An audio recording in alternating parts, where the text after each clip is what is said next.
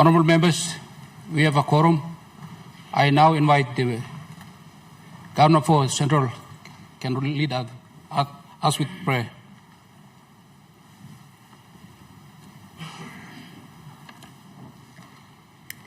Heavenly Father, we thank you for the gift of life today. We thank you for all the people that we represent through all the hamlets throughout this country. Every household in this country, we pray for your blessings upon our people.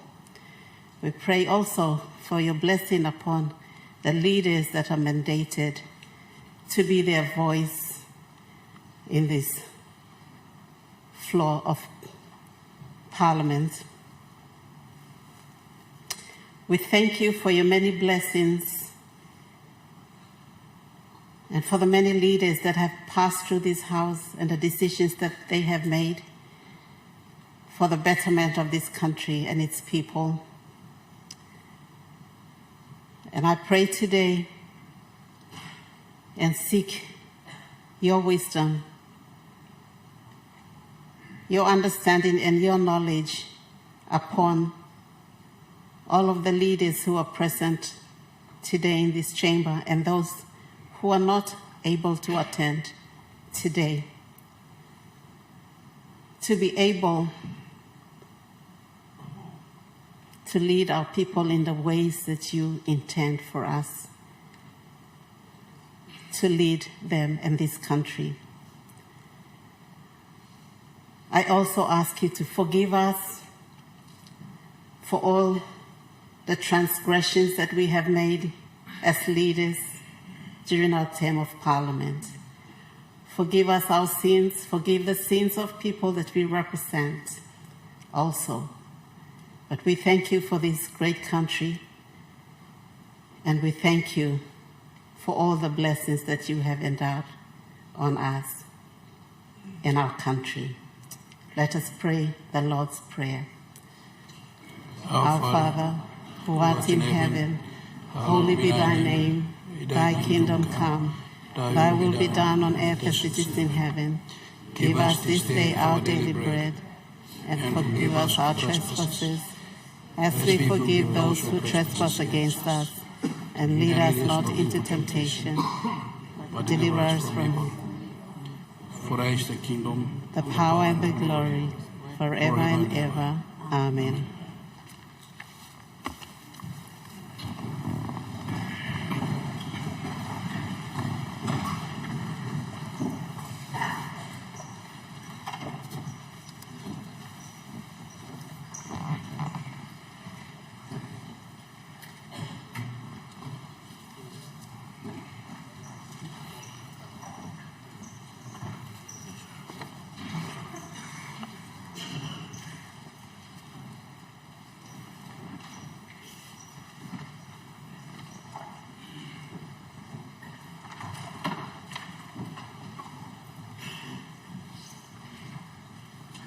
Honourable members, I have to inform the Parliament that the Speaker said in accordance with Section 110 of the Constitution, satisfied 17th Act made by the National Parliament. A last of this legislation will approve in today's minutes of proceeding.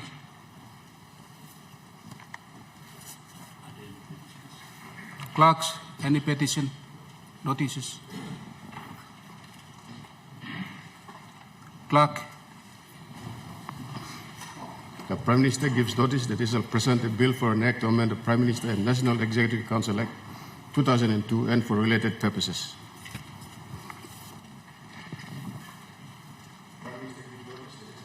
Bill for an act to A, implement Section 1495 of the Constitution to provide for the implementation of the decisions of the National Executive Council, and B, implement Section 150 of the Constitution in providing the functions and responsibilities of the Secretary to the National Executive Council and for related purposes.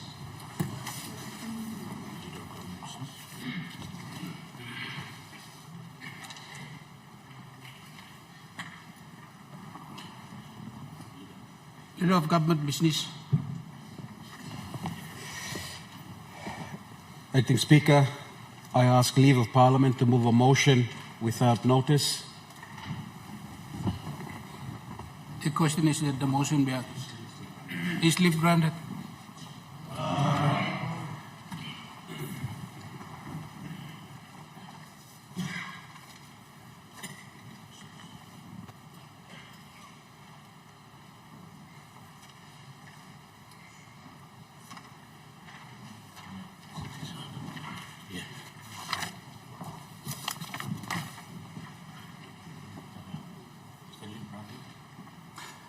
Is that leave granted?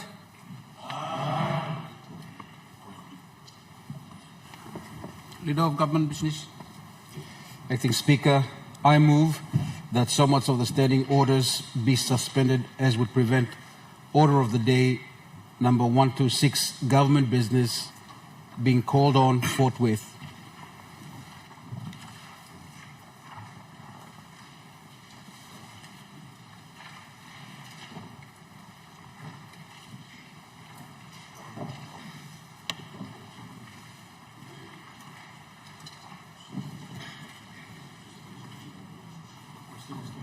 The question is that the motion be agreed to. Those in favor, say aye. Those in against, say no. The ayes have it. Clerk. Notice number 126, condolence motion, late Grand Chief, Right Honorable Sir Julius Chan, CBE, KBE, GCMG, GCL, BCMP. Motion to take note of statements, resumption of debate from 11 March.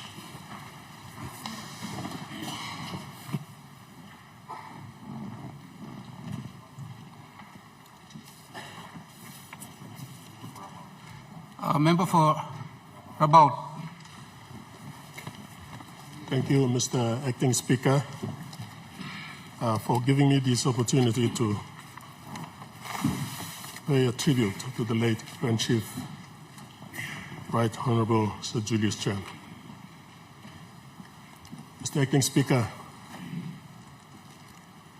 born on Tanga Island in New Island Province, the late Grand Chief, Right Honorable Sir Julius Chan, CBE, KBE, GCMG, GCL, PC, MP, Member for New Island Province, the National Parliament of Papua New Guinea, was predestined for greater political leadership exploits, not only in Papua New Guinea, but internationally as well.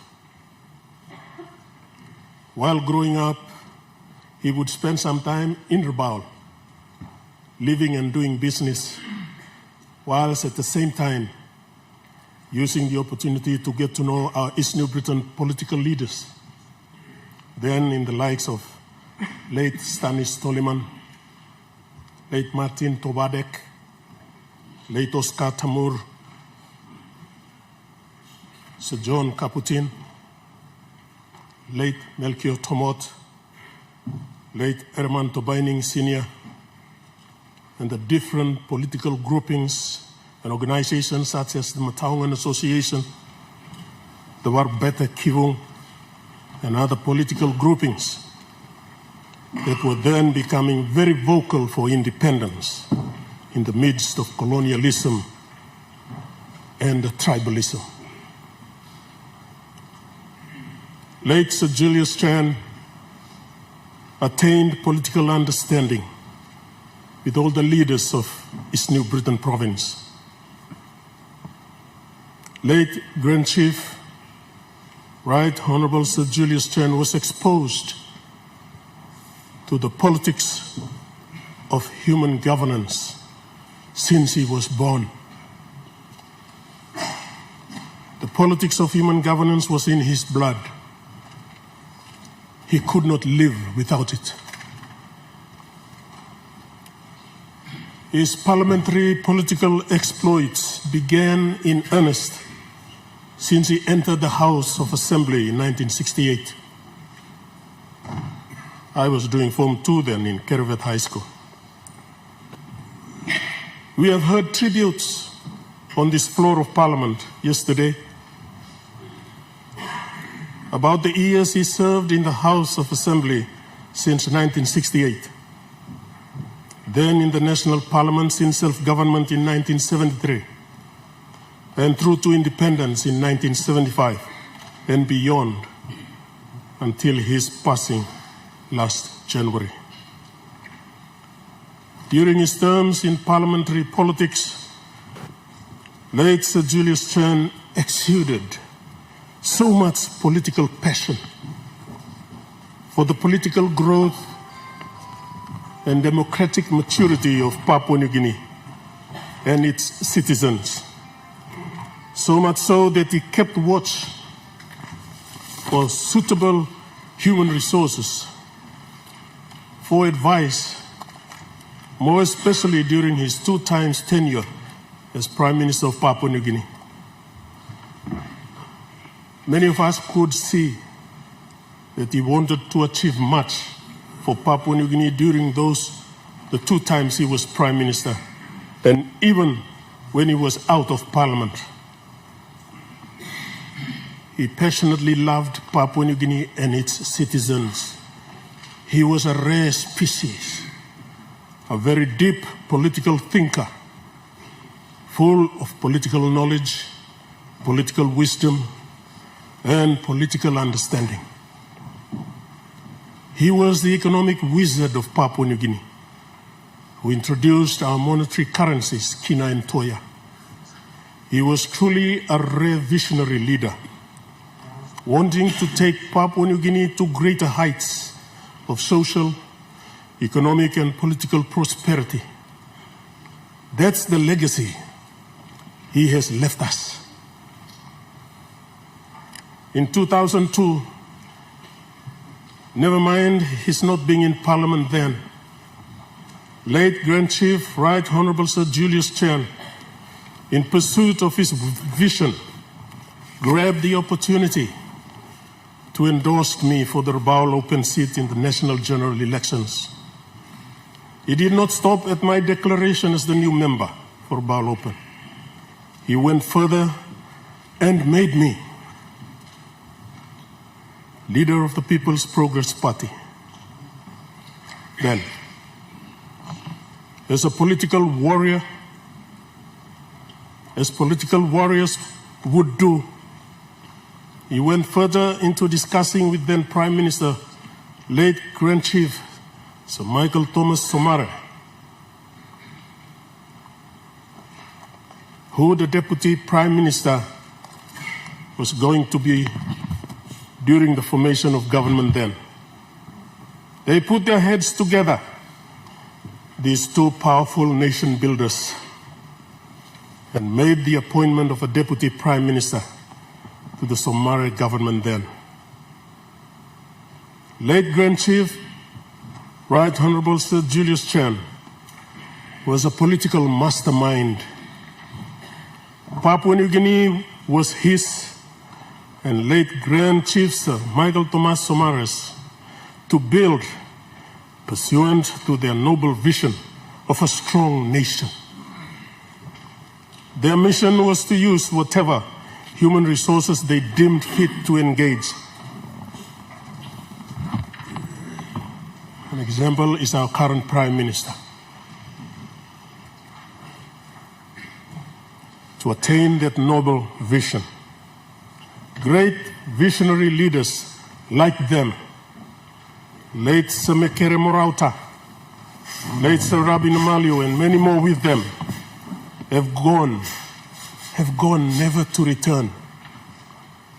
We only have their legacies, which we try our best emulating.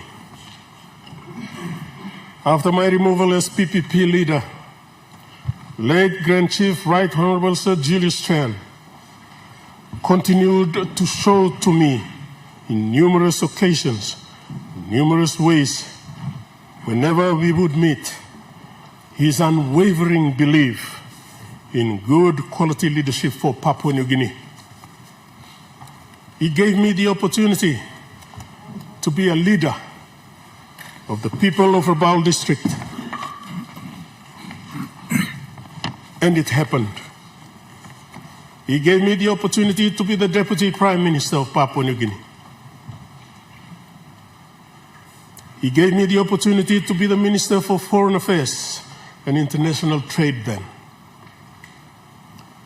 With God's help, late Grand Chief Right Honorable Sir Julius Chen gave the people of Rabaul District and his New Britain province as a whole to lead together with other leaders of Papua New Guinea this great country of ours. Much more could be said in tribute to this political Herculean. But it is incumbent upon us all, members of Parliament, now and in the future, to take the baton of his legacy and with the fiercest of commitment and determination, run with it. I ask, who is there similarly committed and determined to do so? With a very heavy heart, and on behalf of my people of Rabaul District, the rest of our people in East New Britain province, and my family, and the party I lead,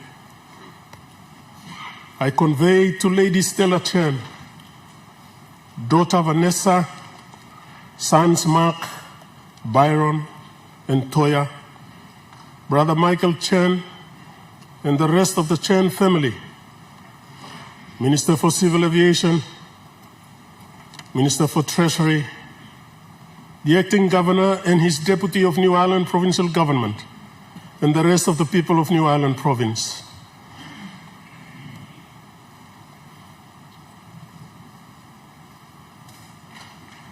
Our deepest sympathies and most sincere condolences for the inevitable passing of your late husband, dad, brother, relative, and leader. God, from his holy mind, gave late Grand Chief Right Honorable Sir Julius Chen to the womb of his mother for the purpose he has fulfilled.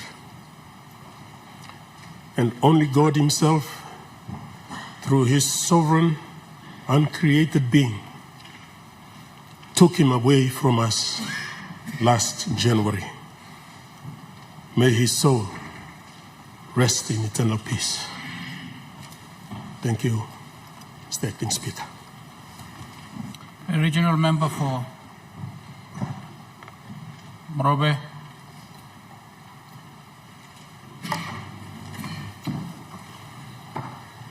Mr. Assistant Speaker, I rise at this moment in time to speak on this occasion on the matter of condolence messages to one of our Papua New Guinea's distinguished persons, who God has called him to rest in his kingdom. I rise, Mr. Assistant Speaker, on behalf of the people of Morobe Province, constituted of just over 1 million people, and classified as biggest province in terms of number of elected members in the Parliament.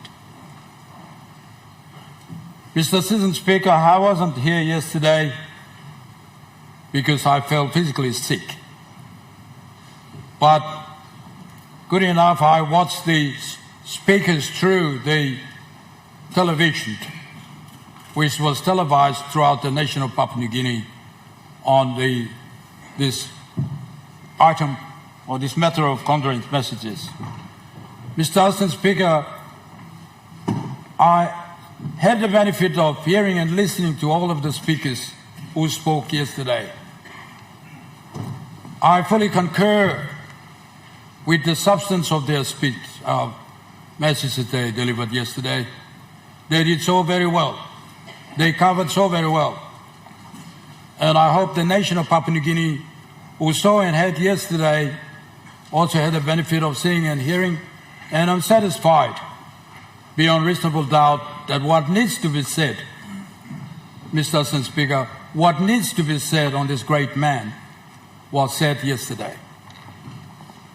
Mr. Assistant Speaker, thank you for the Leader of Government Business, which we got the leave of the Parliament to make sure that we continue to speak on this matter.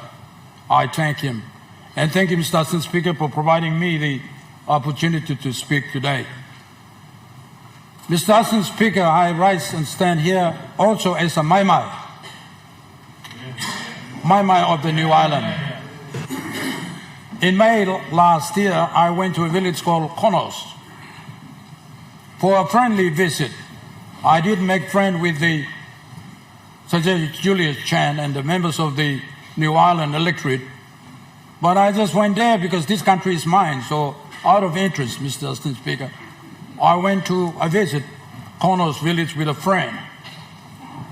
And the distinguished man, Sir Julius Chan, told his Grand Chief at the Condolence village to bestow on me a title of a Maimai, which I received it with honor. And I felt so good when I received the title.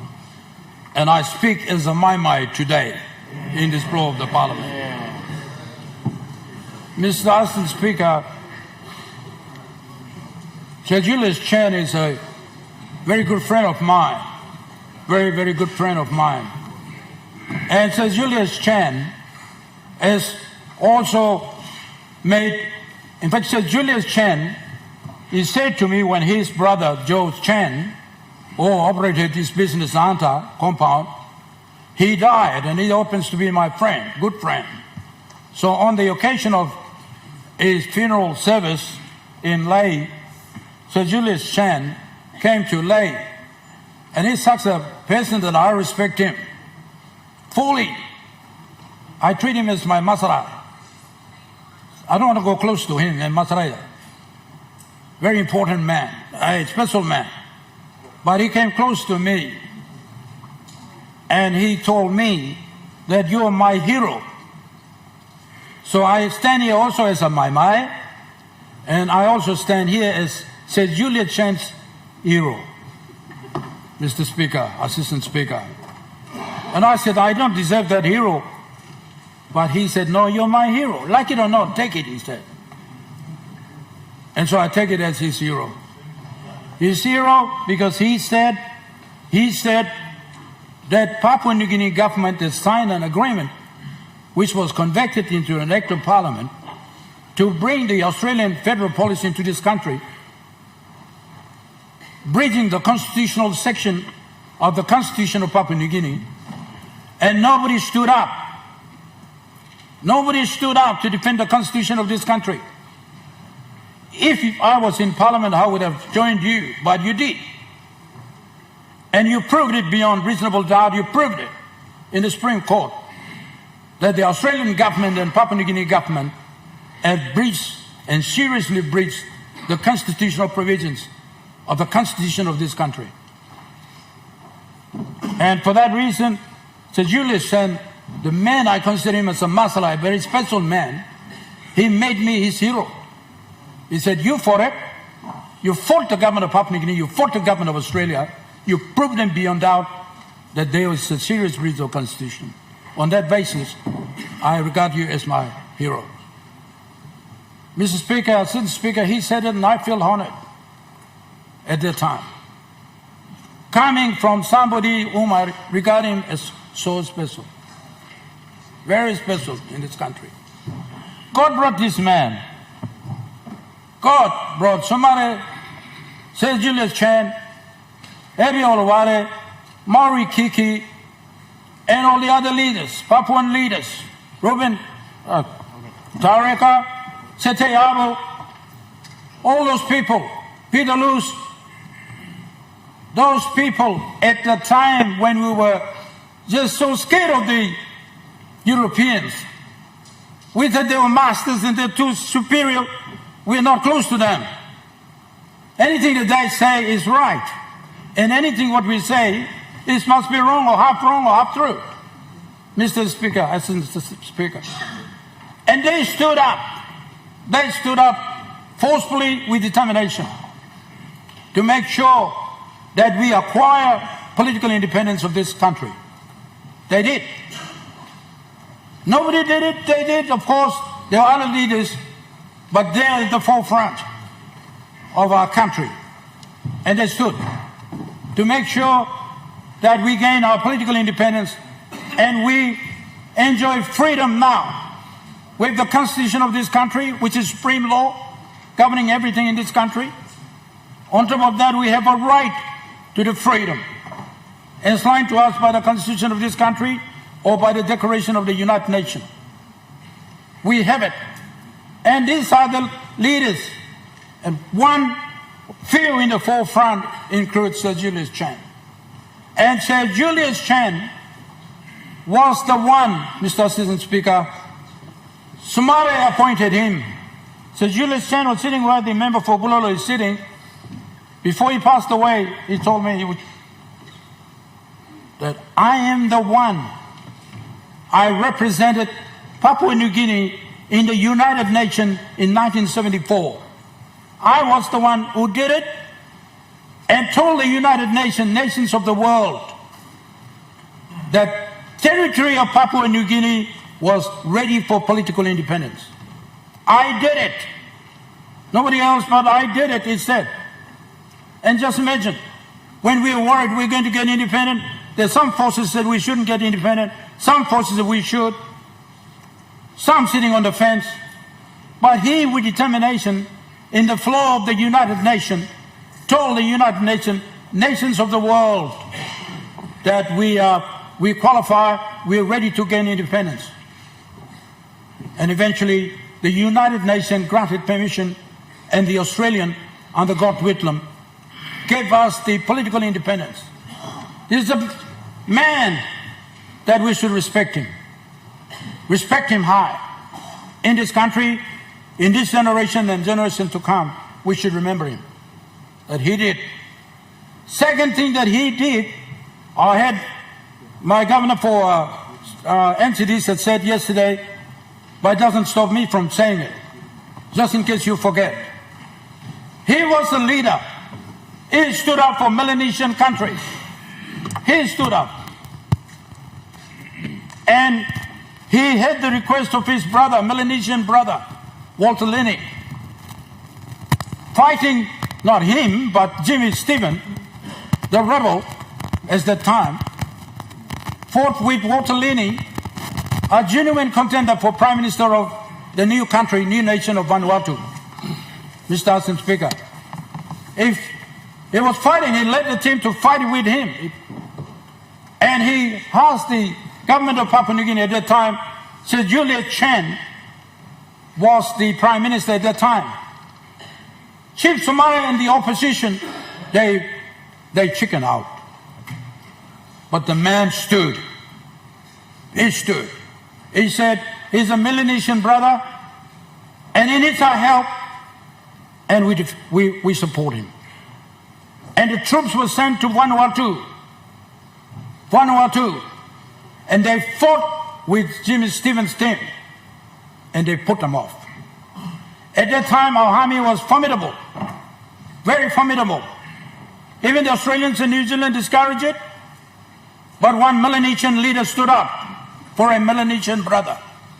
He did.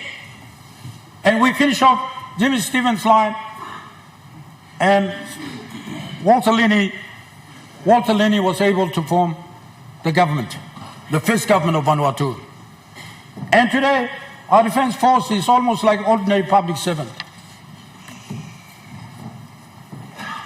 People criticize Sir Julius Chan for bringing set line into Bougainville.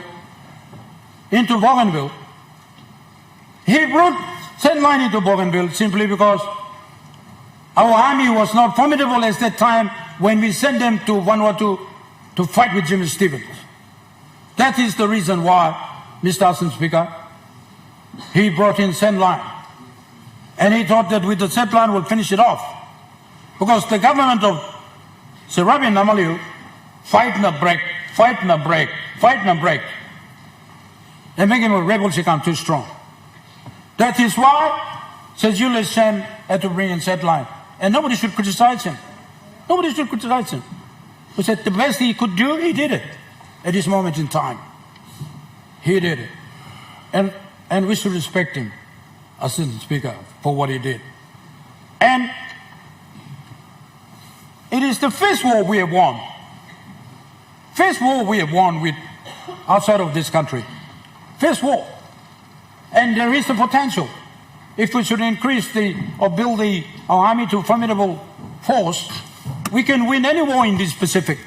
We can help bring down any rebels in any parts of the world if the request comes to us in the manner that Walter Linney has brought to our country at the time Sir Julius Chen was the Prime Minister. So the man, he made a history for us. He was the man who spoke at the United Nations, and we get confidence, the United Nations had confidence to give us the independence. He did. And he was the one, he won the first war in another soil. He won it for us. And we should respect him. He is the man. He's the man. He did so many things, as other speakers said yesterday. And I fully concur with them. What needs to be said was said. We should respect him. Respect him. And with this, we must stand up. If there's anything that we need to do to defend this country, to defend the interests of this country, we must do it. Like he did. He's a man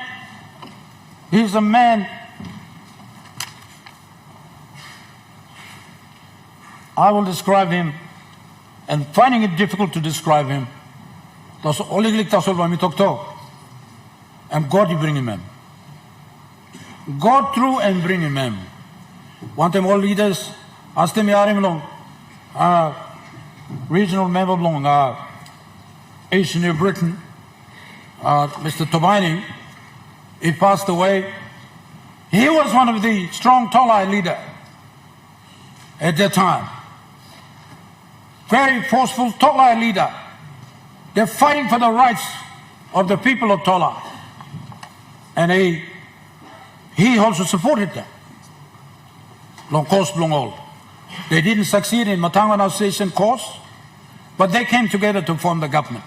They came together. The Bougainvilleans, Matangan Association, and Simon Khaumi and his team at Oro, they're fighting. But Julius Chen, Chief Somare and the others, they want the unity of this country. Country must come together. They made sure we came together and we acquired our political independence in 1975. And so those leaders should be respected and fully respected at this point in time. Mina I plan to talk to Tosol, me can talk to him, and me one leader, you by must respect him. Long, when I'm good for something and make him. Thank you, Larimli. Honourable members, I have to inform the Parliament that grade 8 students and teachers from Coordination Primary School in the Northeast Central National Capital District, grade 12 students and teachers from Laloki Secondary School, Central Province, grade 6 students from Santianes Primary School in Geru Stage 6 National Capital District, and leaders from Wewak District, East Sepik Province, are all present in the public gallery. On behalf of the National Parliament, I extend to them a very warm welcome.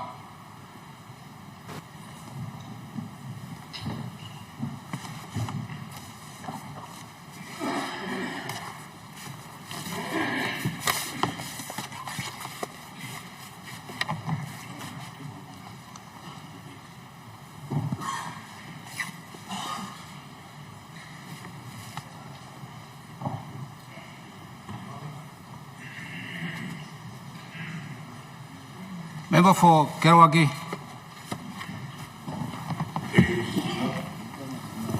giving this opportunity to actually add few sentiments, condolence sentiments in honor of late Julie Chen.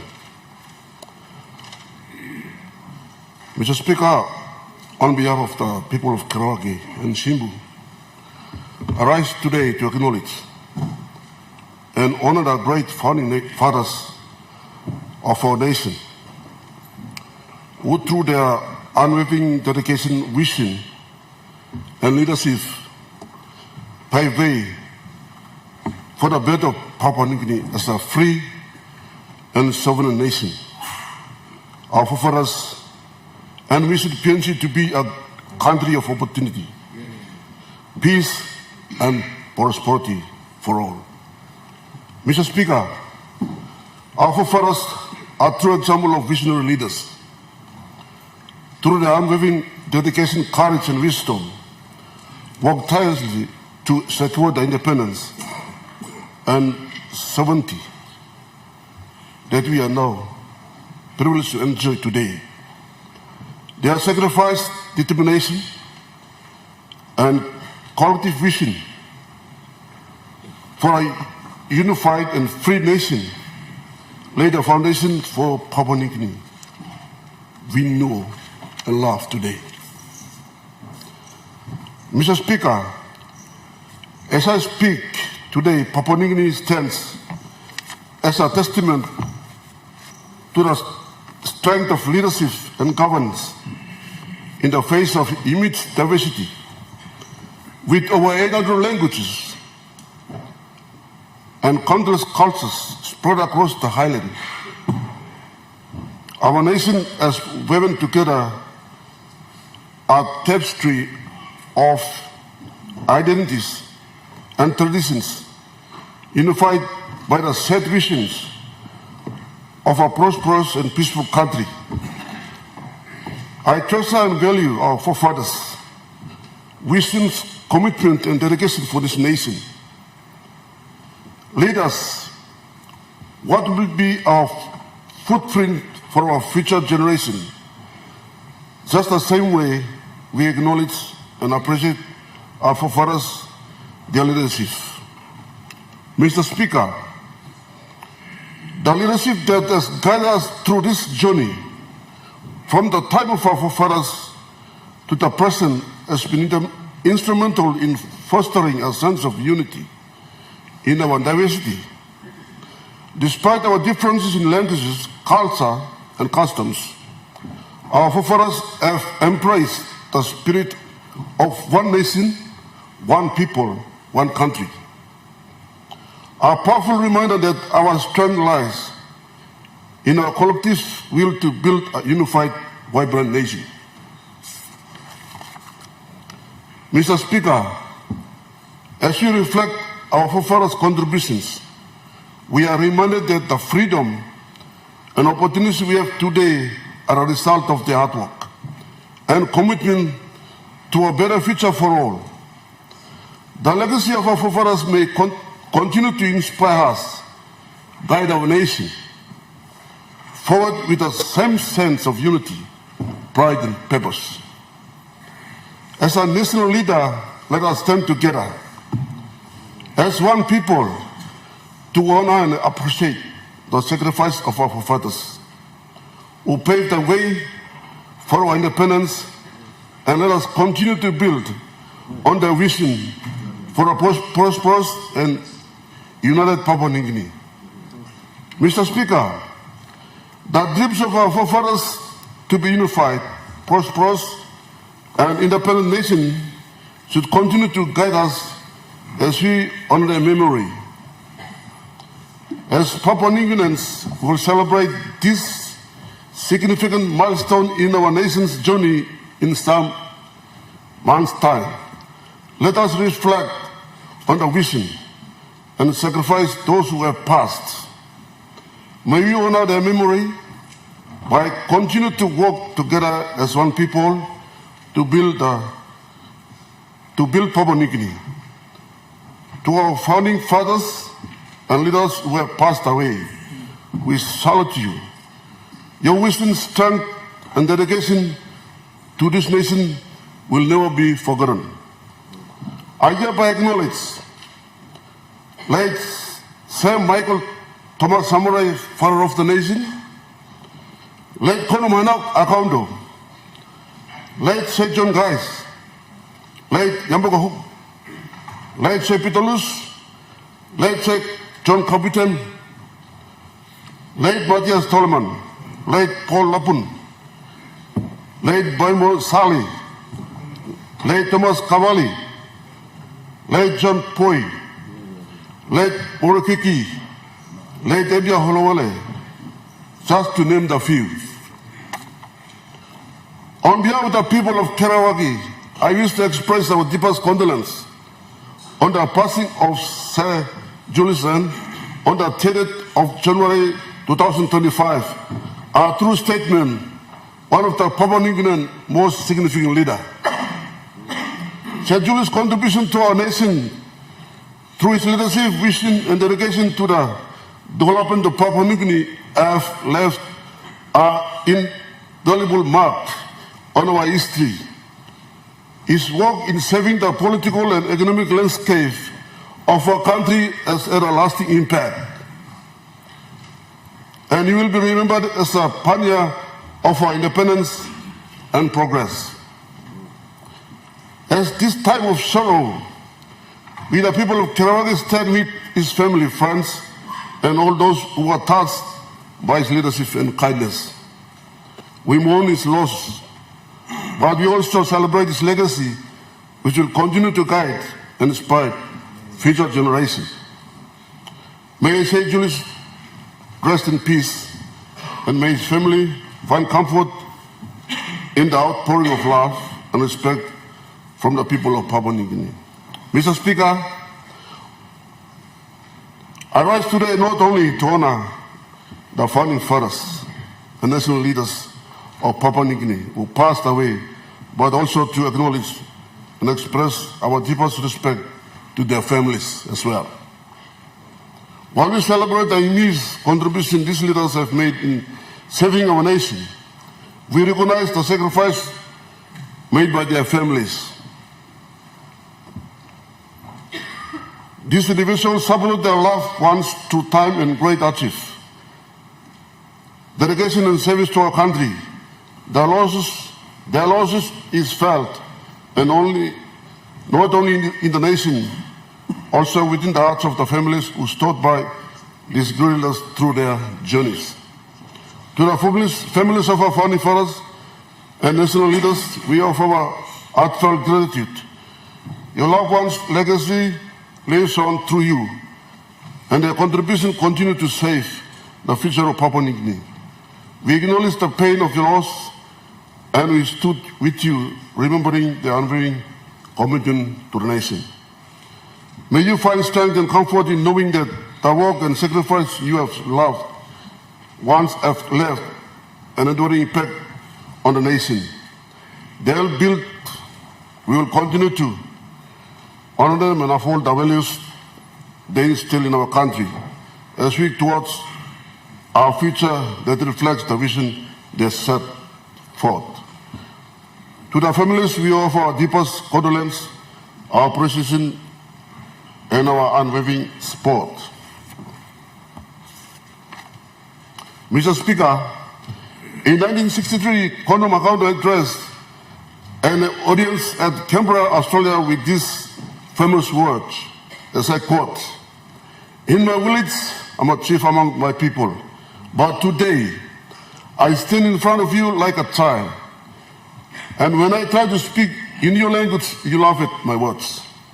But tomorrow, my sons will come to you and he will talk to you in your language. And this time around, you will not laugh at him." Mr. Speaker, also when late Grand Chief Sir Samurai was questioned by the white men or colonizers, to build a nation, you need lawyers, doctors, teachers, accountants, engineers, and so forth. You don't have them. How will you build PNG right after the independence? And he said, quoted, he looked at the ladies and said, these ladies, when we talk about accountants, engineers, and all the rest, it's in these ladies. Our mothers will give birth to lawyers, accountants, teachers, doctors, engineers, and so forth, soon to govern this country. Therefore, we are declared independence on the September 16, 1975.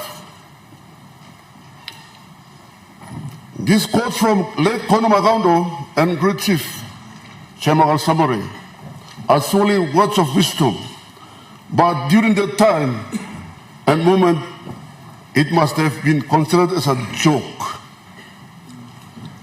Likewise, in May 2019, when the current Prime Minister, Right Honorable James Marape was first elected as a Prime Minister in his Parliament, in his keynote address, his church stated, quote, and I quote, in future years to come, this country must be the richest black Christian nation.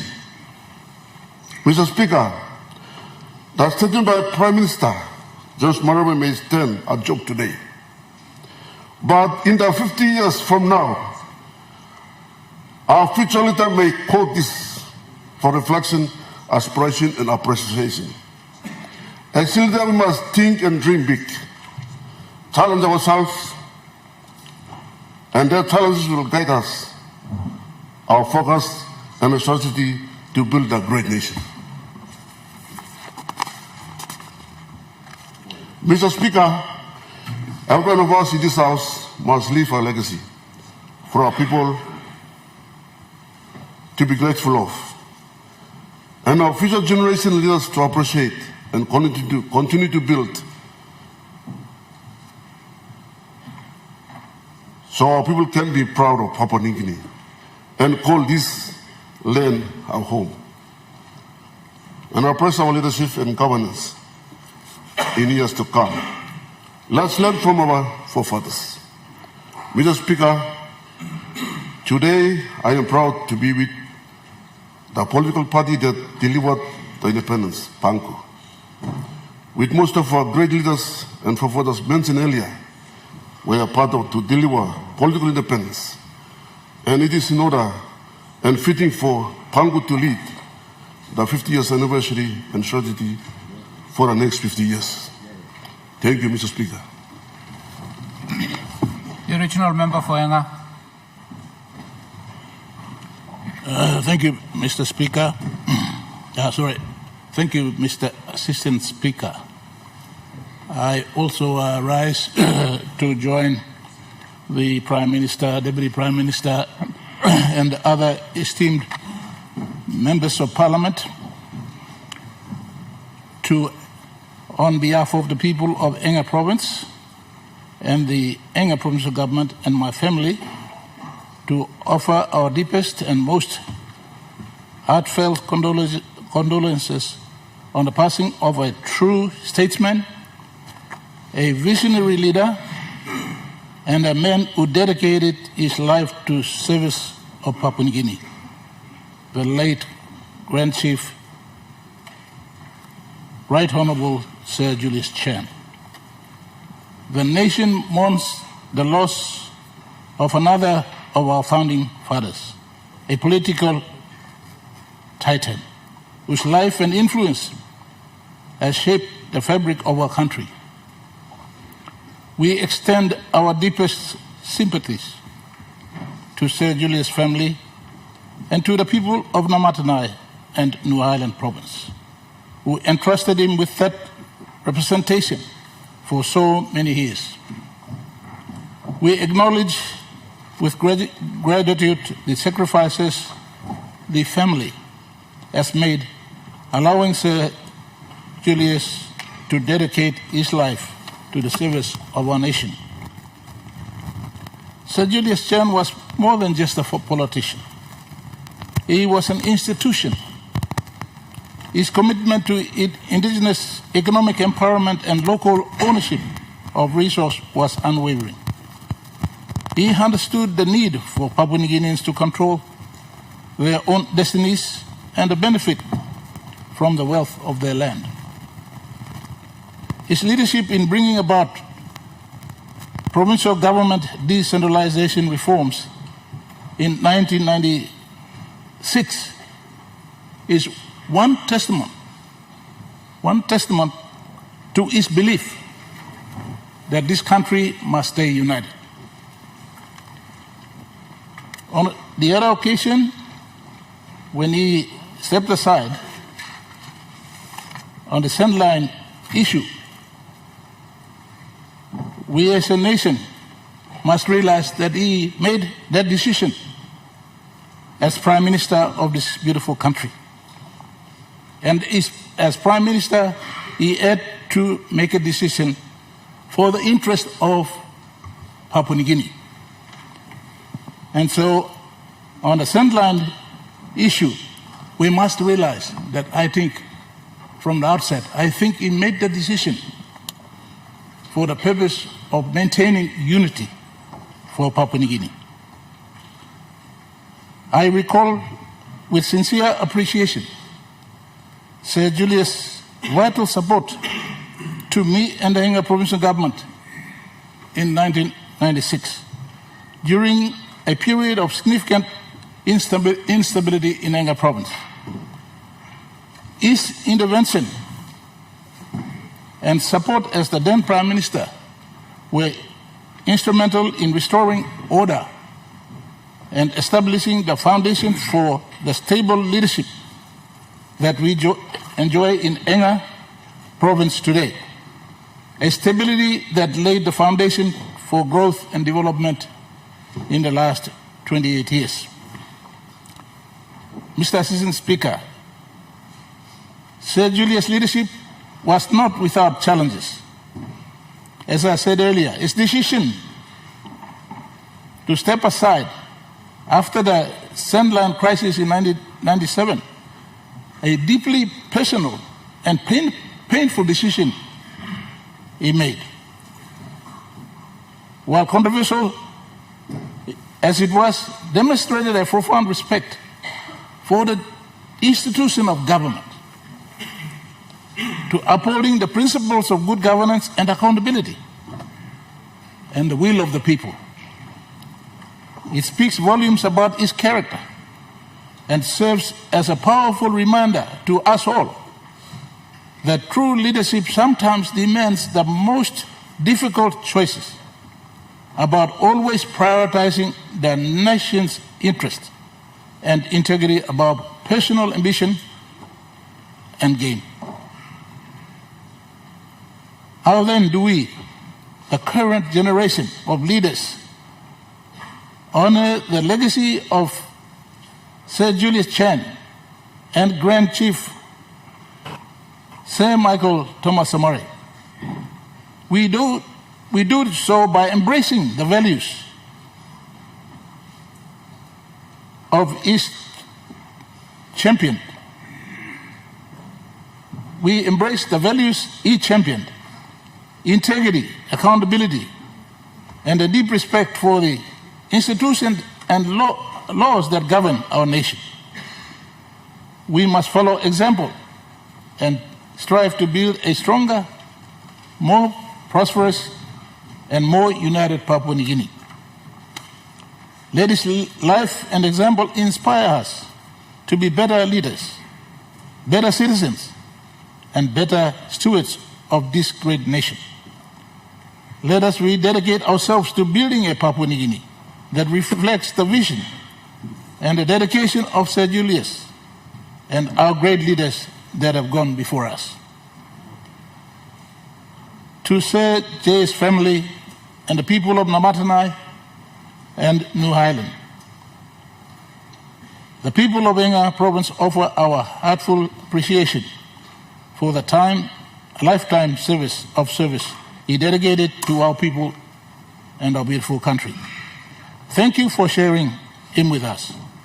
Your loss is our loss, and we stand with you in honoring his life and legacy. May his soul rest in peace. Thank you, Mr. Assistant Speaker. Honourable members, Chair like correct him on blow. Watch and chat long, speech long. Honourable member blong. Kerouaki, some John, late John captive. Captive, John captive. Staff. So correct him this lamp. Thank you, Honourable Regional Member for Southern Islands. Thank you, Mr. Assistant Speaker. Like Johnny Mall colleagues for me, now pass him condolence on behalf of the people of Southern Highlands.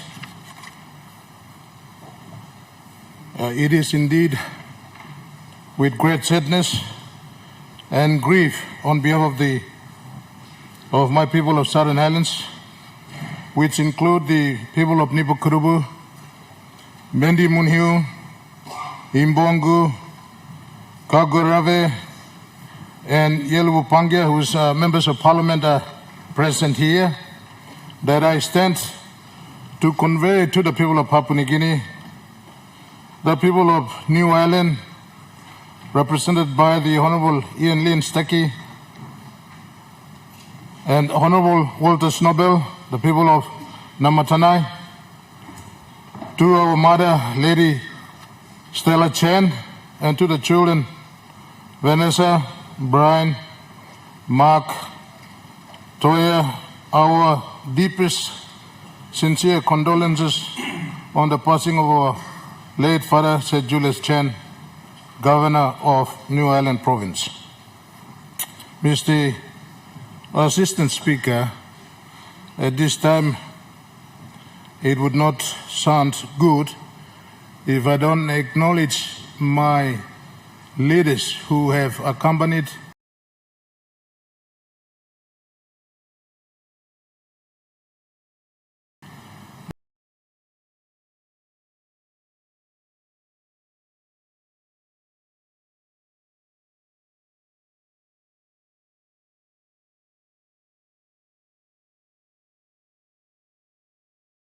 late Sir Julius Chen, who Sir Iano Bello, member for Kagua River Den, joined him and his government as Minister for Works. Late Premier and Governor and my father, the late Dick Mone, who was very close associate and PPP leader in the Southern Highlands Province. The late Anderson Aguirre, who also played close relationship with the late Sir Julius Chen. Former member for Nipukurubu, Robert Kobal, who still lives, PPP member, senior statesman from my province, one-time Deputy Prime Minister, Michael Nally, whom Sir Julius raised him, trained him as a member of parliament and to the rank of Deputy Prime Minister in this country. Also, amongst us, the member for Imbongu and our senior from Southern Highlands, the Honourable Pila Ninigi, Minister for Attorney General, ran into the election several times in the assistance of Sir Julius Chen, then leader of PPP. You have the Honourable Peter O'Neill, who also gained from the support of Sir Julius Chen, member for Yelubu Pangia, former Prime Minister, who spoke yesterday and sitting here in chamber. And you also have other leaders from Southern Highlands at one time, had the 9 seats then. Before the separation of Hela and Southern Highlands, had 9 seats. All majority of them were occupied by PPP through Sir Julius close relationship with the province and the leadership on the ground. And you have current Prime Minister sitting here, a legacy of Sir Julius Chen as the Prime Minister, Honourable James Marape. So Sir Julius, as far as the province is concerned, played a significant role in establishing that closeness and friendship, and I do acknowledge in this chamber during this time. On the national scale, Mr. Acting Speaker, St. Julius, like the late Grand Chief, St. Michael Somare, are pioneer pillars of the Constitution of the independent state of Papua New Guinea. And the institutions of government we have now, the court system, the legislature, and the public service system that provides the foundation of our country we live in. That's a great legacy of a great man with foresight, vision. Mr. Acting Speaker, St. Julius is the father of the Kina and Toya, the PNG currency and the financial institutions of this country, and all the other important things the late St. Julius contributed to the country, and I commend the speakers who have spoken on this. He is a great leader. On the national scale, what do we learn as a country from these great leaders? And I've picked several of them. Nation's interest prevails over other interests in the NEC decision-making process. When he was Prime Minister, he followed systems, processes that are there, so you come up with a final decision-making process at NEC, and it reflects nation's interest. St. Julius is a living testimony of someone who followed the process and systems, established systems and processes.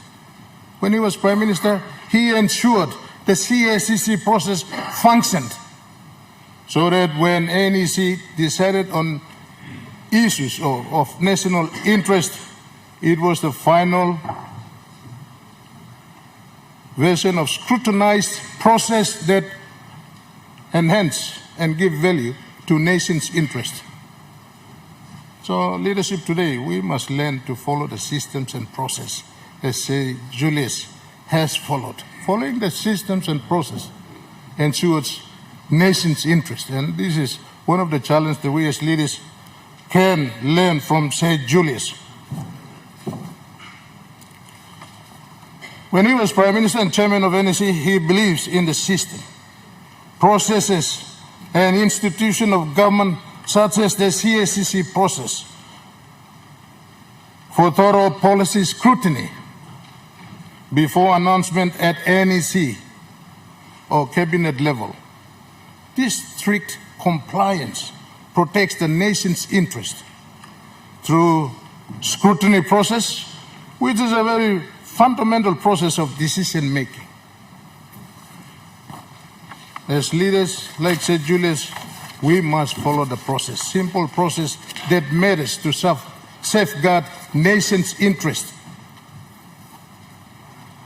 St. Julius was a believer of nation's unity in a diverse country. Our father, the late St. Julius, believed in national unity in diversity as the most important pillar of his leadership. Unity of this country where there is diversity in districts, communities, villages, provinces, and sub-national governments, interest competes with increasing demands from our peoples. Real leaders stand to foster national unity.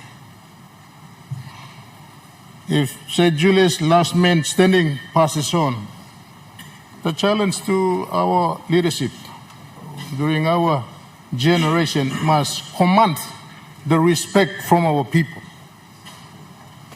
This is a very important thing. I tend to realize that we are just verbally preaching national unity. Where is the values and cultures that enshrine the values of Papua New Guinea's unity?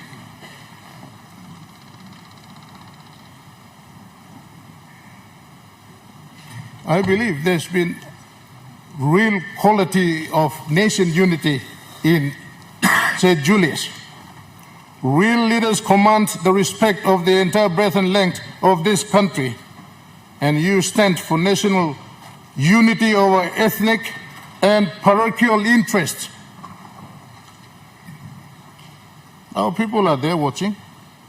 It is not only by words, but real leaders value and demonstrate national unity through actions.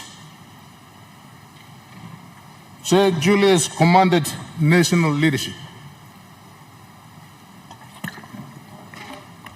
Sir Julius believes in decentralization process of governance and people's empowerment. This is a fundamental process. Empower the people to let them set destiny. Sir Julius believes in decentralization as a process of empowering the people to participate in government decision-making process to determine their future. Participatory democracy of empowering our people is fundamental. Unity through decentralization of government functions, such as the one he was pushing for, Malangang Declaration, and pursuit for autonomy, that Sir Julius stood for. Let me remind us at his passing, functions of government such as village court functions, land mediation, ward councillor functions, DPI extension services, and all other extension functions and services at the districts and sub-national governments should be decentralized completely out of Waigani to fully through block grant arrangements, and Waigani only dealing with policy oversight functions. What's so difficult about this? Waigani should, over these 50 years, do only supervision, audit, inspections to effectively scrutinize and deliver these services without congestions, a lot of bottlenecks that we are currently faced with, thereby running around in vicious circles, all in the name of service delivery over the last 50 years.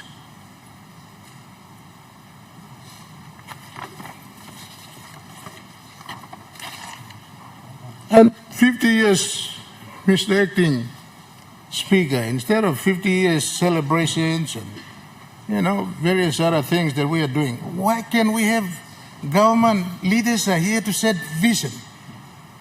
In memory of Sir Julius, why can't the government set 50-year or 100-year vision and give it to our people as that is the development chart we will follow?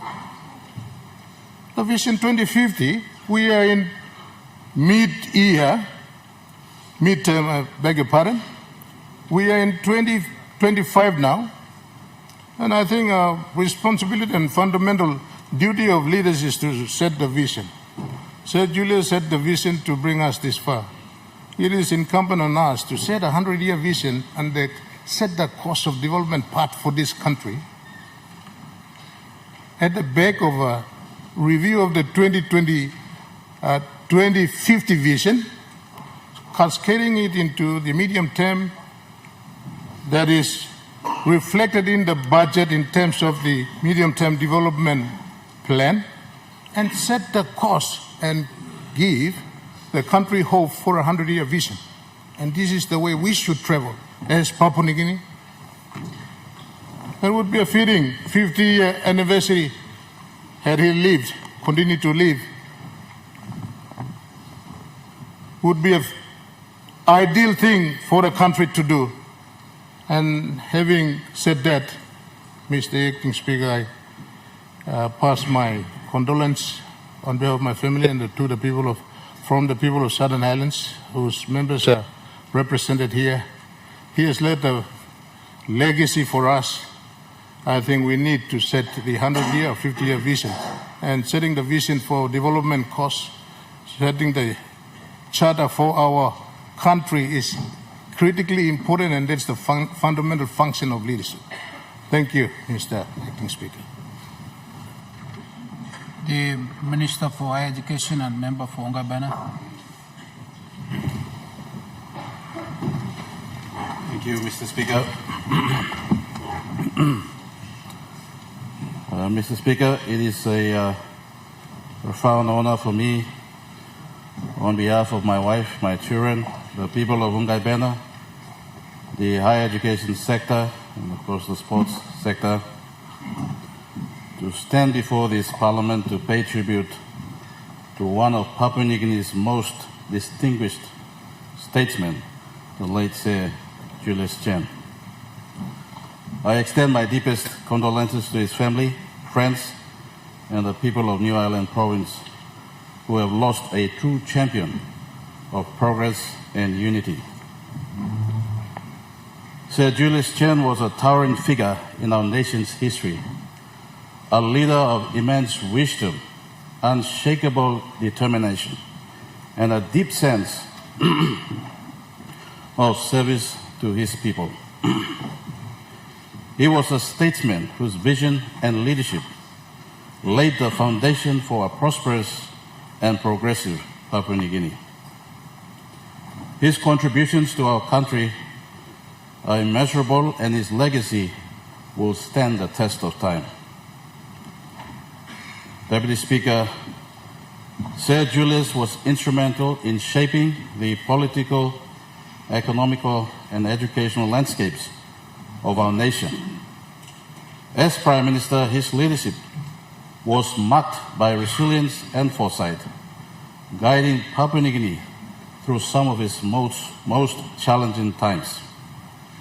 He was a pragmatic leader who understood that true progress is built on the pillars of education, economic empowerment, and national unity.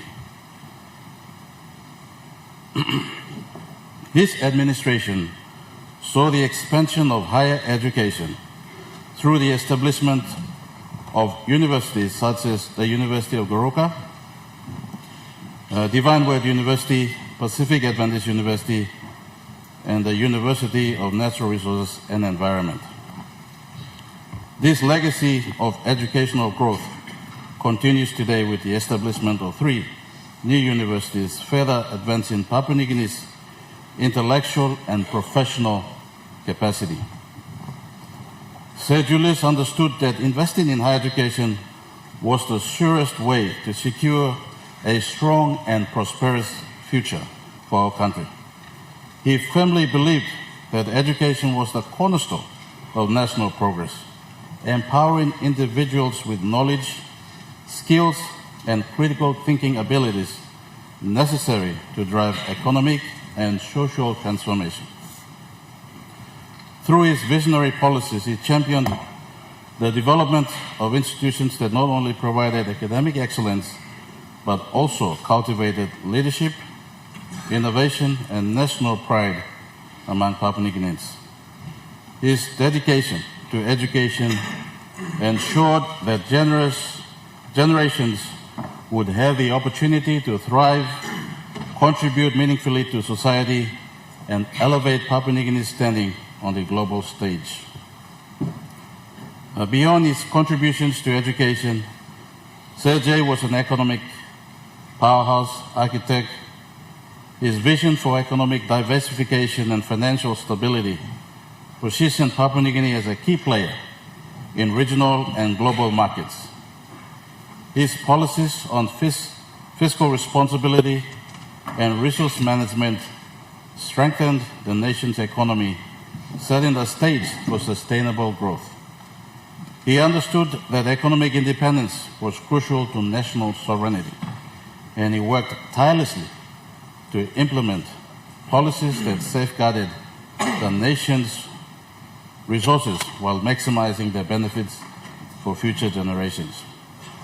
A testament to his economic vision was his instrumental role in the establishment of Ramu Agro-Industrial Project, one of Papua New Guinea's largest agricultural initiatives.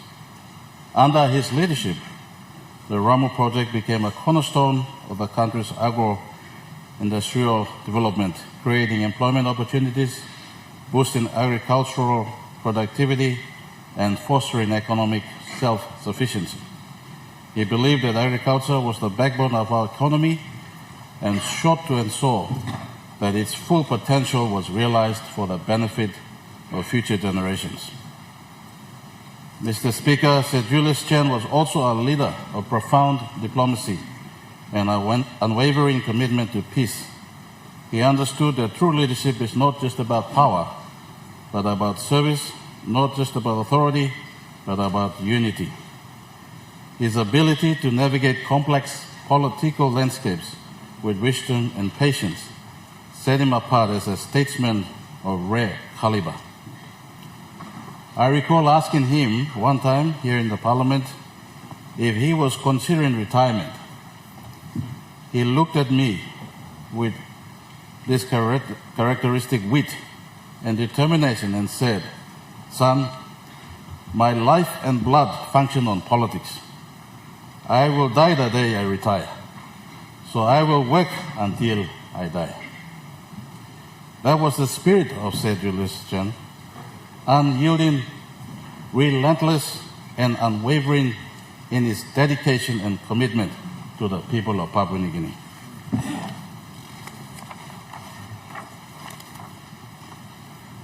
Sir Julius once said, "Leadership is not about winning or losing. It is about making decisions in the best interest of the people, even when those decisions are difficult." This philosophy was the cornerstone of his governance, guiding his every action with an unshakable commitment to national progress. Mr. Speaker, as we reflect on his remarkable life, we are reminded of the words of John C. Maxwell, one of the greatest leadership experts. A leader is one who knows the way, goes the way, and shows the way. Sir Julius Chen embodied this principle through his life, leading with wisdom, integrity, and an unyielding belief in the potential of his people. His passing leaves a void in our hearts, but his legacy remains a guiding light for all of us. His contributions to Papua New Guinea were not just in the institutions he built or the policies he implemented, but in the lives he touched and the spirit of unity he fostered. We must carry forward his vision with renewed commitment, ensuring that the values he stood for, education, leadership, national unity, remain at the core of our nation's development. As we grieve this great loss, let us take solace in the words of the late Nelson Mandela. What counts in life is not the mere fact that we have lived. It is what difference we have made to the lives of others that will determine the significance of the life we lead. Mr. Speaker, in this solemn moment, let us honor his memory by rededicating ourselves, committing ourselves to the ideals he championed. Let us work together to build a Papua New Guinea that is united, educated, and prosperous, a nation where every citizen has the opportunity to achieve their fullest potential. As we mourn his departure, we also celebrate a life well lived, a life dedicated to the service of Papua New Guinea. We take solace and comfort in the timeless words of the scripture, Psalms 34 verse 18, "The Lord is close to the brokenhearted and saves those who are crushed in spirit." Matthew 5 verse 4, "Blessed are those who mourn, for they shall be comforted." Sir Julius Chen was more than a leader. He was an architect of progress, a guardian of democracy, and a beacon of hope for our people. With a heart devoted to service, he guided Papua New Guineans through defining moments in our history, standing firm in his commitment to national unity, economic empowerment, and the pursuit of a brighter future for all. Though we grieve, let us not despair. Instead, let us be strengthened by his legacy. Let us carry forward his vision with an unwavering resolve, embracing the values of integrity, service, and nation building that he had so passionately.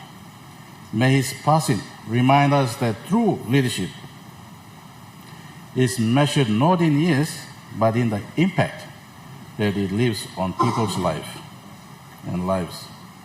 May God's grace bring comfort to his family, the people of New Ireland, and the entire nation. Rest in peace, Sir Julius Chen. May your legacy never fade. Your spirit will guide us and guide this nation. Thank you.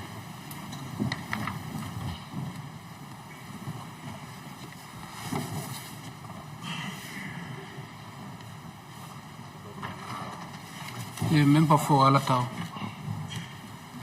Thank you, Assistant Speaker.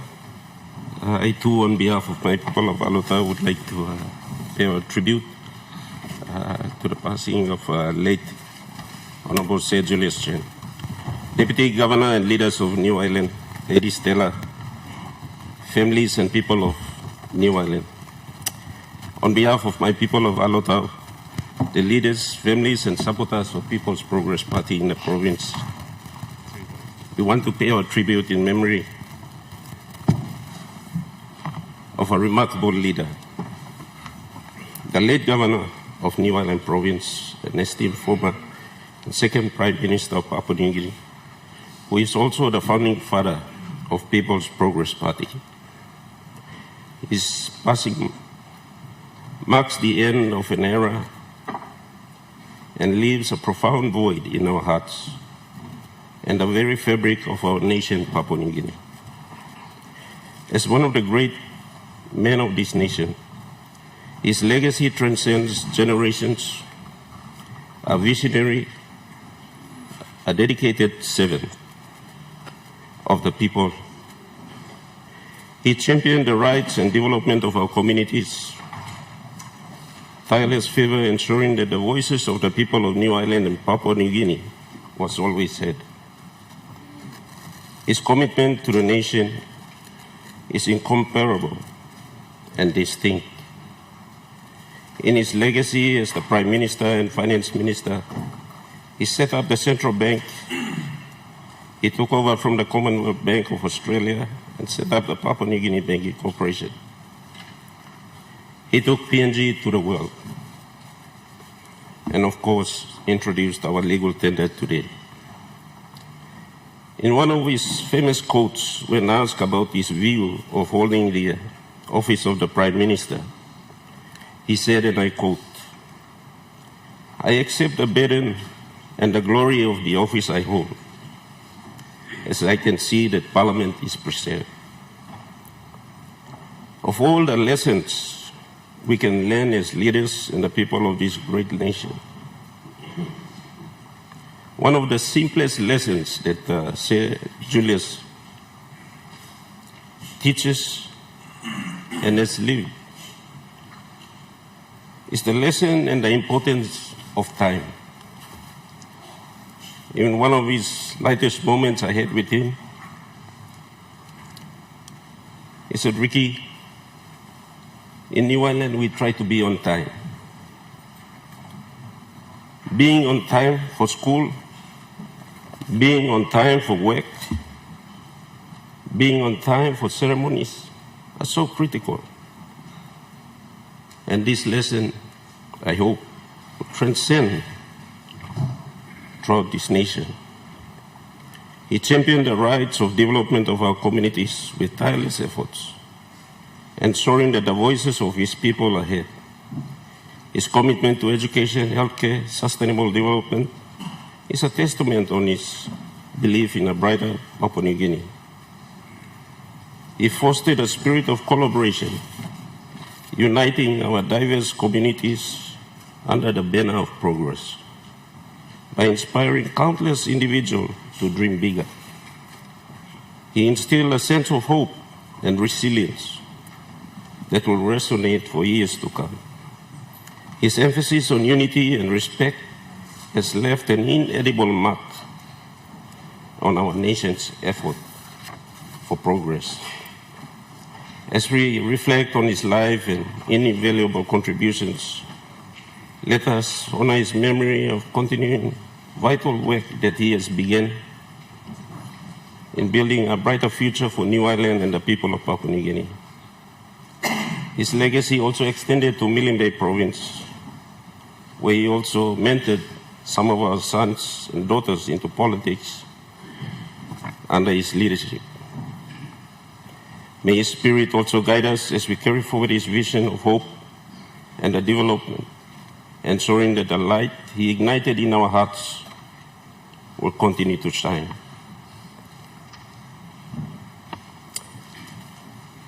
Your legacy as a founding father, a steadfast governor, and a prime minister will forever illuminate the path of progress for our beloved nation, and we will be deeply missed by your friendship, wisdom, and guidance.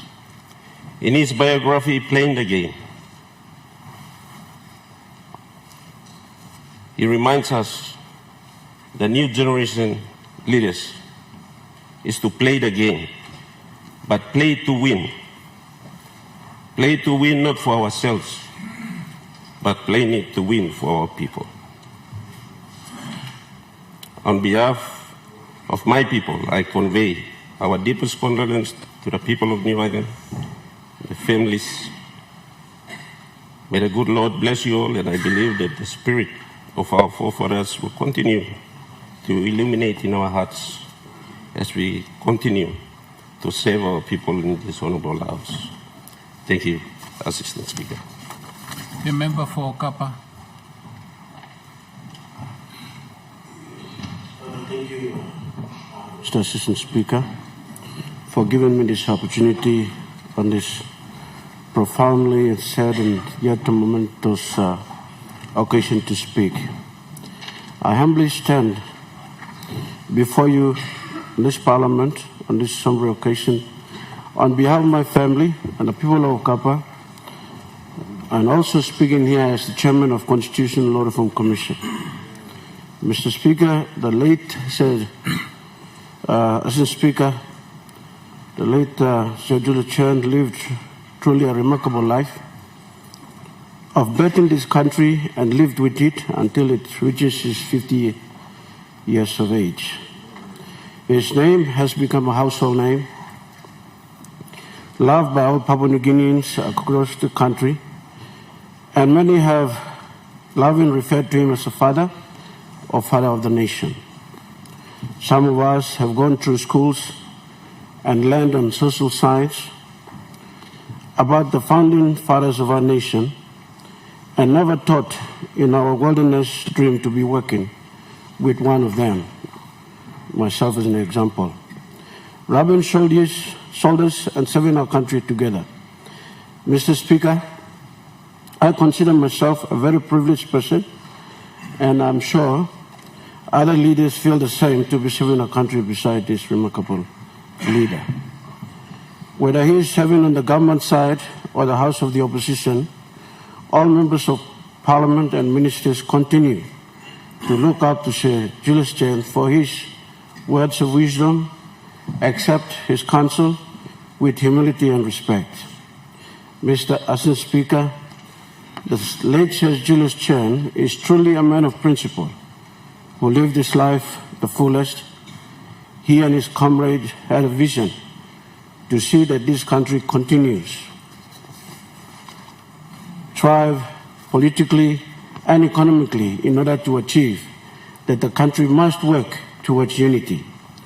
Even in his last days with us, he continued to echo the vision of his fallen comrades, and the country must be united, and that it must be a collective effort from the government down to the people.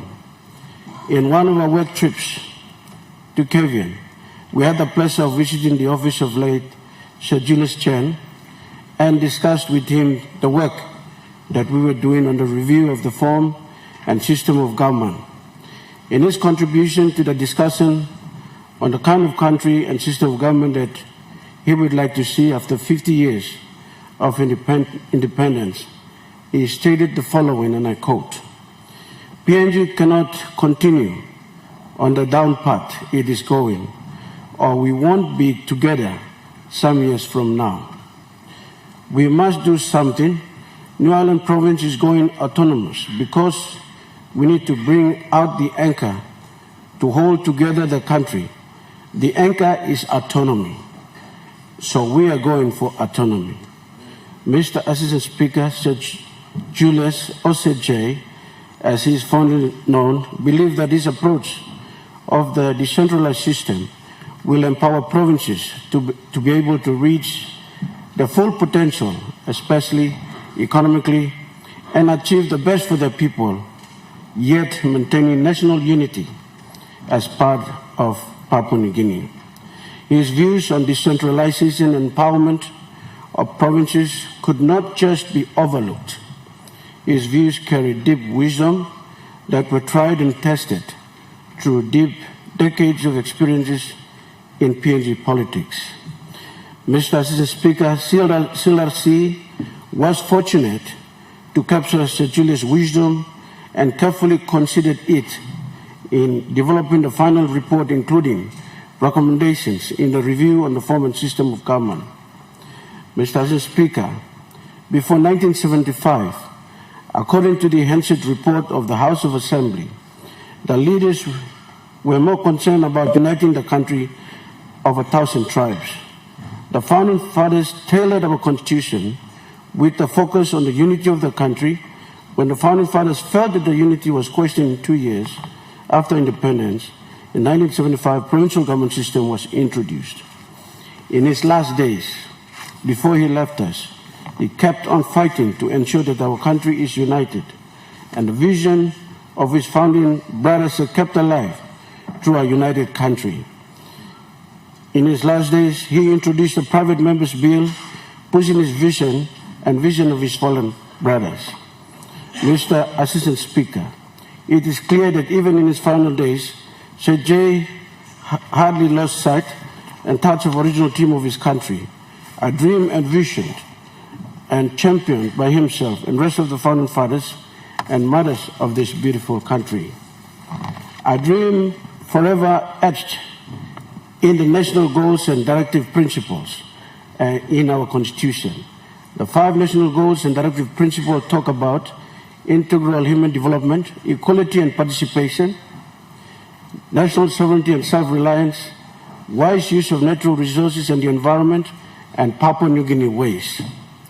Mr. Assistant Speaker, in the years leading up to independence in 1975, in the early post-independence period, these goals were central to the thoughts and debates of our nation's most visionary leaders, including Sir J himself. The NGDP were born from this collective intellectual effort and were used to rally the people to the cause of independence and sovereignty. Those foundational principles are aimed at promoting our origins, strength, self-determination, and striving for progress, and equitable opportunity and participation by all Papua New Guineans to reach their full potential, and above all, unity. As we approach the 50th anniversary of Papua New Guinea's independence in 2025, Sir J passing serves as a poignant reminder of the enduring dream he held for our country, a dream of unity, strength, and self-determination. His vision of a prosperous and peaceful Papua New Guinea, where all its people would thrive, remain as relevant today as ever. Mr. Assistant Speaker, through his passing, though his passing is a great loss, beg your pardon, his contributions will continue to inspire future generations. As we mourn his passing, let us also honor Sir J's legacy by holding fast to the dreams of our fathers as enshrined in the Constitution, particularly the national goals and directive principles. Sir Julius' passing is also a vivid reminder that the sun is setting on our founding fathers, but rising on the current crop of leaders and the current generation of Papua New Guineans to take our country forward to greater heights for the next 50 years. Sir Julius and his comrades have done what they could to bring this country thus far. The onus is now on us to keep this dream for our people alive. Mr. Assistant Speaker, on behalf of the commissioners of the CLRC, the Secretary, management and staff, and my family, the people of Kapa District, we are eternally grateful to the immediate family and relatives of people of New Ireland, Sir Julius Chen, and the dedication to our country which he helped to shape. I also, Mr. Speaker, to take this time to thank Sir Jay and his leadership. The former member for Kapa is still alive. He has served under him and under various different ministries. Thank you, Sir Jay. I also offer our deepest condolence to wife Lady Stella, the children Vanessa, Mark Toya, and Byron, the former member for Namatanai, the grandchildren, and the people of New Ireland. As we grieve with you, we share the loss as we honor this remarkable great leader of ours. Thank you, and farewell, Sir Jay. The Honourable Member for Kandip.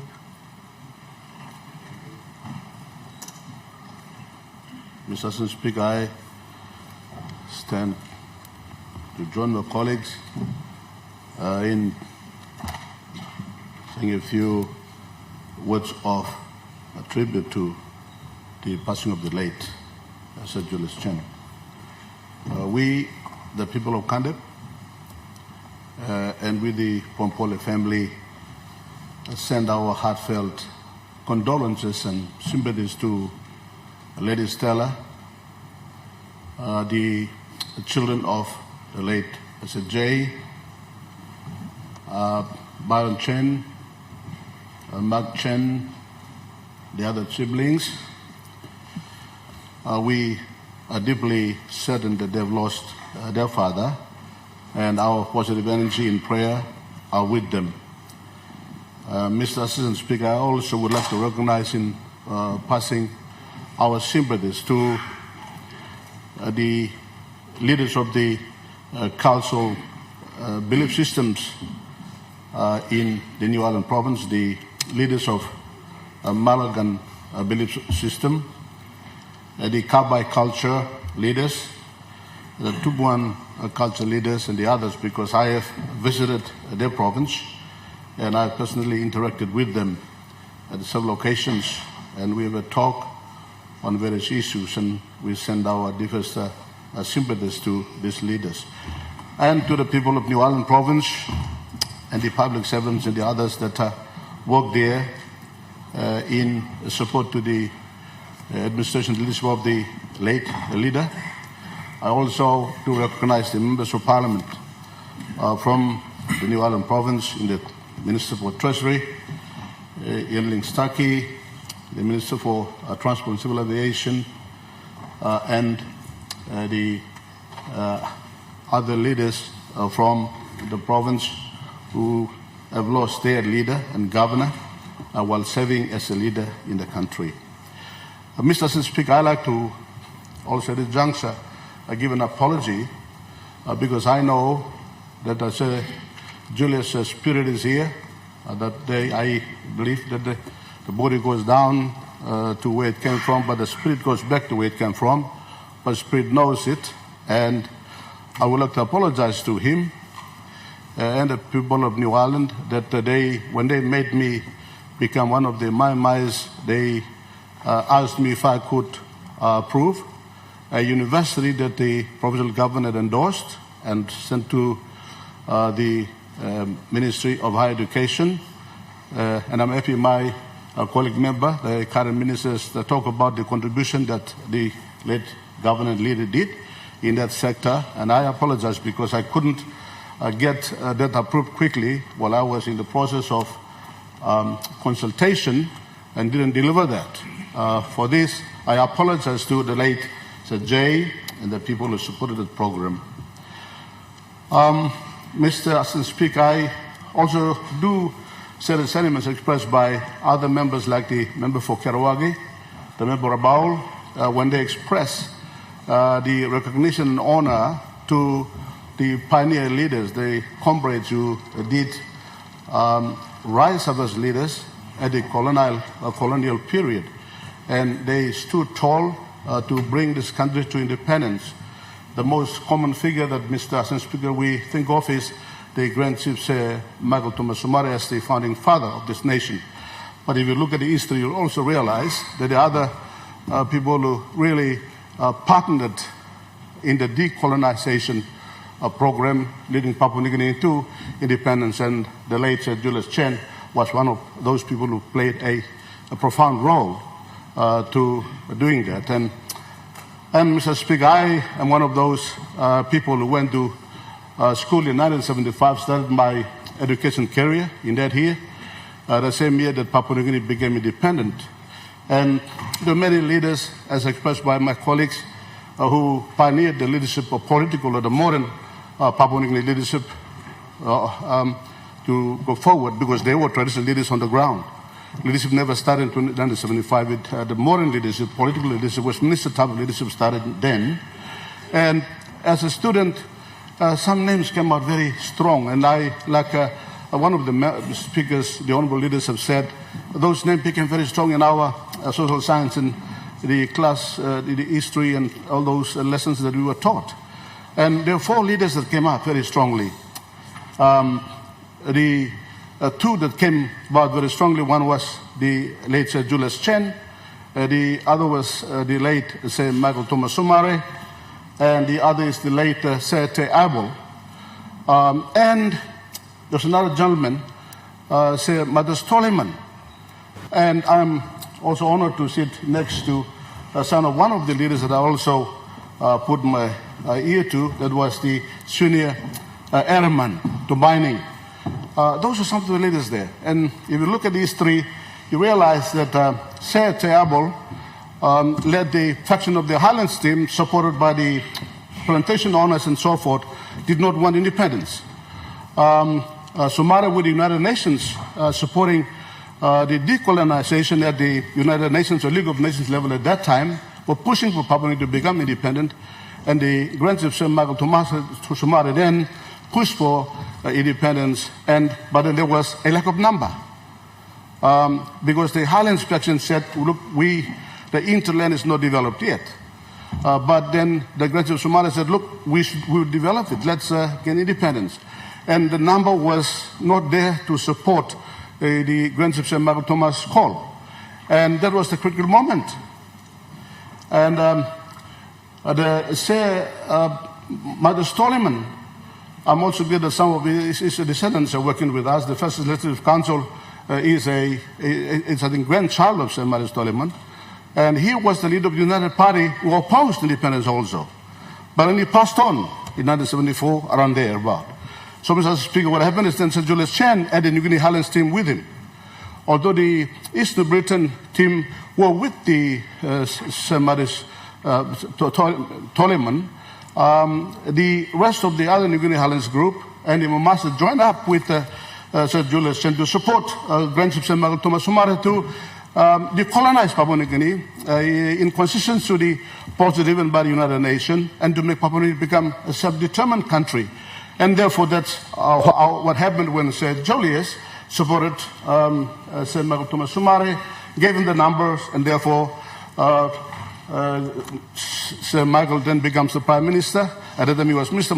Michael Thomas Sumare, and Mr. Sir Julius Chen supported him, and therefore Sumare becomes the first Prime Minister, and supported by Sir J.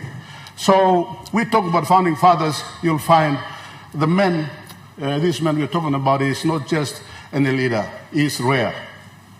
I agree with the comment made by the member of Baul, Dr. Alan Marat, that we are talking about the rarest piece of leadership, and I agree with that. By every aspect of it. Not just him, but those pioneers who really did bring independence to Papua New Guinea. They're very rare people. And I'm glad that I'm one of those amongst all of you that has lived to, in fact, talk with these leaders and interacted with them, and Sir Julius was one of them. And man, I tell you, you just talk to him and he says a few words, and there's the fountain of wisdom coming from him, and you learn as much. So at that 1975 school-age child, where I went to school in a school called Koroki, further inside the Kuli in Juwaka now, and I learned about these powerful leaders. And that was the first glimpse of this great man, this peculiar, very rare kind of a modern Papua New Guinea leader, amongst a few in the late the Grandship Julius Chen. And second time my interaction with him was in 1977, in 1997, when he came to Cardiff with the former member for Cardiff then, Jimson South. And they were opening the TDP High School, and I happened to be there. I don't know what I was doing. I was wandering here and about. I probably contested in 1992 as a candidate for the congressional seat. And I was there when he came and spoke. And the man that I had heard about him when I was at school. Now I am working as a civil engineer. I'm doing some roads and all that there, and he's speaking to us in my electorate, in my district, talking to us about things. And I was very, very curious to hear him, the kind of person he is. He can speak, when people talk, you can see them, you can hear them, what they say, and what is inside them comes out. And I tell you, Mr. Speaker, it was mesmerizing. He said things. At that time, as a young man who was very curious myself, and also a bit of a leadership and political aspirations in myself, I was so interested to listen to leaders like that, and I was listening to this great, rare, peculiar leader. And he said some things that touched me. And one of those things that he said was national integration. And I didn't understand those kind of things at that time. National integration, you have to come together as one people. And then the counter peons who were sitting here, they were looking at things, and some of them were saying in English language, In English language, when they say, what is he saying? What is he saying? And I did not understand fully some of those things. I said, he's talking about we mixing up with the coastal people. And then the counter presentation, where do the coastal people live? I'm speaking to them in a language saying they sleep in the Solwara, in the sea over there, and some over there. So they, and he goes on and said, Julian, as if he heard what the people of Ghana were querying about. He talked of how the Highlanders and the coastal people, those who know the sea and those who don't know the sea, can integrate and come together as one people. And that's national integration that I saw him speak at that time, and now it's very relevant. And I see that. I see there is unity amongst us, there is success, and I really am happy that I was there listening to him. He will also talk about friendship with outside people. And I was thinking, who are those outside people? He's talking about how toward maybe we the kind of people here, and he's talking about the people next door, like the Laigan people, or maybe the people over there on the Southern Islands people. But he's talking about foreigners. He said we have to have this friendship. So there must be a common policy that makes us friend with other people, integrate ourselves with the global community as much as we integrate amongst ourselves as indigenous people. And he talked about systematic progress too, Mr. Speaker. Systematic progress, I had other speakers speak. I think the governor of St. Islands talked about it, others spoke, and that's very true. See, the best thing that we do as a speaker is to leave those principles in us. That's a real honor of those people that pass on from their leadership space. And systematic, and sometimes we felt once in what is systematic or systemic. It means there's a step-to-step process of developing a nation over a time. Sometimes we want to do shortcut things, and we do not understand. We bring cultural shock to ourselves. Sometimes we lose the way, we deviate from the right course, etc. But there should be a strategic, a step-to-step layout plan so that we know that we're progressing accordingly. And some of those things I find the Mara Barroso government is doing in terms of the budget strategy, fiscal strategy. I see they lay out this plan. They say by year 2027 we should come up to a balanced budget, etc. And the challenge there is to stick ourselves on it to make sure we deliver. And I had this peculiar leader talk about things like progress, but you progress systematically, properly, making sure you are getting everybody with you in this progress of national development. Empowerment, and one of those things that I heard him speaking, I still believe those are very true today. And I think we have to think about it as a parliament, Mr. Speaker, is the ownership of resources. I recall I was a leader of the opposition on that side, and he was a member of my opposition. The late Grandship Sumari was also a member of the opposition that I led at that time when the man for Yellow Pange was the Prime Minister. And I was driving this mining law that the Grandship Julius Chen wanted this parliament to bring it to being. But we couldn't pass it because we didn't have the number. But I hope that in the near future, we look at those. He talks about people owning benefit sharing agreements or some kind of things. And people like him to draft this kind of policies, Mr. Speaker, people like Sir Julius Chen doing that, it is a blessing to us because he has seen, he has lived it, he has studied, lived longer. He is seasoned throughout the development of this country, but also he had highs and years as Prime Minister, as Minister, as one of the leaders. He has seen far and broad within the region as well as outside from the region, and he is now proposing that we should change our resource laws, and I think this Parliament should take it seriously, and he said that, and he's been saying it for a long time, Mr. Speaker. So let me come to a conclusion of my statement in tribute to this peculiar, this rare leader, a modern Papua New Guinea leader. I think we should look at it this way, Mr. Speaker. When we see people pass on, we should not personalize too much as to feeling these attachments of yourself emotionally to that person. But what you should see is we should look at the values that person lived. What are those characters that that person lived? And we should make us live those characters. Sometimes I hear we pray and we pray those things, but Mr. Speaker, I look at some of our leaders that pass on, they've got some of those marvelous characteristics of love in them, of generosity, of wisdom, of economic management, of prudent leadership, of careful, caring leadership for this country. Those are lovely values of character. And like here in Sir Julius Chen, he has all of those. Of course, he has his downsides too. But that is human beings. But you see those good values there, characteristics that a Christian. You don't have to be a Christian to have the character of a Christian, Mr. Speaker. And we see our leaders who pass on. We should get those and live them in our lives. That, I believe, is the true honor of the person who passes on. Because the person will never come back in person. But those values are age-old values, and then they'll live forever in those of us who are living, and then we can pass it to the next generation so they can live the same values. And in conclusion, Mr. Speaker, we, the Pompole family, are happy and thankful to the late Grand Chief, Sir Julius Chen, for raising one of our sons to be a very strong professional person. He's working in the public service, but when he comes home, he talks all the time about Sir Julius, and sometimes he gets so obsessed. One time he told me, Daddy, we public servants go to work not even 1 second late. I said, what are you talking about 1 second late? How can you measure 1 second late to early? Daddy, this is true. What? And he gave an example. There was this officer, he came in about a fraction of a minute late.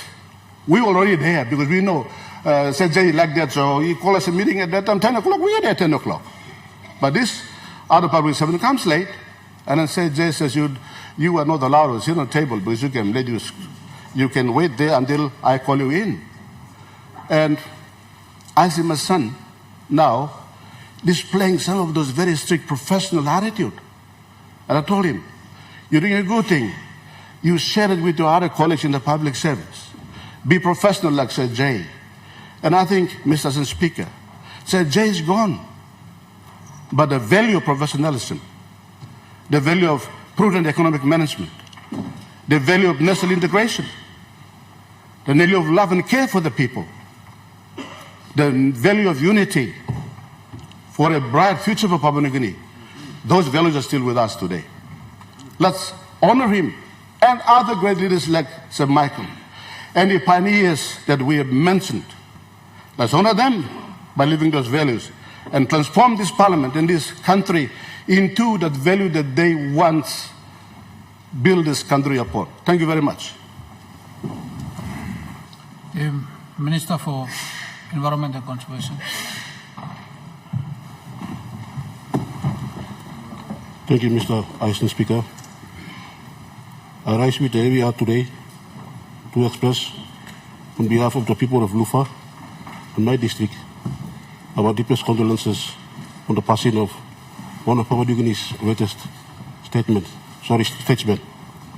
the late Right Honorable Julius Chen, MP, Kauna for New Island Province. Mr. Assistant Speaker, Sir Julius Chen was more than just a leader. He was a visionary leader who dedicated his life to the service of this nation. From the early days of self-government to his tenure as Prime Minister, he stood as the forefront of our country's development, shaping policies and making decisions that continue to impact our nation today. He is the encyclopedia of PNG politics through the establishment of state institutions, governance, economic policies, social welfare, and empowerment of our people. Mr. Assistant Speaker, his wisdom, courage, and unwavering commitment to the people of Papua New Guinea will be remembered for generations. As a leader, he understood the struggles of our people, and he worked tirelessly to ensure that the future of PNG was one of progress, stability, and opportunity. Mr. Assistant Speaker, for the people of Lufa, like many others across the nation, his leadership was an inspiration. His work in economic reforms, decentralization, and governance set a foundation upon which we continue to build today. He was a true statesman who believed in empowering provinces, strengthening local governance, and ensuring that benefits of development reach the grassroots. Mr. Assistant Speaker, Sir Julius was a true patriot. His love for this country was evident in everything he did. He served with distinction, leaving behind a legacy of resilience, wisdom, and national unity. Today, as we mourn his passing, we also celebrate a life well lived, a leader well served, and a legacy that will never fade. Mr. Assistant Speaker, to Lady Stella Chen, his children, grandchildren, his political party, PPP, and the people of New Island, on behalf of the people of Lufa, I extend our prayers and deepest sympathies. The loss of Julius Chen is not yours, it's a loss to Papua New Guinea, a nation that he helped shape and guide. Mr. Assistant Speaker, though Sir Julius Chen is no longer with us, his memory will live on, not only in the history books, but in the hearts of every Papua New Guinean who believes in the power of leadership, service, and patriotism. May he so rest in eternal peace. Thank you. The Minister for Tourism. Thank you. Thank you, Mr. Assistant Speaker. Mr. Assistant Speaker, me too like animal NAPLA leaders, he go before me. Long making big talk sorry. He go Lady Stella Chen, all Pignini, Vanessa, Byron, Mark, Natoya, Pante Morgata, Pupu, long late Grand Chief Sir Julius Chen, all people from Namatanai, na Chief Lol Mais, or Namatanai, member of Namatanai, na Minister of Transport, na Civil Aviation, Honorable Walter Snowbelt, Minister of Treasury, Honorable Yenlin Stuckey, a member of Kavieng, all the people belong New Island, people belong Greater Papua New Guinea. Now all followers, supporters belong People's Progress Party, lo country blo yumi. Lo Maki Mouse, lo people blo mi long. Wanimo Green River electorate. Na Nama family. Ministry blo tourism, arts, na culture. Na all supporters blo Papua New Guinea Party. Na followers throughout the country. Me like some time long, pay him tribute, homage, I express him one time big pla, bel sore, lo me, long, Lady Stella Chan, Ogada Pignini, Vanessa, Byron, Mark, Natoya, na Ogada, Pupu Blong, led Right Honorable Grand Chief Sir Julius Chen. Dai blo papa blo yupla, man blo you, grandfather blo you, na leader blo you mi, emino blo yupla taso. Em blo mi blo gata na lo country blo you mi. Sir Julius Chen, em last blo lol, founding fathers lo country blo you mi. Me call him last man standing. Mr. Assistant Speaker, Nogat Wambla talk pisin by inabla yumi putim lo makim dis la pen family karim yumi all people lo Papua New Guinea karim na country karim. Me pray lo peace na comfort. We Creator God the Almighty, and we must give him me all family, na country. Mr. Assistant Speaker, first time me booming this black great leader. Emlo 1993, time me young army soldier, platoon commander blo 8 platoon Charlie Company, 1st Royal Pacific Islands Regiment. Me attach one time Alpha Company blo 2 API me serve long Buin South Bougainville. Time now Minister blo communications and me resistance commander blo me. Me broker in peace na me lo all Bougainville BRA commanders later Paul Bobby one time Thomas Tari. We only BRA commanders long South Bougainville. Me broker in peace na me sing out long Commander blo Milo Island. They come go lo Commander blo Papua New Guinea Defense Force. Lo ask him one blo government representative. Lo come na witness in this la peace ceremony. Sir Julius Chen fly go lo Buka. Kiss him chopper. Na fly direct go lo Buin South Bougainville. And number one time. Me looking Sir Julius Chen, time I me Deputy Prime Minister, lo 1993, and in it lo Pius Winty also Prime Minister. Mr. Assistant Speaker, me plus successfully broker in peace lo South Bougainville. Na me play walking road long, buin go down long. Turiboiru, na go kita lo Kangu Beach. Behind no display, Mr. Assistant Speaker, me come up also an intelligence officer and operations commander of the entire operation of Bougainville. Me go lo lolo.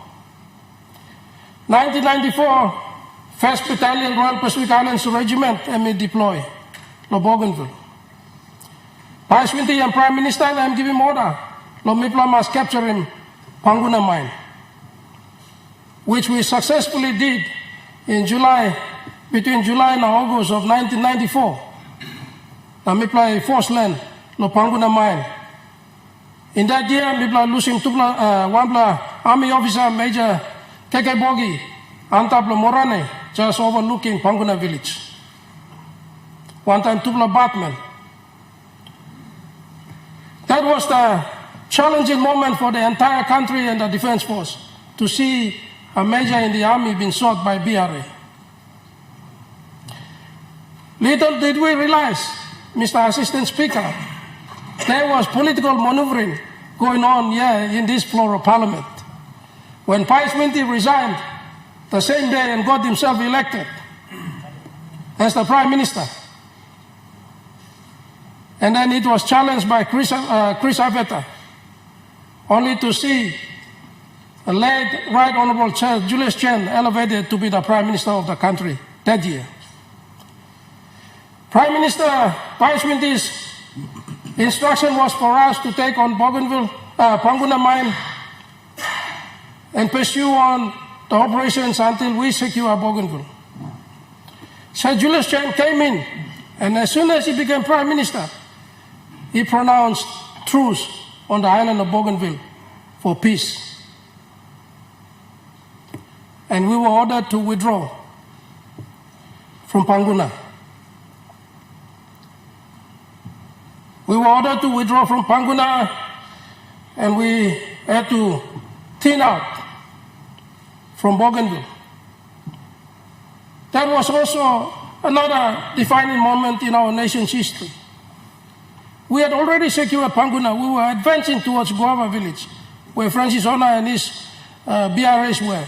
And we were about to secure Guava village when Sir Julius Chen became Prime Minister and truce was called.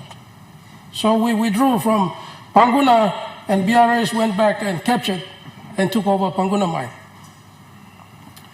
Mr. Assistant Speaker, little did I realize that in 1997, Sir Julius Chen was going to have an executive decision to bring in mercenaries from South Africa, in collaboration, of course, with the commander of the Defense Force then, Major General Jerry Singro, for us to go and retake Bougainville.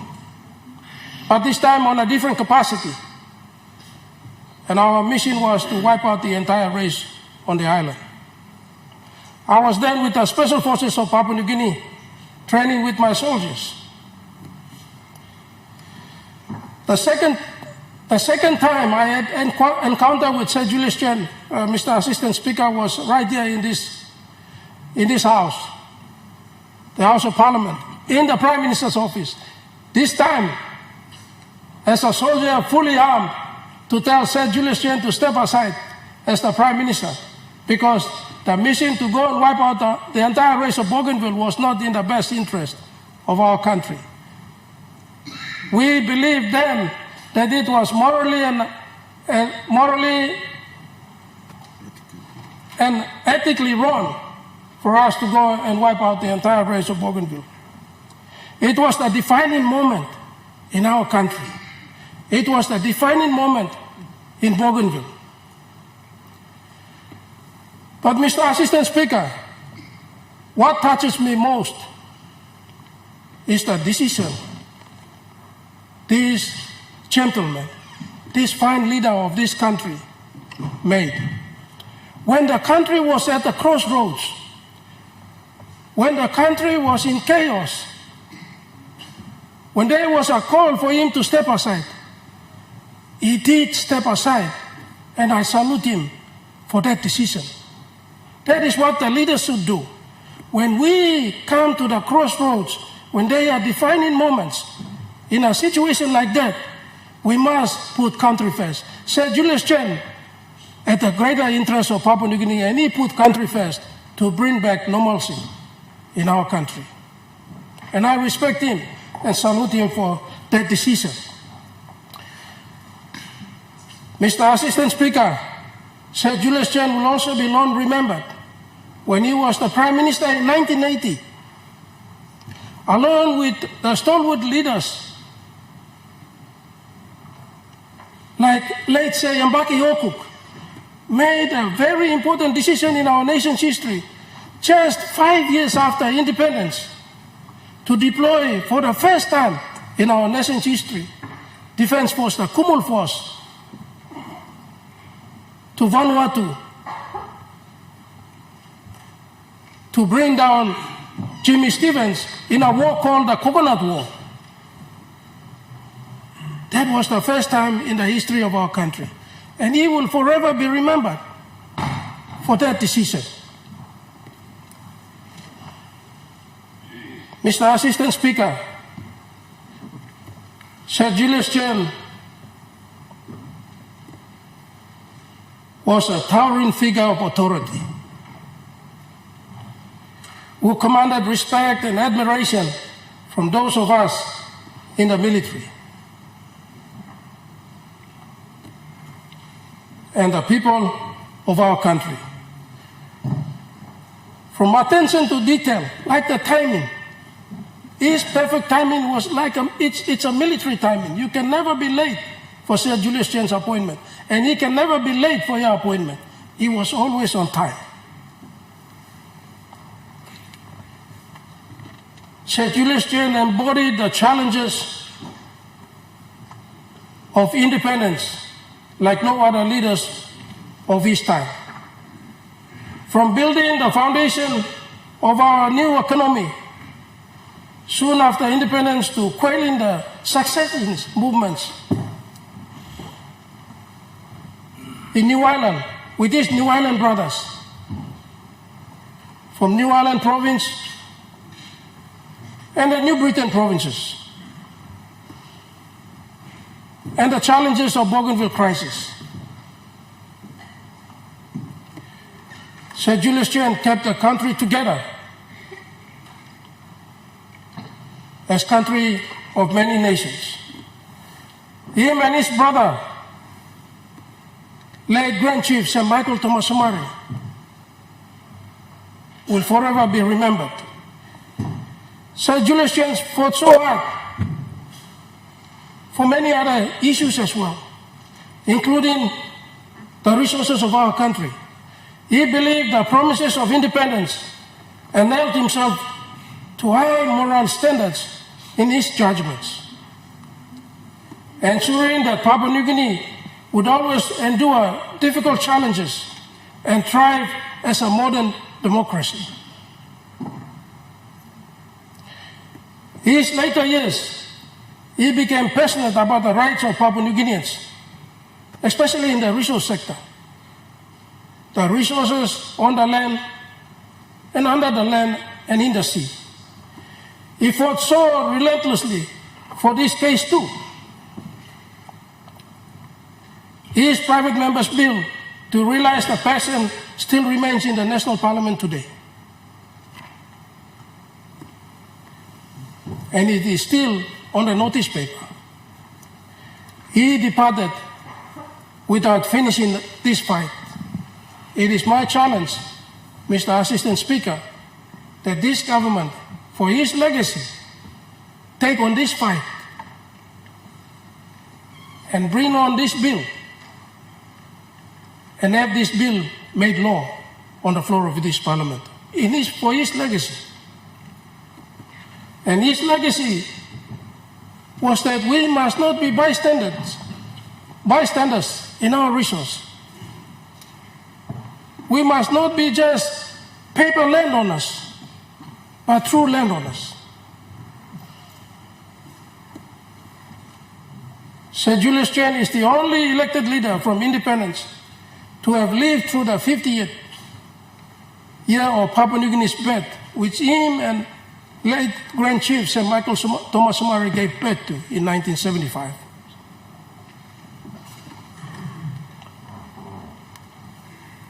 His distinguished legacies and impact on Papua New Guinea's growth and development are legendary. His place in history of Papua New Guinea and that of his brother, late Grand Chief Sir Michael Tomasomari, with dear friends, is uniquely dear salon and will remain in infinity. Mr. Assistant Speaker, to even know that he will to be laid to rest without burdening the people of Papua New Guinea is indeed humbling and a testament to his true self and love for our country. We are grateful that you have given him this honor. We are grateful to the Prime Minister, the Honorable James Marape, to have given him this honor to emulate the character and do better for Papua New Guinea by honoring his will. And I managed to go ahead to Namatanai and go up to where his house was with Minister for Defense, Minister for Works, Minister for International Trade and Investment. We had a time to meet Lady Stella Chen and chat with her. And it's amazing the memory of the lady as well. And we have to commend also Lady Stella Chen for being that strong woman for the late Right Honorable Sir Julius Chen. It was a moment that we will never forget, for spending that few hours with Lady Stella Chen in their house. Mr. Assistant Speaker,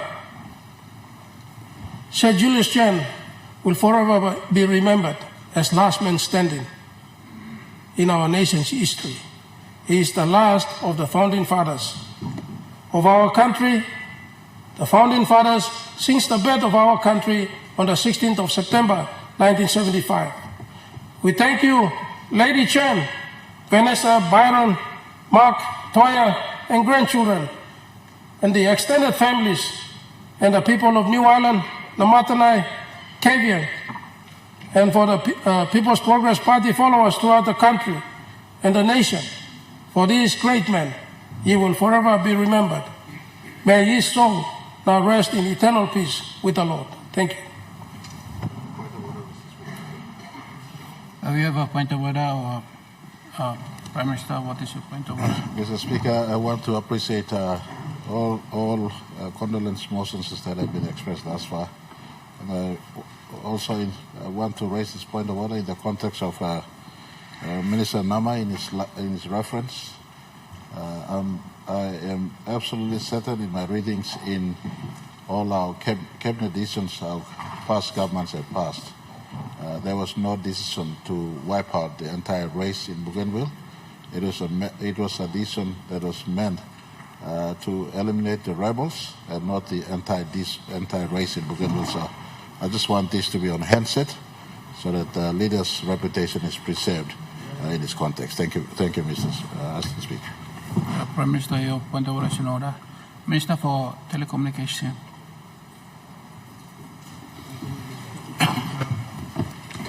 Thank you, Assistant Speaker. Thank you for giving me this time too long.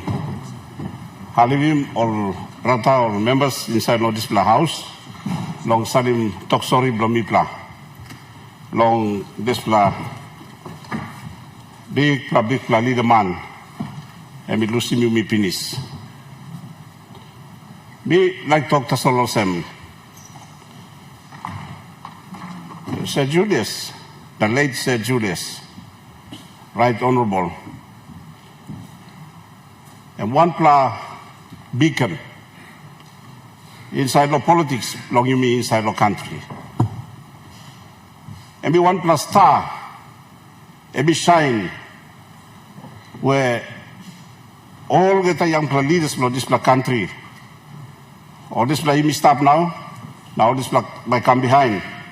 I can look this star now behind him.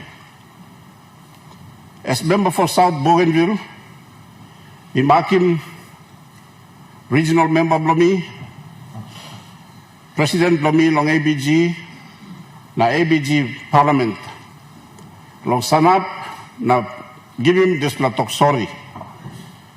Long this time, when you share him, talk sorry blowing you me. Me like talk or Sam. People are not lusting thing. Through yet, some of decisions and more little money making, they're very hard and very tough decisions. They happen at a time when a decision has to be made. Now, people accept him this decision.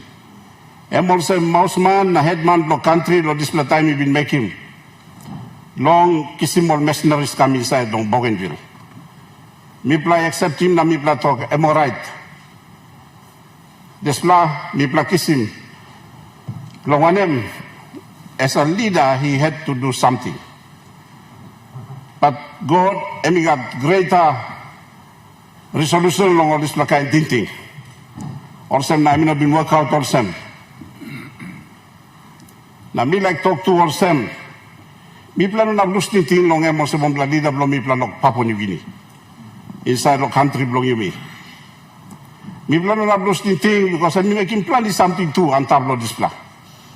Long helping Bougainville long progress. Bougainville even go through the big plan heavy. Long 10 years. Now behind the rebuilding stages.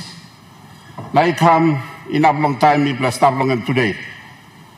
As a Prime Minister, he made some very strong decisions for Bougainville's rehabilitation, restoration of services, and return of government services on Bougainville as well. And I want to say that as a leader, long this time na pillar, long nation building, Sir Julius has been one architect. Long put him with this house. And we support him late Right Honorable Sir Michael Thomas Sumare. Long only walk boom one time. Long shape him this country. Now they shape him this country long way only been like him. Only been look the future. But as time goes by, come through, now come up long time long you meet today. You may only just take over long this mark now. You must look how you may by running this country go more yet. Now me must talk thank you long Prime Minister long me long today. Now not Prime Minister go finish. Long help him, long bring him country. He coming out long today. He loved this country.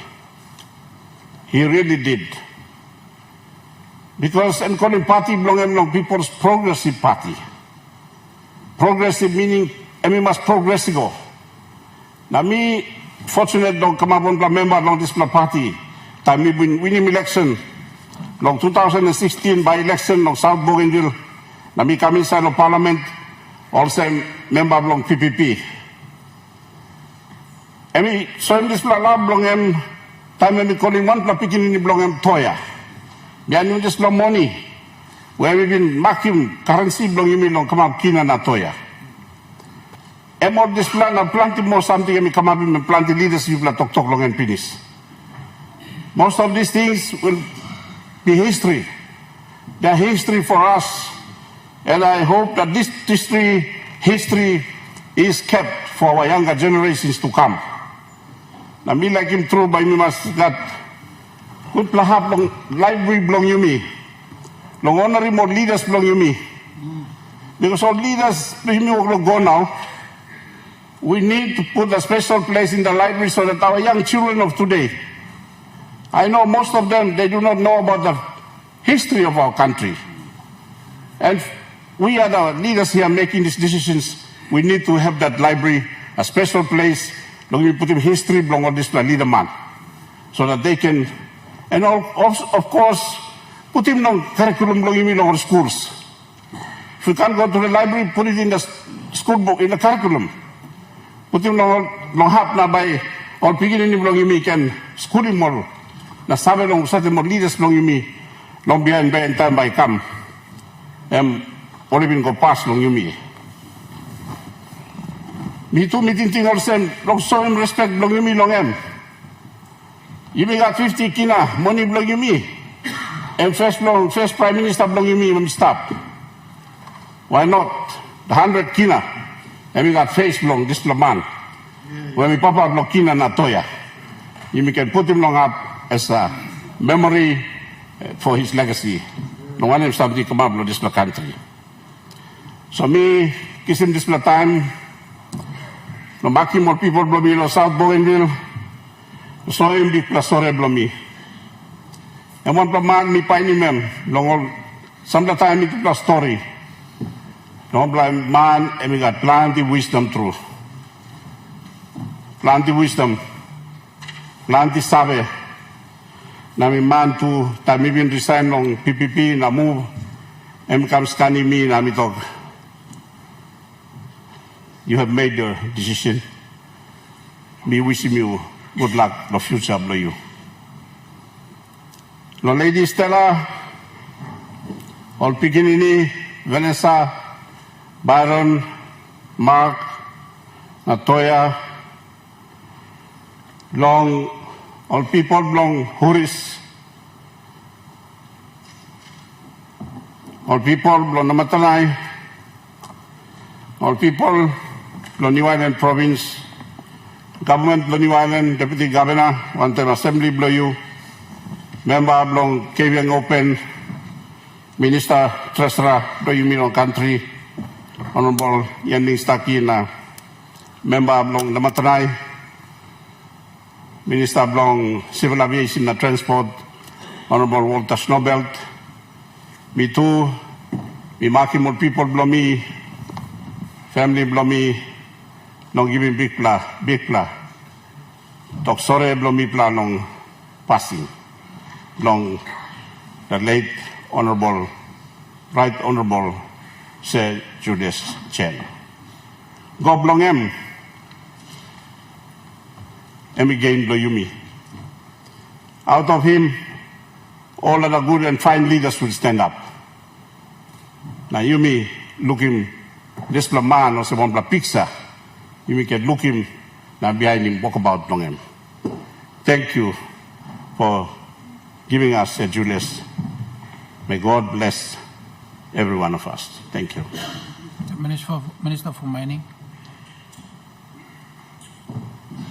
Thank you, Assistant Speaker. On behalf of Jiwaka, especially Jimmy, where Tupla say Thomas Cavalli, Tupla walk one time, Nalo North Wagi, Nalo South Wagi, where former late Roger Palmer, where strongmen belong People's Party, PPP Party, me sim this time. Also Maki Mouse Blood Jimmy, Notwagi, Jiwaka, Mipla Salim, Bikla Toksore, Eagle or Family Street belong Sir Julius, na all provincial PC, Deputy Governor, na now acting governor, one time Tim Bloyu, now people, councillors below New Island, national leaders, we represent him, New Island, Mibla on behalf of Chiwaka, Mibla Salim, Toksore, Mibla, Long Yupla. Good plus something only, I mean, make him Yupla, all leaders, he talk finish, me not have repeat. Me like to acknowledge him, all former Prime Ministers, only go finish.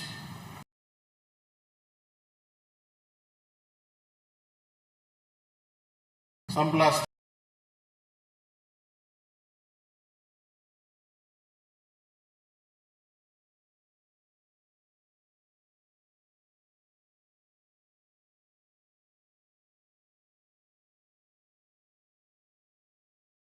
Time like we can bring him this country forward. Next 50 years, me like talk all same. Maybe one blood tumbuna belongen, he can replace him. Sir Julius, now he can carry him. Next 50 years he go. You me all geta tumbuna blomi and great warrior. Now me nuna blo fight these days, so me great Jimmy politician. Now tumbuna blomi must make him more sense, so that all can look him like Mark Ployumi, all can bring him country forward. Want them display, me like to thank you, God by continue law, bless him, leaders you me current maybe law, country, you know easy, but God he give him you me and by guide him. One plus song only talk, also my time is over, now me ready law, go home. So I'm go home, Now, when our time is right, by you may go, but legacies you may put them, and by staff, now remind him generations to come. Now we can be guided to bring him this democratic country into the future as one nation, one people, now one country. Thank you. Minister for Trade and Commerce.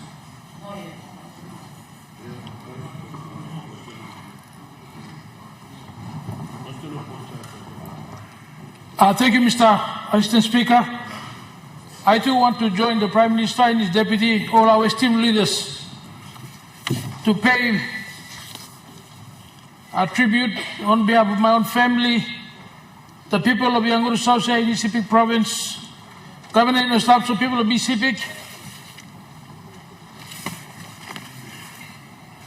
and the People First Party, to one of our greatest leaders of all time in our nation's history, pre-independence and post-independence.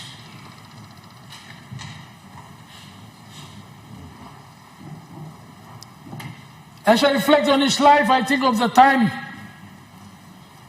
educated to only grade 9, he stood in the Great Hall of the UN and made the business case that PNG was ready for independence. Today we stand to honor him. His brother Grand Chief entrusted that responsibility. An awesome and very sacred responsibility was this great man to convince the world that PNG was ready. We take our hats off to him today. Our leaders have described his records of achievements, his contributions, so I'm not going to go into that.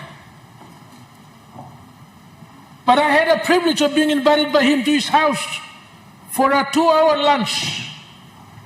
And he reflected on his own life and experience, his journey and his vision, and what he desired most for this country. His greatest wish over lunch was that one day this country would be peaceful, economically very strong, will be a net aid donor, and we will usher in economic independence that him and his brother and the leaders before us were never able to do in their lifetime. When I went down to New Orleans for his funeral, I recalled his words. I came back with a very, very heavy heart. That this man of steel, courageous and bold, could not see economic independence in his lifetime. This was the dreams of our fathers and our mothers then. And as the last man standing, when he left us, it was an end of a generation. An end of that shared vision. And it is now our challenge as leaders in this generation. Mr. Assistant Speaker, the question that all of us should ask on this floor today is, what are we going to do to usher in economic independence? What are we going to do to stop the loans, the high interest that's killing us? We have to take bold decisions like what Sir Julius did. When he said he's going to go to Vanuatu, he did it with no fear for anyone and no fear for the unknown. When he decided to build the international terminal, he did it. The freeway, he built it. We are all now enjoying the benefits of the decisions he took. A man of courage and boldness who did not procrastinate, was able to take the decisions even if they seemed unpopular.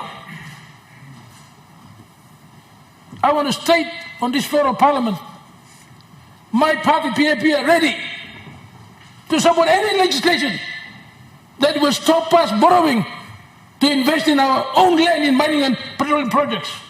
This is a corporate of my party. We have had enough.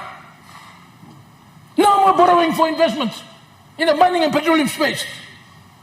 We are ready to step up and take the courage like our fathers, like St. Julius did. Make those bold decisions which are good for the country.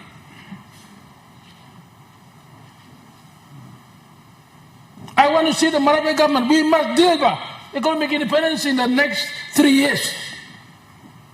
Enough of borrowing by 2027, enough. No more deficit budgets. This is what our forefathers want, and this is the highest respect we can give them at their passing. Their wish must come to fruition, and we have a sense of duty. If we are serious about their legacies to deliver on the commitment they've made to this country, we must deliver on that. My party is ready. Prime Minister, I'll support you any day. Bring on the legislation. We don't need to fear the multinationals. We must step up and do what's right for our country. We have a growing population, a lot of young people to feed, jobs to create, and we must take the tough decisions, like St. Julius did. We must stop bringing our fish unprocessed out of this country into the world. Why are we creating jobs in other countries? We should be creating jobs in this country. If it's about their legacy, that's what we must do. We must be bold, we must be courageous. I'm ready. Young people are ready to step up like our fathers did and assign independence for this country. They delivered economic, political, we must deliver independence in the coming 3 years. I will support any legislation that will stop loans, that will show we own the resources. Our people must maximize their benefit from the resources of this country. We can't just talk about legacies, we must deliver. We must transform our nation and make it that powerful economic powerhouse in this region. That's their dream. We must live their dream. We must deliver on their dream.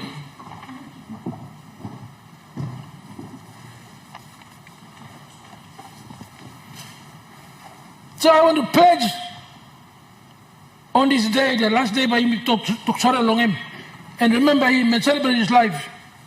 My party, I am personally ready for the bold and hard decisions we must take and redirect the course of our nation. Me ready to stop. To you, Lady Stella, thank you for taking a back seat like you told me yourself in your house, and you allowed your husband to take the front seat. You supported his politics from behind. Thank you very much. To you, Lady Stella, we honor you today. Nation honors you. A great man is always backed by a great woman, and thank you very much for being the great woman you are and have been to him all his life. To the children, thank you for sharing your father with us. We appreciate all of you and thank you very, very much. To his extended family, including the member for Namatanai, our good treasurer, people of New Ireland, the government of New Ireland, thank you very much for giving one of the greatest sons in our nation's history to Papua New Guinea. As we celebrate his passing, I want to reaffirm that we are ready to take this country to economic independence in our lifetime as a generation of new leaders after the passing of our last man standing. May God bless Papua New Guinea. Thank you, Speaker. The Honourable Member for North Bougainville. Thank you, Assistant Speaker. Nani talk yang mau kita big man oke penis. Mi maki mau Mary sa North Bougainville, Long Bougainville, na Long Papua New Guinea. All kita pikin ni man ikat mama. All kita pikin ni Mary ikat mama. Mi maki mau mama blo Papua New Guinea mi tu mi saling talk sore blo mi. Iko long this la big man we mi play. Iko talk good balong yang blo mo ni ko penis. Mi kisim trip la boat, borkim solwara, makin people la Bougainville, la boka ito na plo anir ito la huris. Mi swendis la walk, mi walkim, makin ol mama, long Papua New Guinea, ol mama blonot Bougainville, lo mi play gat, ol pikin ni man, mi plo Mary, mi plo mama kari min sa lo dis la country, ikam sidam lo dis la parliament. Ibin sanapim dis la nice la parliament la Papua New Guinea, long 1975, when we play ikat long na was the time. I think time we come start one time this is the parliament when I came in the by-election about 2 years ago. Time we was in the half side. Me come close to through the Julius Chen for 6 months, Mr. Lahab. The right thing I did and the honorable thing I did also one plan in South Nation. Me look the first time me go sit down now, he would always be the last person to walk out. So the next day me talk, I think by me excuse lo buru blongen, na me talk, let me do the honors. By me say holy hand lo chief me, walk about him go inside the chamber, and then walk about him go outside again. For me, to actually be having that little walk about him go out of the chamber, walk about him come inside the chamber, it was for me as a mother, as a woman sitting in this parliament, telling me like marking 50 years of independence from this country. It was a way for me as a woman, as a mother of Papua New Guinea, of North Bougainville, to talk thank you. Long one man, even before me come, long sanap or come to this ground, I would have been about 2 years when this man achieved a mumira, a chunono, and he come sit down and walk on Papua New Guinea. It was very humbling for me as a first time in the National Parliament. Long go talk goodbye, long sana content people from Papua New Guinea, long huris, long sana one time, all the leader man Mary, long Niwalen, long huris, long sana content more that a leader man Mary inside long NGI, long reply sana content more that people from Papua New Guinea through their mandated leaders who are in this parliament. Thank you to long Prime Minister come on tell people get go.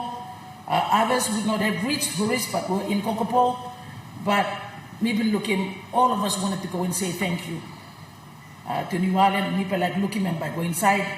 Long great long me can pull him talk too much, but me talk again. It is honorable to actually say thank you.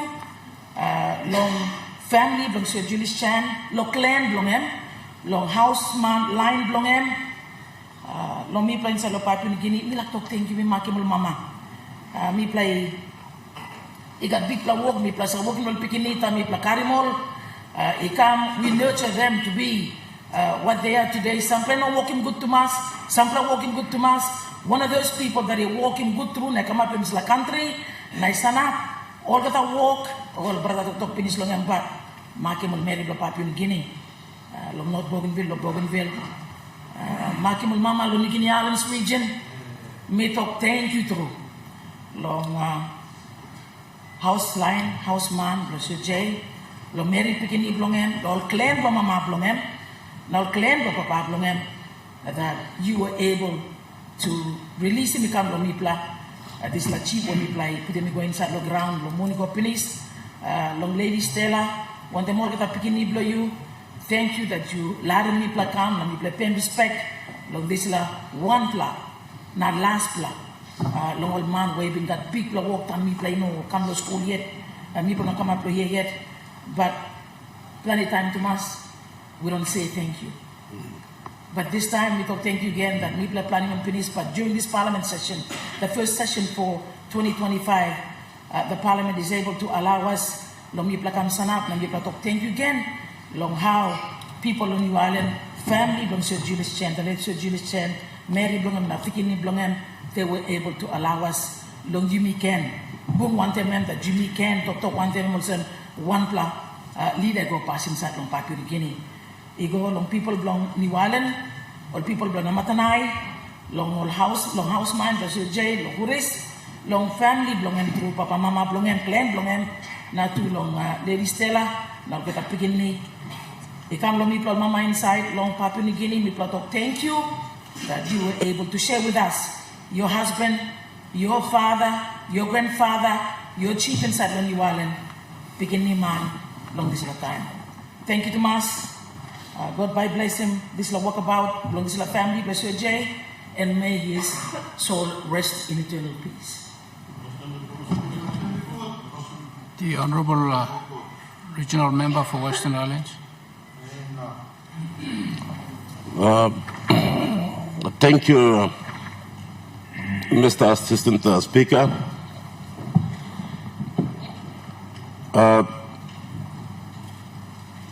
I I too want to, on behalf of my people of Western Islands Province, I would like to send our condolence to the families of late Sir Julius Chen, Lady Stella, all the members of Parliament from Keviang, the people of New Island Province, especially to the tribesmen and immediate family members. Sir Julius Chen, so much has been said. I would like to thank our Prime Minister and all our leaders, both from the opposition and government. So much has been said now for the last 2 days of the Parliament sitting. Sir Julius Chen is a very important man that God has raised for this country, Papua New Guinea, together with the Grand Chief, Sir Thomas Somari, and all our forefathers who have served this Parliament during the early years, 1960s and 70s. They brought independence to this country. Sometimes I ask myself, if these leaders were not there, where would be Papua New Guinea now? Sir Julius Chen, during the 1970s, 75, since we got our independence, I asked this question myself. When you really look back in those days, our forefathers were not really educated. There were not plenty of educated leaders in this Parliament.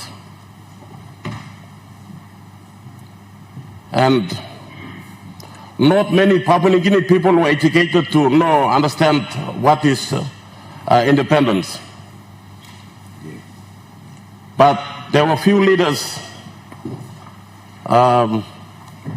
probably Sir Julius Chen was one very important leader because he went to school in Australia, and he was probably instrumental in doing a lot of things, which he set the foundation of this country together with the Honorable Grand Chief Somari. And today we have seen some of the constitutions that they put. The government departments we can see now, the central bank, and there's so many things now this country sees is the foundation is all our forefathers. Independence of this country, if so many countries in the world today, many countries got their independence through bloodshed and all that. But Papua New Guinea just got independence with leaders who are not really educated. And today we have this house, almost 80-90% of leaders here, all highly educated professionals here. But that time in the 1975, September 16, when this country got independence, Sir Julius Chen,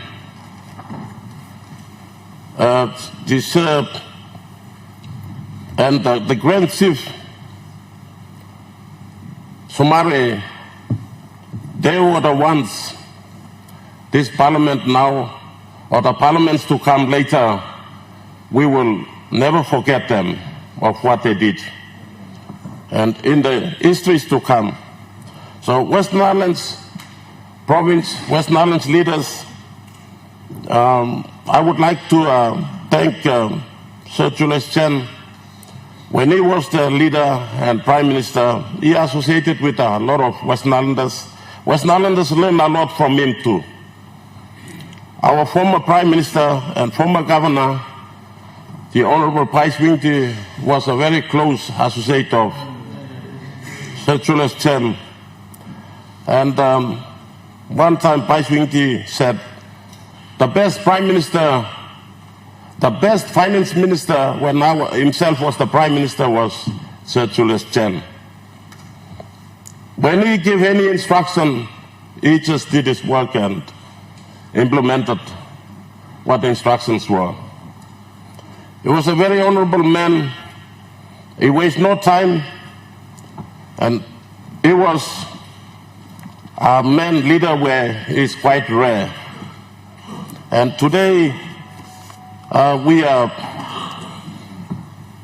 this parliament now, he has served about 57 years or 56 years in parliament, 46 or 47 years in parliament.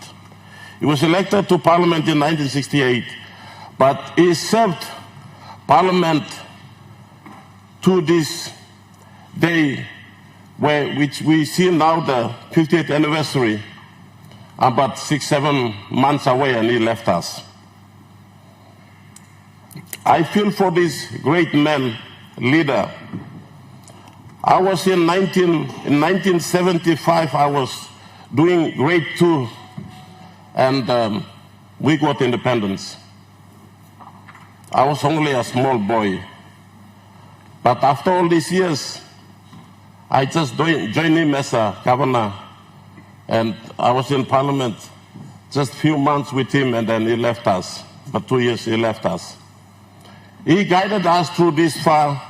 He's built this country. He set all the foundations, and all what is Papua New Guinea now, he is the man that I respect him now. Western Islands, when he was at the People's Progress Party, our leader, my local leader in Hagen,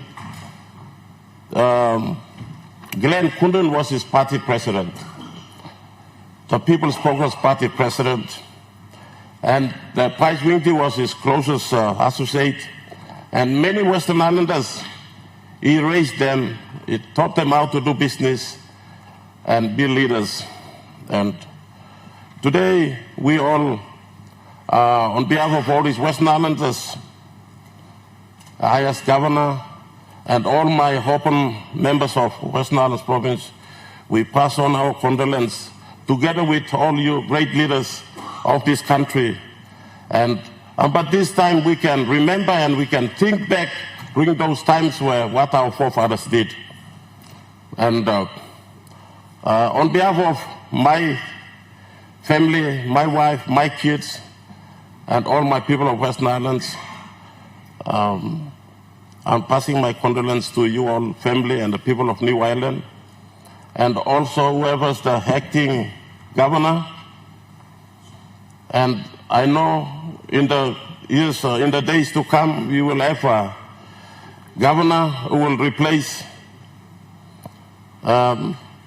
Sir Julius Chen, and his legacies can be lived on. So with that, thank you all, and God bless this parliament and leaders. Thank you.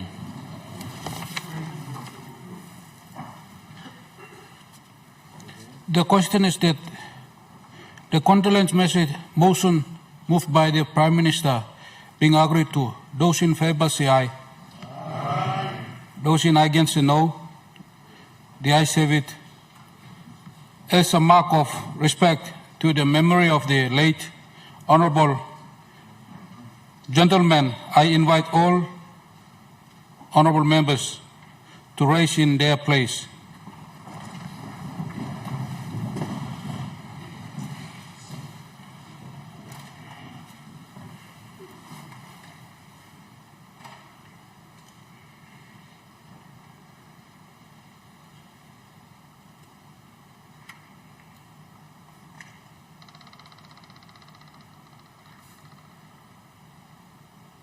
I thank the Parliament.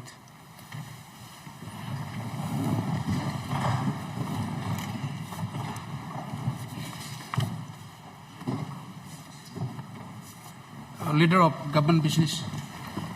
Acting Speaker, I ask leave of Parliament to move a motion without notice. Is leave granted? Leave granted. Leader of Government Business. Acting Speaker, I move that so much of the standing orders be suspended as would prevent notice. Numbers 124 and 125, government business being called on forthwith. The question is that the motion be agreed to. Those in favor say aye. Aye. The ayes have it. Those in against say no.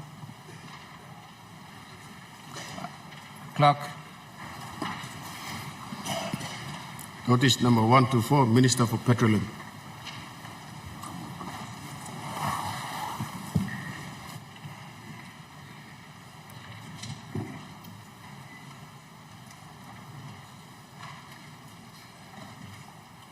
The Minister for Petroleum.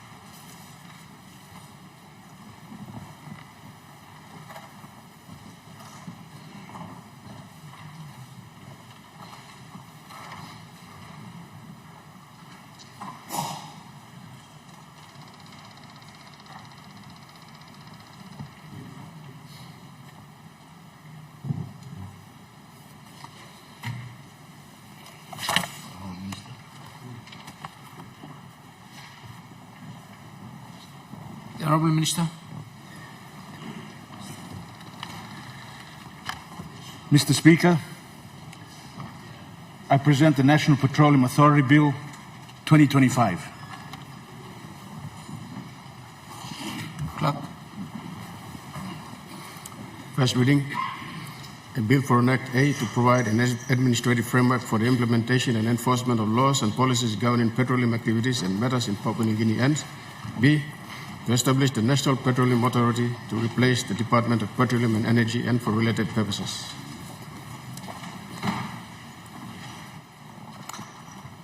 Minister. Mr. Assistant Speaker, I move that the bill be now read the second time. Make your speech.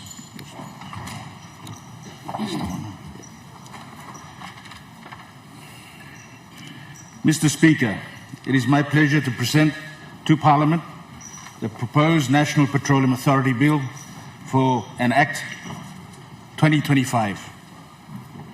That it is part of the overall government, the Marape Rosso government, key reforms in the petroleum sector to strengthen in the institutional capacity, our regulating agency to better administer and manage the oil and gas industry in Papua New Guinea. These are key economic sector reform in our country. Mr. Assistant Speaker, currently the Department of Petroleum and Energy is the mandated government agency responsible for the administration and regulation of the petroleum industry under the Oil and Gas Act of 1998. The Oil and Gas Regulation 2002 and the Unconventional Hydrocarbon Act 2015 in relation to the exploration, development, production of oil and gas resources in Papua New Guinea. It started off as a petroleum resource assessment group in the mining department in the 1980s. From then, a petroleum division was created in the Department of Mining and Petroleum in the 1990s as a result of oil and gas discoveries in Hyde and Kutabu that commenced production in 1992. Assistant Speaker, in the 1998, the Oil and Gas Act was enacted by Parliament, with subsequent formation of the Department of Petroleum and Energy through the Oil and Gas Act of 1998 and the Oil and Gas Regulation 2002, and the renewed regulatory organization, we saw an increase in exploration investments and activities that led to the discovery of elk antelope gas fields in 2005, which are now to be developed as the Papua LNG project. The department also facilitated the birth and the implementation of the PNG LNG project, our current leading revenue-generating project in Papua New Guinea. Mr. Assistant Speaker, the Department of Petroleum and Energy, after the dissolving of the Energy Wing in 2021 and the formation of the National Energy Authority, now consists of two divisions: the Core Petroleum Division and the Support Corporate Services Division. The name, however, remained as the Department of Petroleum and Energy. Mr. Assistant Speaker, the talk of transforming the Department of Petroleum and Energy into a regulatory statutory authority and have more effective and efficient regulator of the petroleum industry has been around for over a decade. In 2013, National Executive Decision number 10145 of 2013, the National Executive Council approved and directed the establishment of the Petroleum and Energy Authority.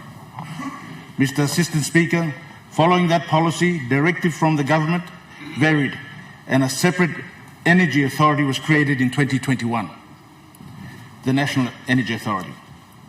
Consequently, the NEC Decision 156 of 2020 directed the establishment of the National Petroleum Authority. That in 2020 decision was made together with the proposed production sharing framework, which involves the Kumul Petroleum Holding. Mr. Assistant Speaker, with reform work on fiscal regime and production sharing framework being looked closely and pursued, the regulator's role has to be enhanced because we have a live and robust industry to regulate economic projects to deliver in our country. Without having to subject the regulator to various fiscal regime models at this point of time, I am prioritizing the creation of the National Petroleum Authority as an independent, effective and efficient regulator. This will bring industry confidence while the authority play a key role in implementing policies such as production sharing contracts, downstream processing and domestic market obligation, amongst other policy of national interest for our country. Mr. Assistant Speaker, as per recent NEC Decision 307 of 2024, the proposed National Petroleum Authority is approved to be established via an Act of Parliament. Mr. Assistant Speaker, the current budgetary allocation for the Department of Petroleum is around 25 million kina per annum, to 35 million kina. With the proposed restructure of the National Petroleum Authority, we are expecting a fourfold increase in funds required. Therefore, between 80 million kina to 120 million kina annually budget anticipated.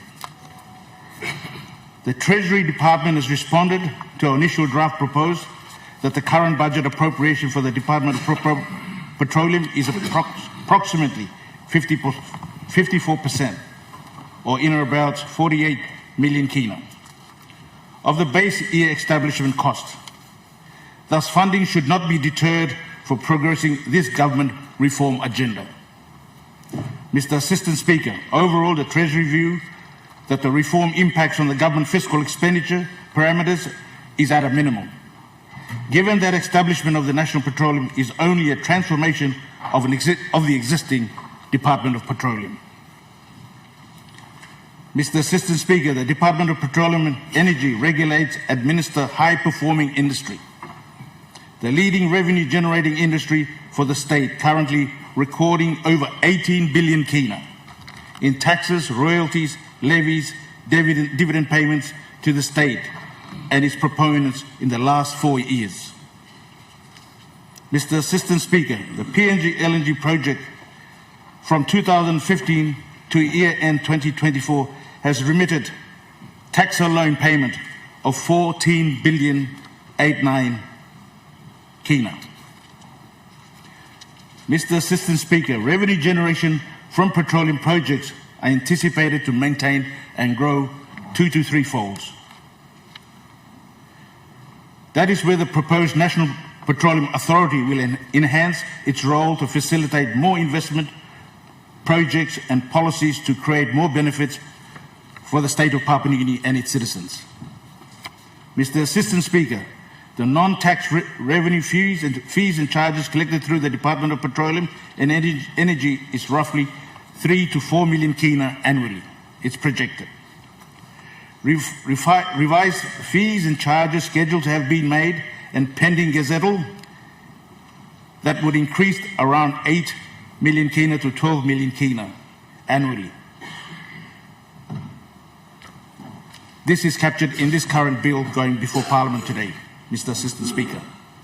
Mr. Assistant Speaker, in the 5 years plan of my ministry and the Department of Petroleum and Energy, the National Petroleum Authority will champion the state's agenda by creating more investment to support Papua New Guinea social economic development. Mr. Assistant Speaker, in order to successful implementation, the proposed Petroleum Authority will require adequate, reliable funding to conduct its operations and work program on behalf of the state and the people of Papua New Guinea. The current annual budgetary appropriation operation and public investment program funding. Mr. Assistant Speaker, the proposed funding streams from the National Petroleum Authority are Parliamentary budgetary allocation and support from Treasury. 2, PIP allocation from the Department of National Planning and Monitoring. 3, fees and charges, proceeds from the petroleum industry subject to Non-Tax Revenue Administration Act of 2020 and determinations. And finally, the National Petroleum Authority levy at a rate of 0.5% on the gross value of petroleum product exported to be paid by the National Petroleum Authority by the petroleum producers, only producers, similar to the mining sector in Papua New Guinea. Mr. Assistant Speaker, from all funding and financing provisions of this bill, the Public Finance Management Act of 1995 and the Non-Tax Revenue Administration Act and all other revenue laws will apply. So it's governed within the framework of the Public Finance Management Act and the Non-Tax Revenue Administration Act of 2022. The authority shall retain and expend the funds it receives through approved budgets as per the relevant legislations. All excess funds, and let me repeat, all excess funds above required budget shall be remitted at the end of the year back to the Consolidated Revenue Fund. Mr. Assistant Speaker, to conclude, the proposed National Petroleum Authority is a key enabler for the better management of the oil and gas industry in Papua New Guinea.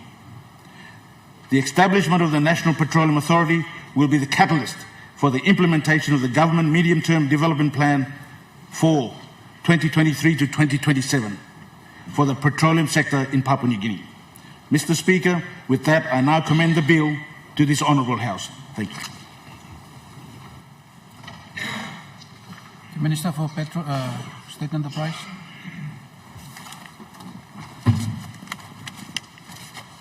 Thank you, Mr. Acting Assistant Speaker. I rise to support the establishment of the National Petroleum Authority bill and to make a speech. Mr. Assistant Speaker, I must commend the Minister for Petroleum for this presenting this long overdue bill in terms of regulating our very, very important hydrocarbon sector, particularly the petroleum industry. Mr.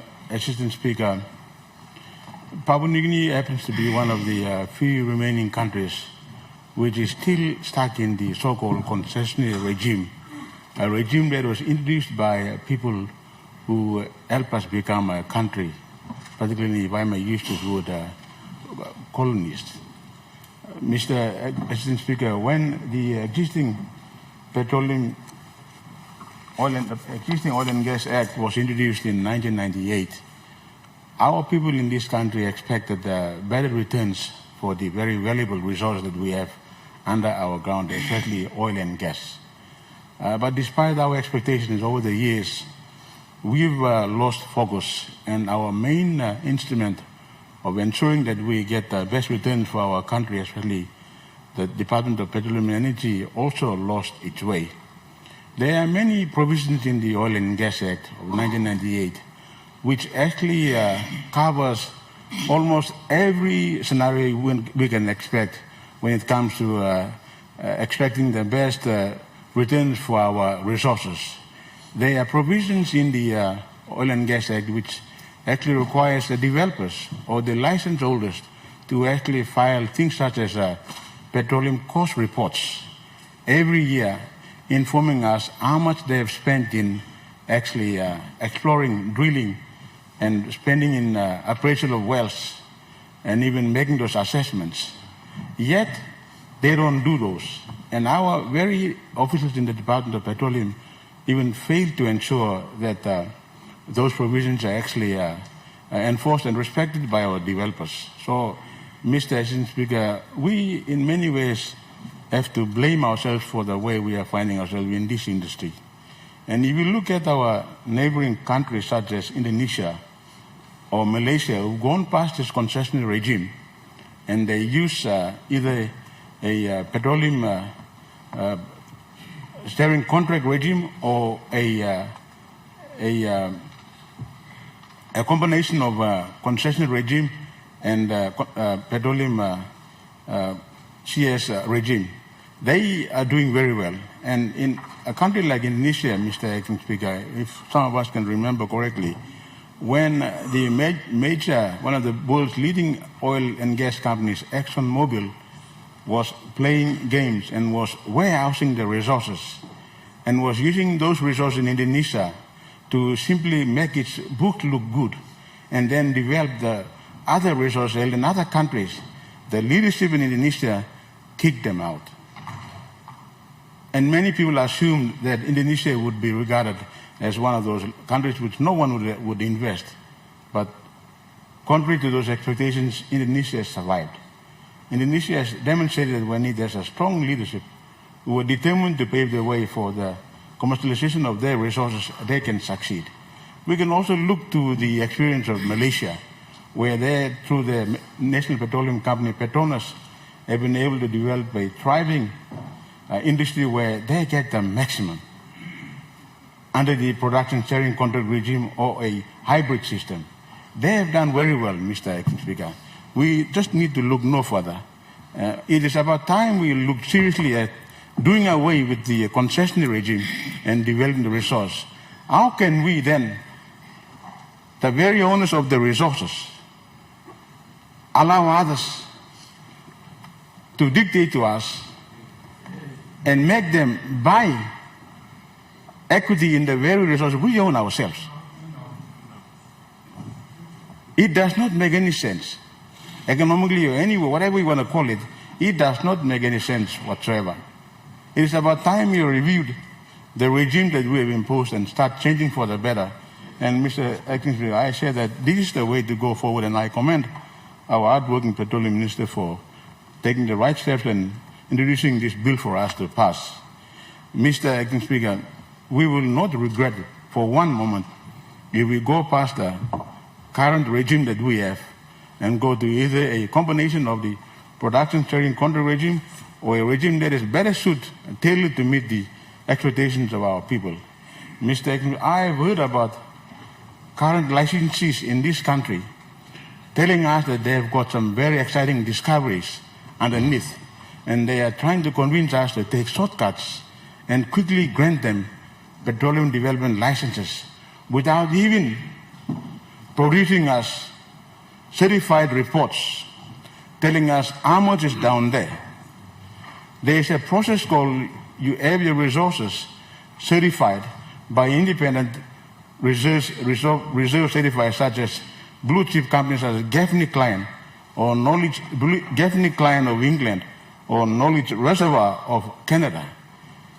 When you have resources certified by those blue chip certifiers, then you know that what is down there is credible, and you can then develop your formula based on the known reserves. Yet, they are continuing to treat us with contempt and trying to get us to agree to certain fiscal regimes without even having those resources certified first.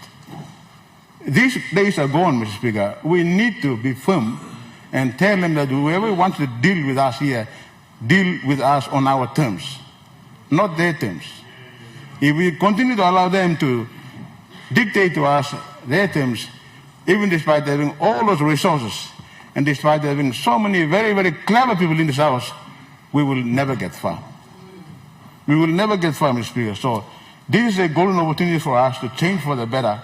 Tell the world that this country cannot be played around with anymore. It means business, and that whoever comes to this country must conduct business on our terms. The days of us being threatened and being told that if we said no, we will be left behind are long gone.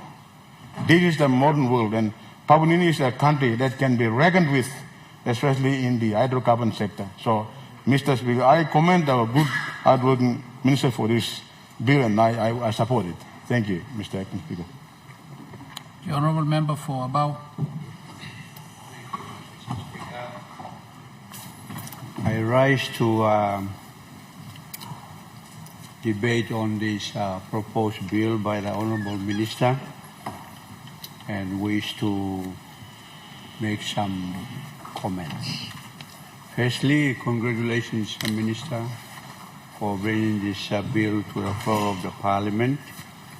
I note, Assistant Speaker, that during the day, the clerk and his team also distributed and gave us notice on other bills that are coming, and I take note of the bill called the National Executive Council to be turned into a department.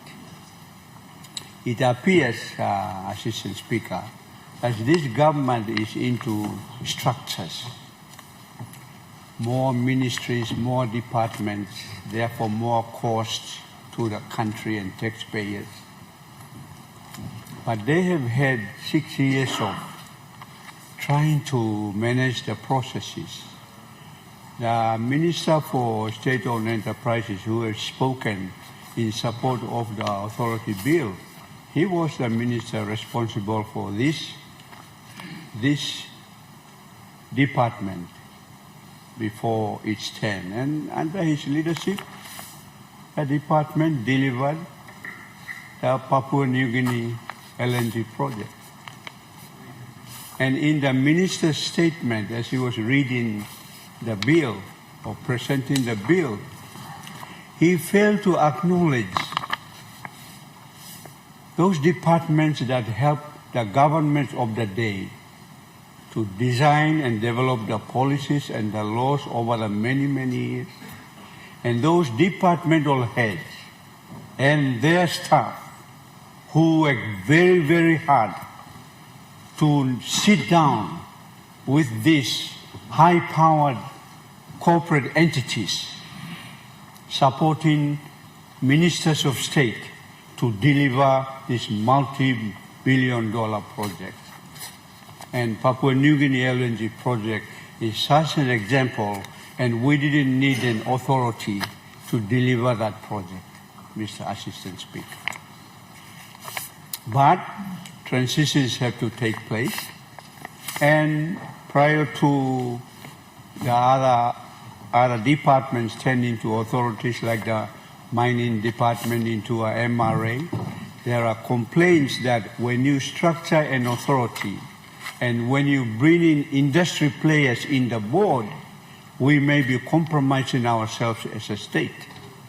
And I see in the composition of this board that there are industry players, that they've been invited to be part and nominate those directors of the board. So we really haven't learned good lessons in our involvement of departments that have served the country over the years, and new governments begin to change their structures into so-called this authority thing.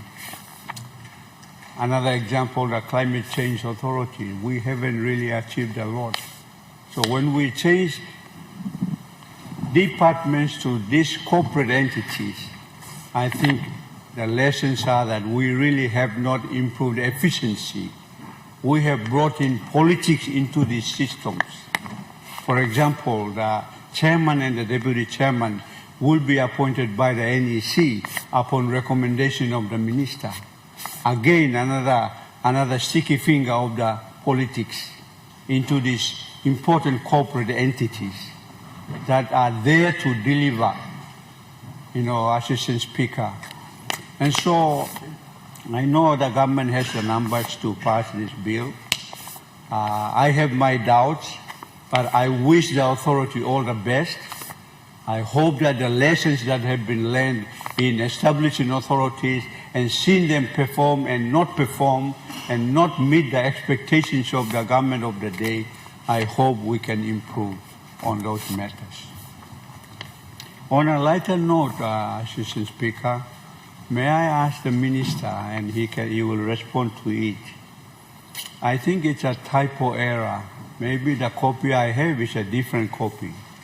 But on page 3 on subsection 7 of your bill that you have distributed, you have duplicated the functions of the board twice.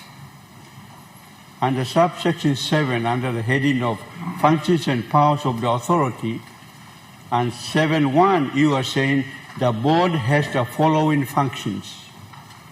It should be the authority has the following functions rather than the board. Because if you go to the board, functions and powers on page 5, subsection 10, you are going back to functions and powers of the board, and you are defining the functions and the powers of the board.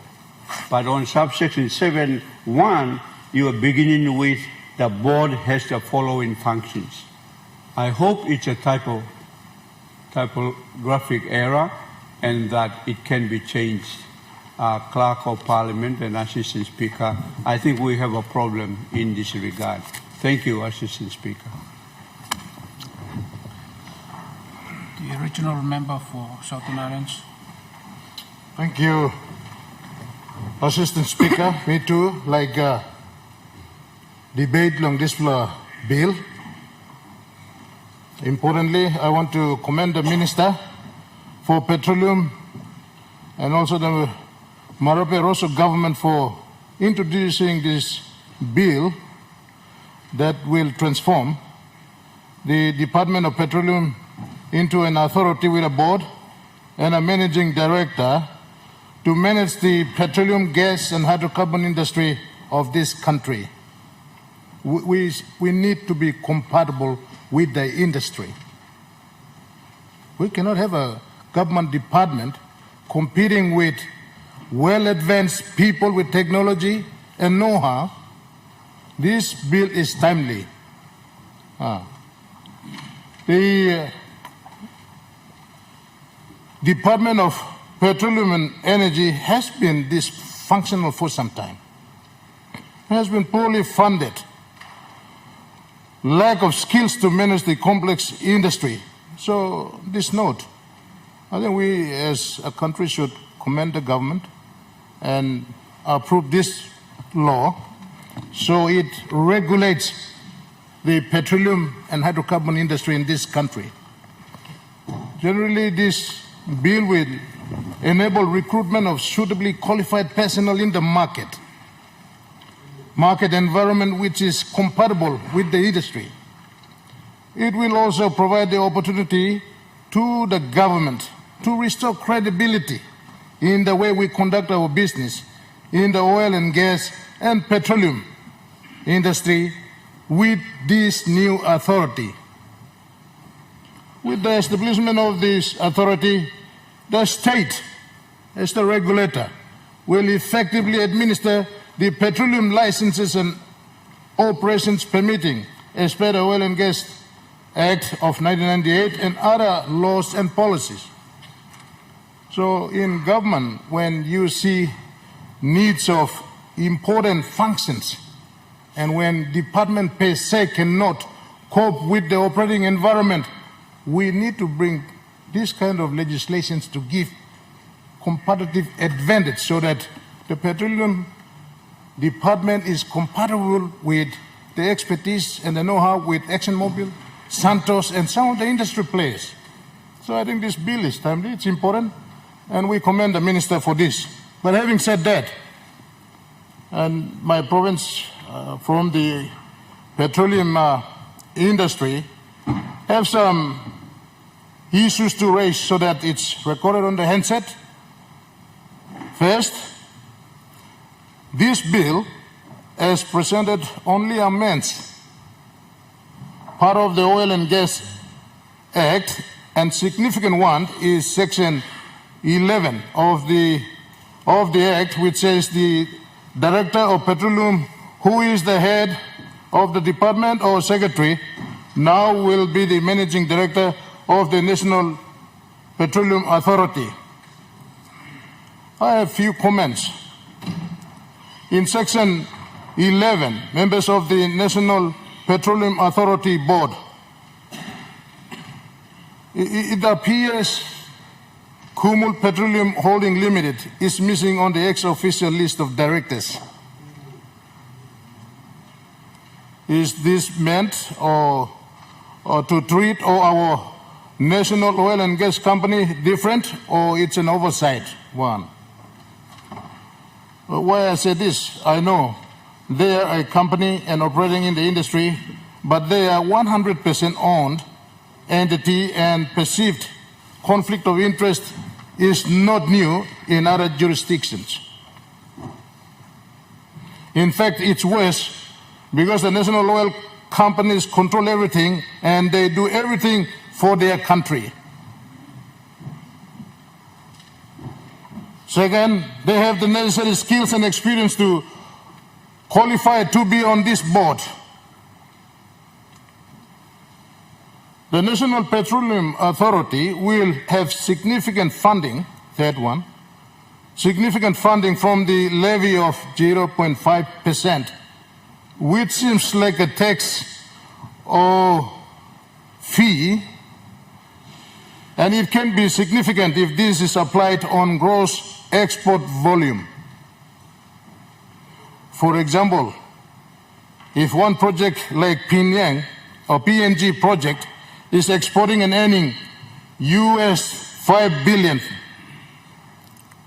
what does the 0.5% constitute? Roughly 25 million US dollars per year. Add that to the export from Krubu, for example, Gobe, Moran, oil producing licenses. The question is the National Petroleum Authority subject to Auditor General audits? Has the industry been consulted to seek their views on such a new levy? Well, if so, what is the position? If the National Petroleum Authority is to attract expertise in the industry, is subjecting the National Petroleum Authority to Public Service Commission for employment conditions considered productive? Finally, as an oil and gas producing province, I'm very concerned about the lack of transparency, policy directions and leadership by the Department of Petroleum on mature oil fields, for example, the Gobe oil field. Their restoration plan, programs. Do we know and have a plan fully funded as per the requirements of the Oil and Gas Act to plug and abandon the field? In the mining industry, you have the mine closure policy. I don't know what we have for petroleum projects. Have this field reset the economic limits? I am reliably informed PDL 4 and 5 have, but the operators are hanging on to it at the expense of the PNG LNG project by shifting costs around. PNG LNG to Gobe. Do we have a trust fund at Central Bank of Papua New Guinea created to restore the environment, for example? How do we know and have certainly that environment will be restored fully and the safety of the community? This is the same for Moran, Gobe, Agogo, Saris Mananda, and Kurbu when they reach the economic limits.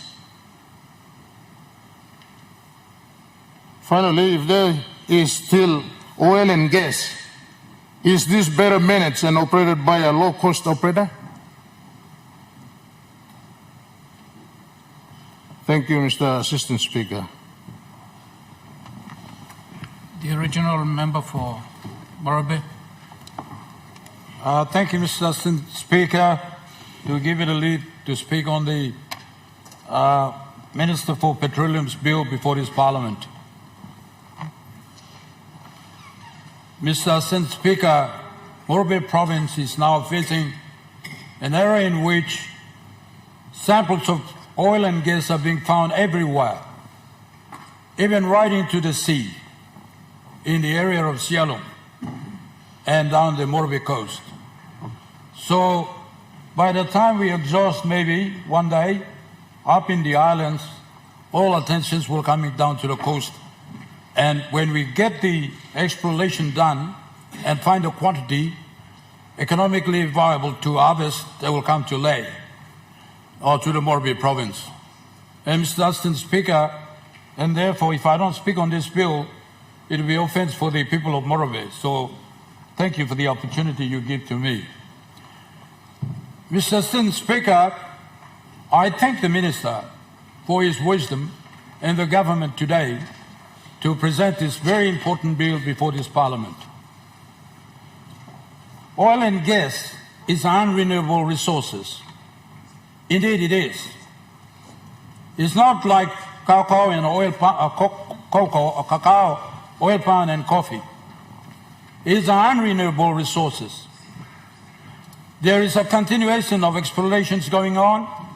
Similarly, so extraction of the oil and gas going on in this country. We don't know when, how much oil and gas is in this country for further extraction, exploration, extraction. We don't know. And because it is unrenewable resources, we have to be very careful, very, very careful. And Mr. Assistant Speaker, in this country, during the, before we gained independence, and straight after independence, many exploration in this country has been done by foreigners. Foreigners.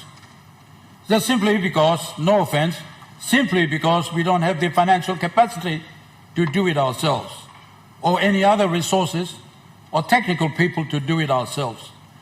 Therefore, by virtue of the law in this country, we allow them to come and exploit. To this day, as we speak, those people who have explored, the foreign companies who have explored, have eventually got a license to extract, to exploit. And they're the one in control. They're the one in control of the harvesting of an oil and gas in this country. Previously, in the previous government, I won't name the names, but we have signed agreements.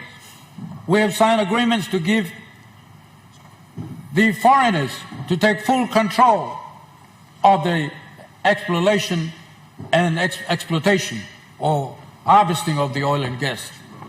And by virtue of that agreement we have signed, much of the oil has been taken away. Much of that gas has been taken away in a crude form to the land or to the country they choose to further process. And the fine product of this been sold to the world, and little has been imported back to our country, and we're spending millions and billions of kina to get those things, the product which belonged to us and which went away. in a manner that I have said. Section 6, Mr. Speaker, of the Oil and Gas Act provides that the ownership of the oil and gas 100% belongs to the state. Belongs to the state. And I always question, Mr. Assistant Speaker, since when the state was living in places where oil and gas were found. Since when they came to live there first? We were living there first, before the foreigners came in. Now, by virtue of Section 6 of the Oil and Gas Act, and by virtue of Section 5 of the Mining Act, we have given them the full authority to exploit and to harvest, Mr. Assistant Speaker. And when we give them the full authority, these are a bunch of intelligent people who have all the resources in the world to exploit oil and gas. And they've been in this business for many, many years. We've just arrived. Sorry, we've just come in to join the Western civilization, their way of doing things. And unfortunately, we don't have the resources to do the exploration ourselves and exploitation ourselves. We're in this position. But we cannot, Mr. Assistant Speaker, we cannot just fold our hands and continue that system, allowing them to come in, exploit, and by virtue of that license to exploit, and by virtue of acquisition to a power license to exploit, take everything away. We must take steps now. Yeah, you can criticize Indonesia, Mr. Assistant Speaker, but the Indonesians got a control. They harvest oil and gas. They keep some for themselves in a reserve. They call them bank. Like the Thailand, they have a rice bank. Everywhere down the road you go, there's a rice bank. And we're the oil and gas producing country. I don't see any oil and gas bank around here. Everything's gone to Singapore or to any countries that we're allowing them to export. And I hope, Mr. Speaker, Assistant Speaker, I hope that this authority, we're going to have intelligent, Papua New Guinean intelligent, Papua New Guinean patriots, Papua New Guinea at heart, in there, working in there. I take full comment of views by the member for Abau, who constitutes that board. And I take full note of what the Governor for the Southern Islands is saying, that we must make sure that that board that we're going to establish by virtue of this authority is the board, Mr. Assistant Speaker, will protect our interest, and that must be paramount. And make sure that our professional people are in there, and people who have country at heart working in there, so that they'll make sure any applications coming in from foreigners coming into the board to be approved must be adequately and intelligently checked, Mr. Assistant Speaker, so that our interest is protected. And I want to see, Mr. Assistant Speaker, that we make sure that, first of all, unfortunately, consecutive budget I have read, we have passed through this Parliament, consecutive budget, he is not supporting the Papua New Guinean for exploration. Papua New Guinean company for exploration, be it in oil and gas or in minerals. We're supposed to support Papua New Guineans, with due respect to many Papua New Guinean businessmen and women. They don't have the hard cash, but they have the qualification through universities we've got and universities overseas. And for many Papua New Guinean geologists, many Papua New Guinean petrol scientists are now not working in here. They're working all around the world. What does that show? That shows that we are intelligent, more intelligent. And therefore, if these people know the technique to do the exploration and to harvest the exploration, the government should support. Unfortunately, particularly in the exploration field, in the part in the exploration, we're not supporting enough. And we should. And if we do that, surely exploration are done by our people, and the know-how, they're in a position to do it, We back them up. They should process oil and gas in this country. In this country. And we should have a bank of oil and gas like Thailand, Rice Bank, we're going to look in. And Indonesia. We should have a bank. And we should control it. Why should we pay the high prices of oil and gas around here in this country? Hey, it's going up. Papua New Guinea with the Kenya devaluation, all of those things happening, the price rise, we eat our country tough. Plenty Papua New Guineans, all no millionaire, all no billionaire. And we are killing our people. And the last remaining resources like oil and gas we are talking about, this is fossil energy, unrenewable, Mr. Speaker, we got to be very careful. And Mr. Speaker, I hope that this authority will take heed of this thing to make sure that our country's interest is protected. Oil and gas, and also in the mineral sector. And Mr. Minister, I fully support you. Of course, we're going to make a mistake here and there, but as long as we have the country's intention right in our mind, in our heart, we will make no mistakes there. And I don't want to, in the future, I hope that this authority will make sure the license is given to a company who agrees to make sure process the oil and gas in this country to a final product, Mr. Speaker, to a final product. Not take the crude, process it in a crude form, take it away to another country and process it in a final product, add value and sell it to a country, a struggling country, Mr. Acting Speaker. And therefore, I hope that this authority will see to it that we give the license to people who got this country head hard, whether foreign country or whether the Papua New Guinean, foreign company or company, Papua New Guinean company, they must have heart for this country. When we do that, Mr. We will get the best and more from the oil and gas or petroleum product. We can produce many things out of that petroleum. Many things. You can even produce your clothes. Why not? If you put it in the final drop, the jackets that you are wearing, and the necktie you are wearing, all of those are coming from the byproduct of oil and gas. Don't think that or other things, or the trees or whatever is producing your clothes. Byproducts, what you're wearing now, bucket, whatever, plastic spoon, all of those things are coming from oil and gas, oil. And I hope that by virtue of establishment of this authority, we'll get serious on it and we get the best outcome, more money for Papua New Guinea. Because this is the unrenewable resources. If we don't play it right, now we can send everything away like Ghana. Ghana had oil and gas, the mining. Everything went away, but they invest in education. They invest in education. That is why more Ghanaians are professors all over the world. Jimmy, you can sound on Professor Akilampa Soya.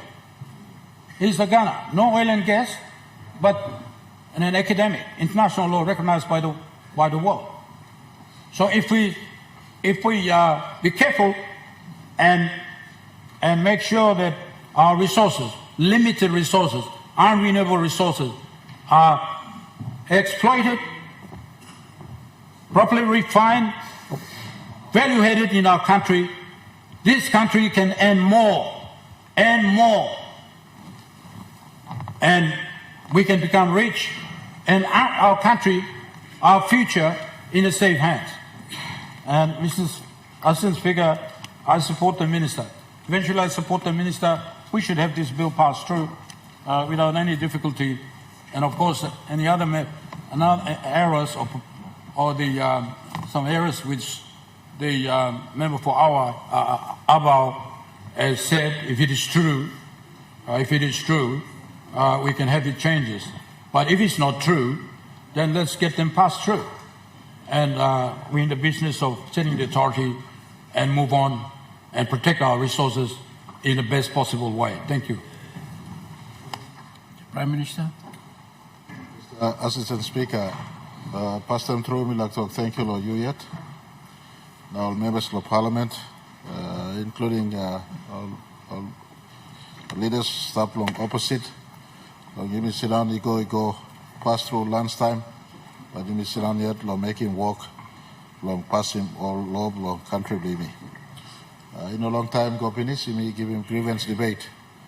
Long number 2 Prime Minister of our country, believe me, one of those founding fathers of our country. These great leaders in the 68 to 72 Parliament and right through 72 to 77, they worked tirelessly to construct most of the laws that carry our country at present. And I want to appreciate the leaders in this Parliament right now. You're sitting right through long hours and to give respect to Parliament's primary role, and that is to discuss laws and process laws and to pass good laws if majority does agree. And so I want to appreciate all of you. And also in this juncture, pay my commendations to the Petroleum Minister for his great enthusiasm. When he came on board as Petroleum Minister, he moved many miles in short space of time in what I would have wanted other petroleum ministers before him to have done. We came into office in 2019 with a clear agenda. Take back PNG. Agenda was simply trying best, where possible, to account for all our resources and end just due in as far as owners of the resources are concerned. Without hurting our investors, they need to make a return on the investment.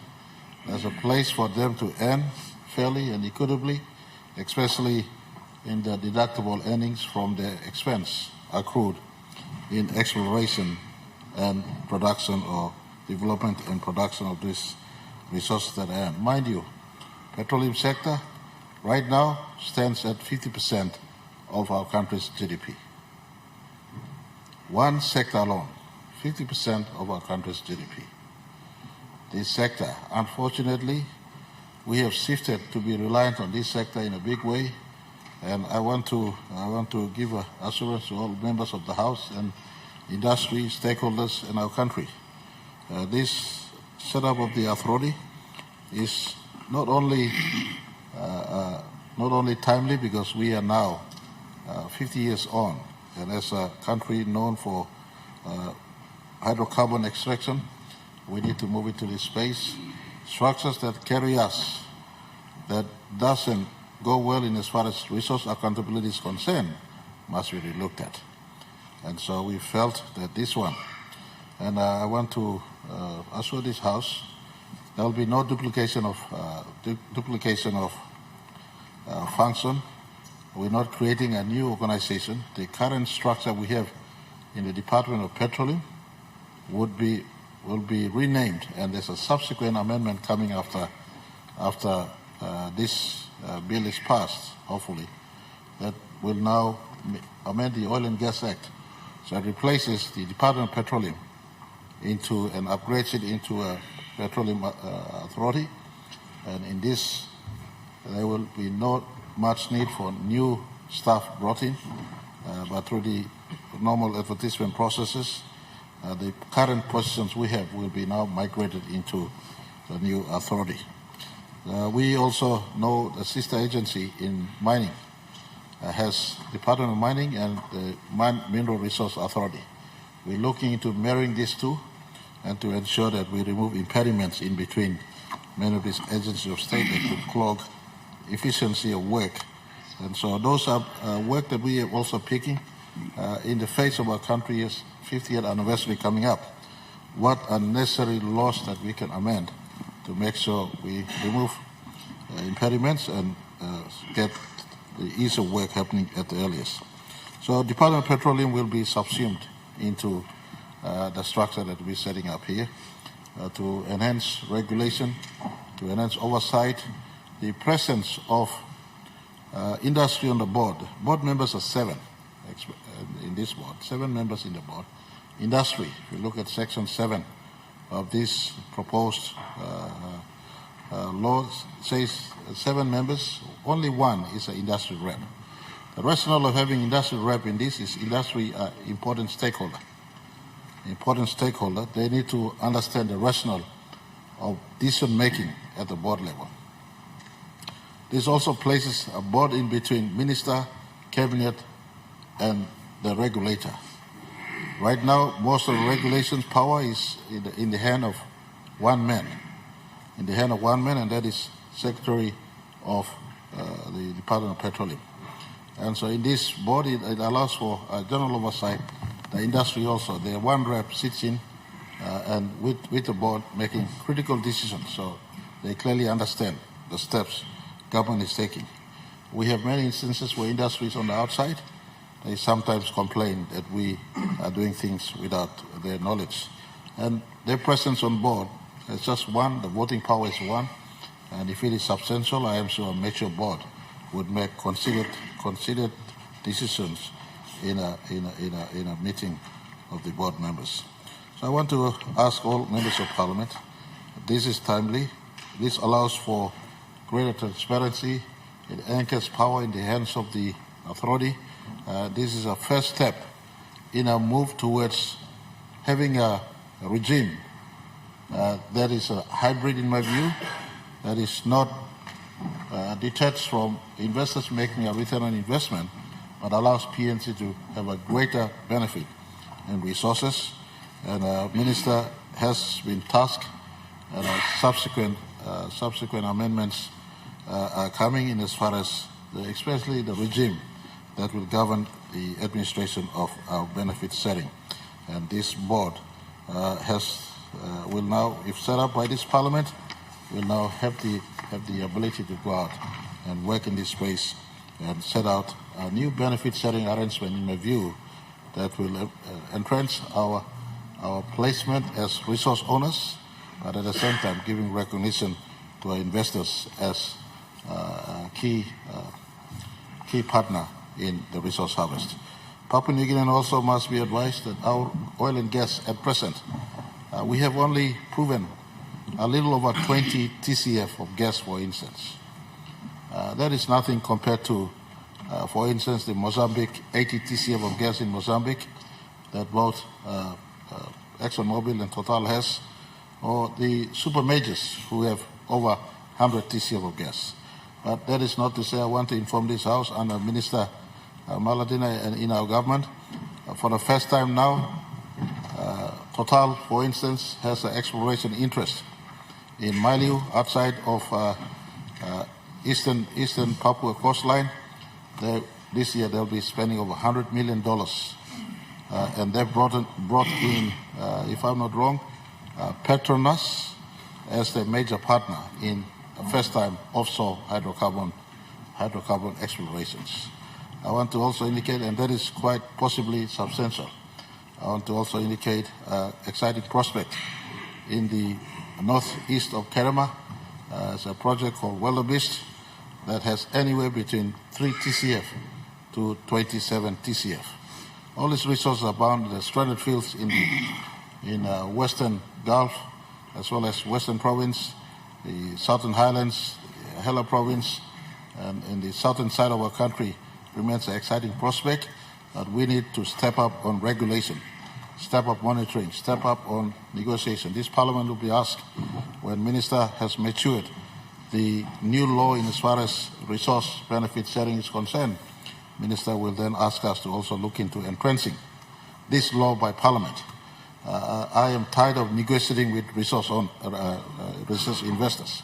We must regulate and entrench what is PNG's benefit in respect to resource out there.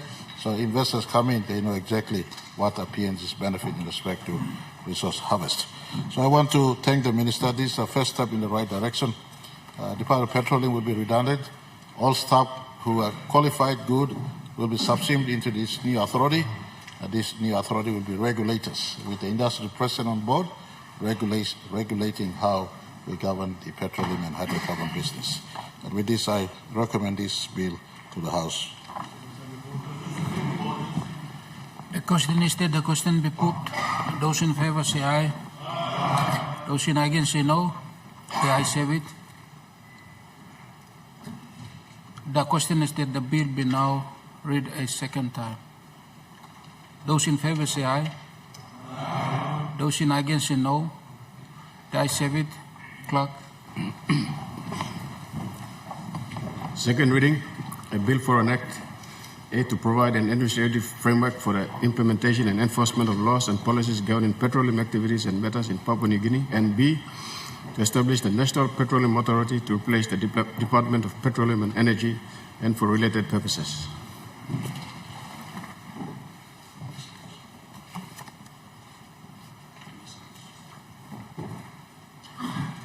Honorable members, I have to announce that I have received a message from His Excellency, the Governor General, dated 11 March 2025, recommending the expenditure of public money of Papua New Guinea and the raising of revenue in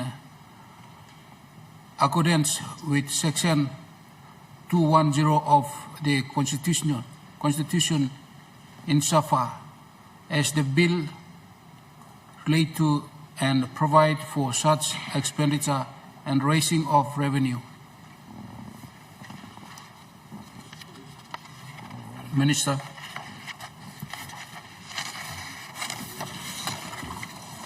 Mr. Assistant Speaker, I ask the Leave of Parliament to move the third reading forthwith. Is leave granted? The ayes have it.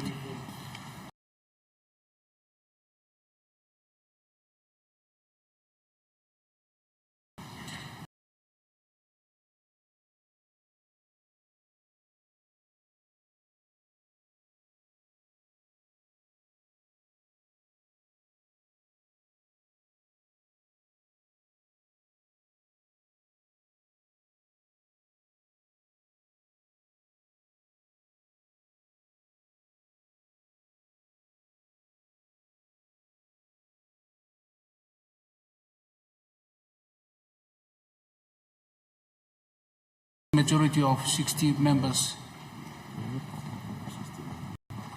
Clerk, please ring the bell.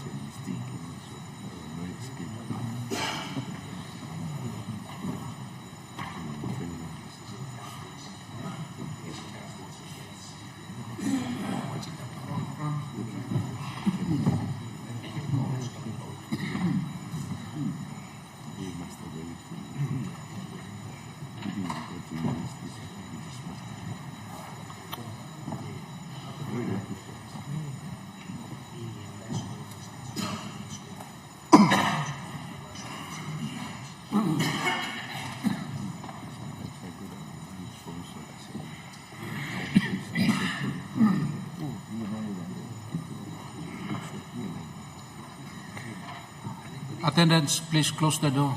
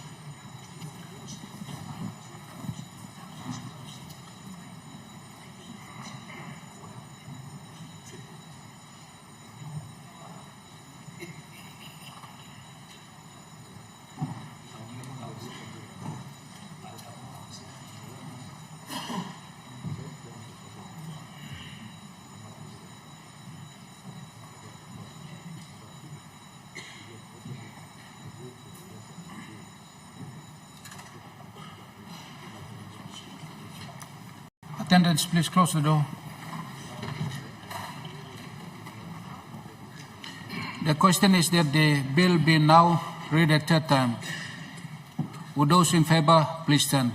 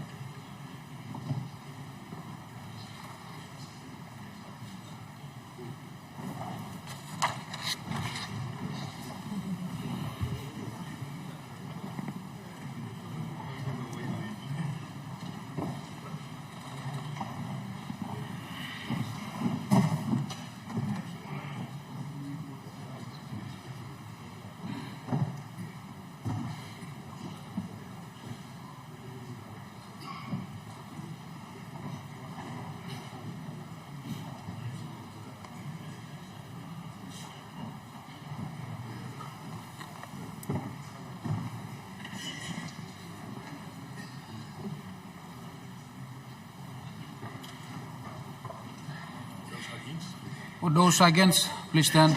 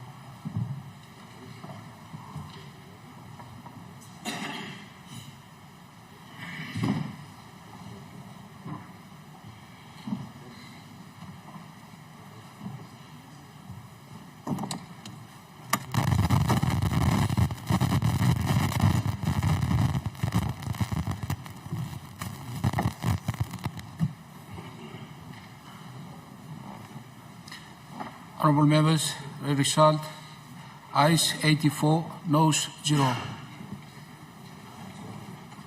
Clerk. Third reading, a bill for an act to provide an administrative framework for the implementation and enforcement of laws and policies governing petroleum activities and matters in Papua New Guinea, and B, to establish the National Petroleum Authority to replace the Department of Petroleum and Energy and for related purposes. Clerk.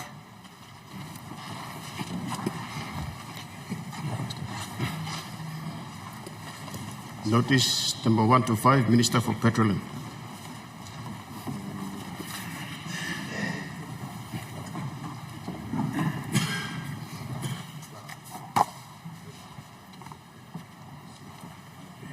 Minister. Mr. Assistant Speaker, I present the Oil and Gas Amendment Bill 2025. Clerk. First reading, a bill for an act to amend the Oil and Gas Act 1998 and for related purposes. Minister for Petroleum. Mr. Assistant Speaker, I ask leave of Parliament to move the second reading forthwith. Is leave granted? Leave granted. Minister. Mr. Speaker, I move that the bill now be read the second time.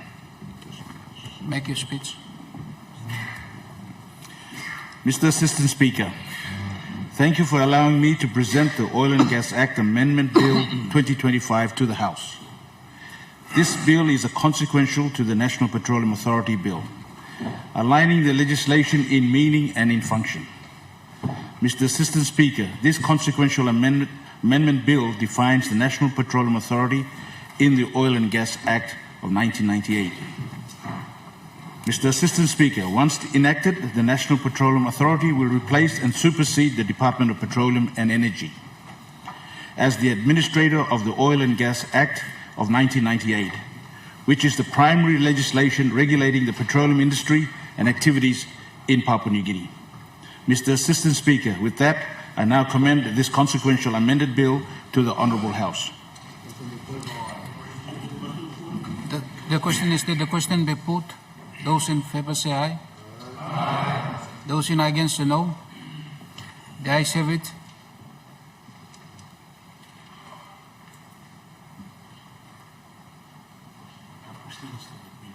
The question is that the bill be now read a second time. Those in favour say aye. Aye. Those in against say no. The ayes have it. Clerk.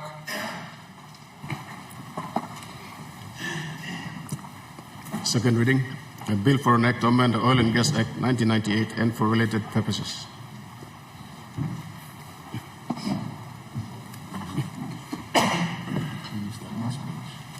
Minister. Mr. Assistant Speaker, I ask the leave of Parliament to move third reading forthwith. Is leave granted?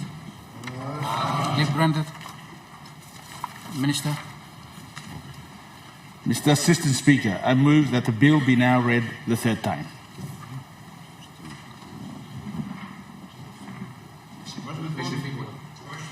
The question is that the question be put. Those in favour say aye. Aye. Those in against say no. The ayes have it. Minister.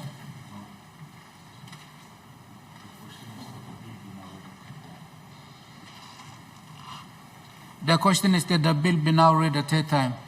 Those in favour say aye. Aye. Those in against say no. The ayes have it. Clerk. Third reading, a bill for an act to amend the Oil and Gas Act 1998 and for related purposes.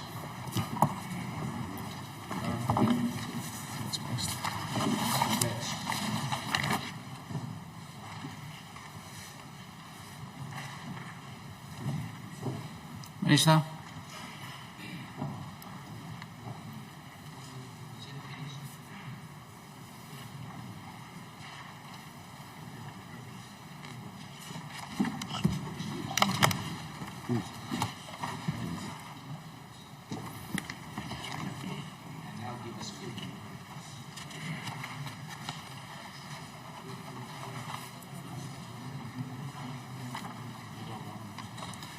The Leader of Government Business. Acting Speaker, I ask leave of Parliament to move a motion without notice. Is leave granted? Leave granted. Leader of Government Business. Acting Speaker, I move that Mr. Charlie Benjamin, Mr. Michael Marum, and Mr. Tobo Yoto be appointed members of the Permanent Parliamentary Committee on Constitutional Laws and Acts and Subordinate Legislations.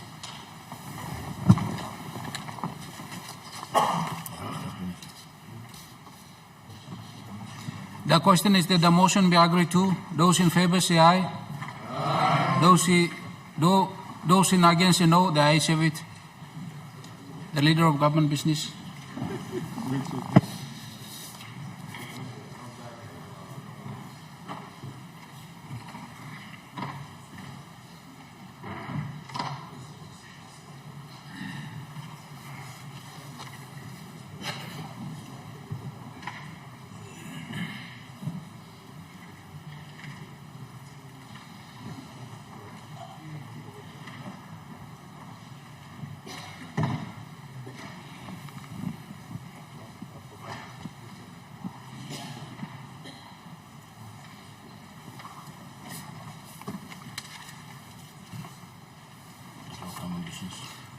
Leader of Government Business. Acting Speaker, I ask leave of Parliament to move a motion without notice. Is leave granted? Leave granted, Leader of Government Business.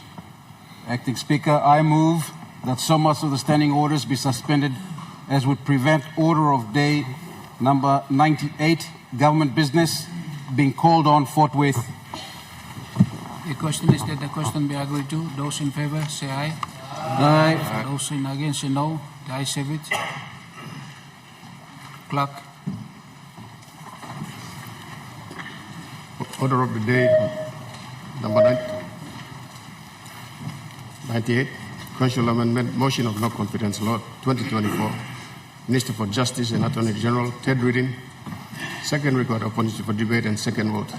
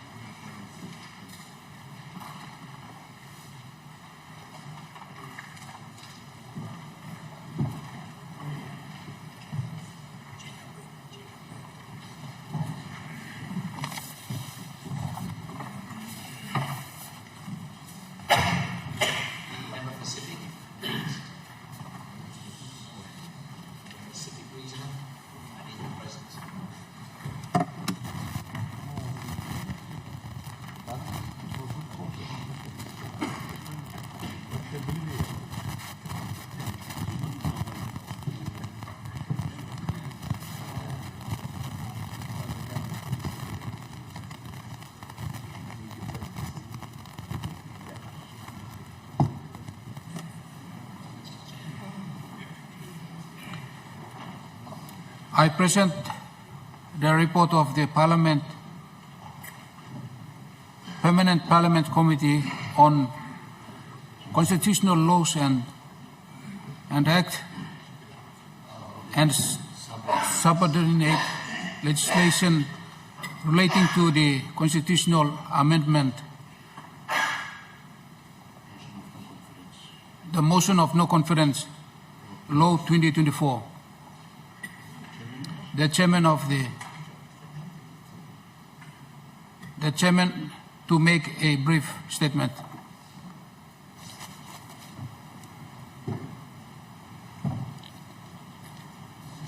Thank you, Mr. Acting Assistant Speaker.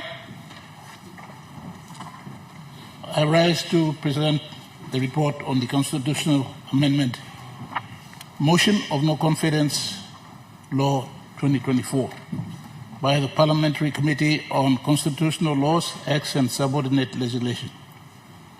The proposed law was referred to the committee on the 27th November 2024. The committee was required under the Parliamentary Standing Orders 222E-B to examine the proposed law during the period of 2 months and prepare its report for the third reading on the proposed law. On the 5th of March 2025, the committee met with the Department of Justice and Attorney General and the First Legislative Council.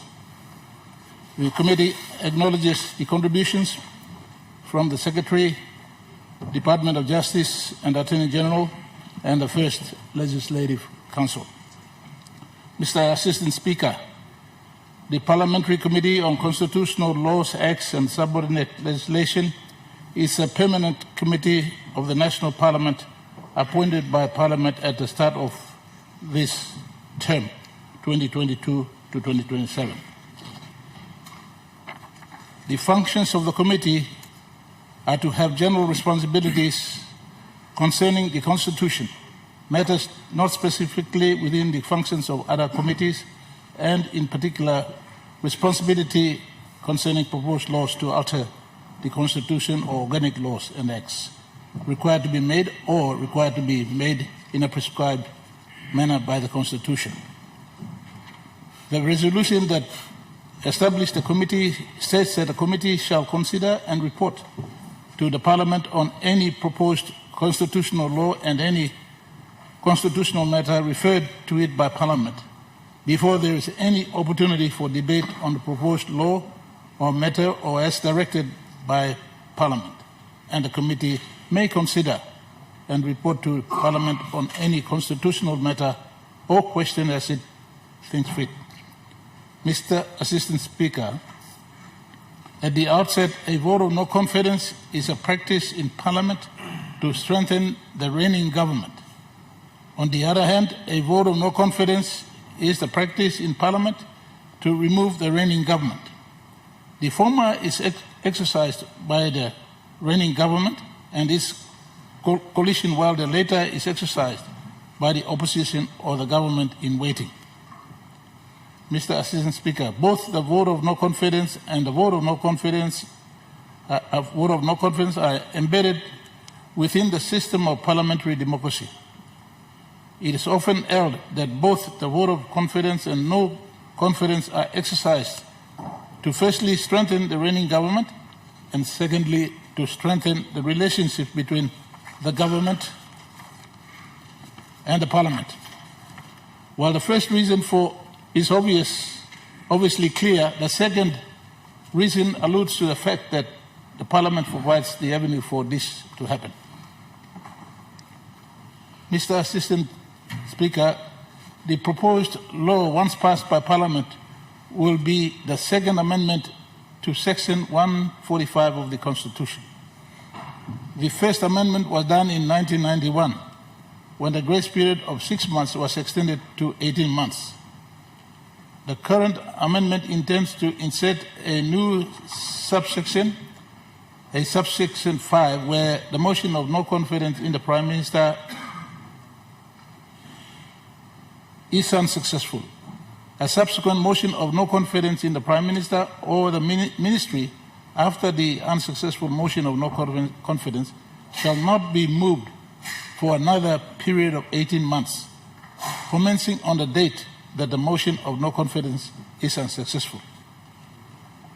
Mr. Assistant Speaker, the committee notes that the proposed once passed by Parliament will ensure that there will be no further motion on the vote of no confidence once the first attempt becomes unsuccessful.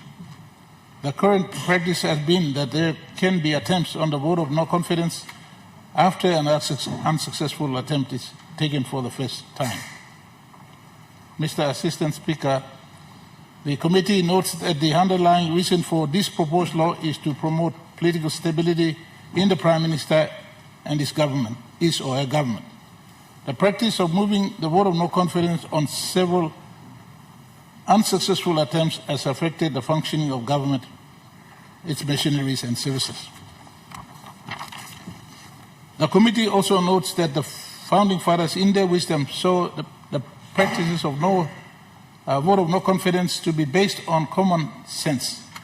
That is, once an unsuccessful vote of confidence is taken, there will not be further attempts.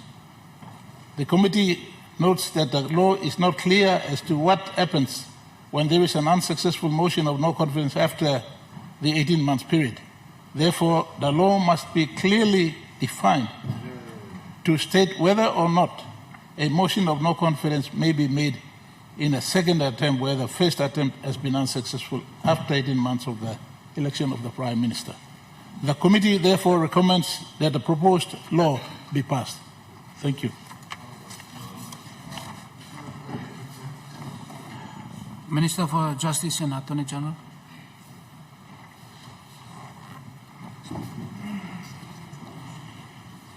Mr. Assistant Speaker, in accordance with Standing Order 22F, I move that the proposed law be now read a third time and commence the second required opportunity for debate.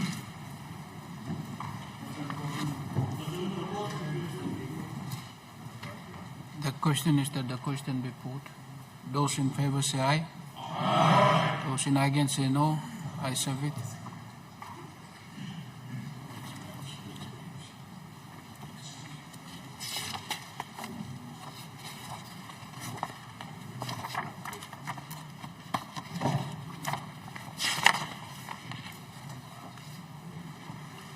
Honourable members, as this is the second vote, the Constitution requires that the vote must be recorded and that in order for the proposal law to pass, it must also be supported by a two-thirds absolute majority of 79 members.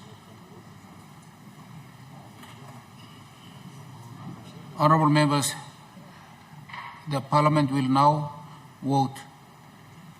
Clerk, please ring the bell.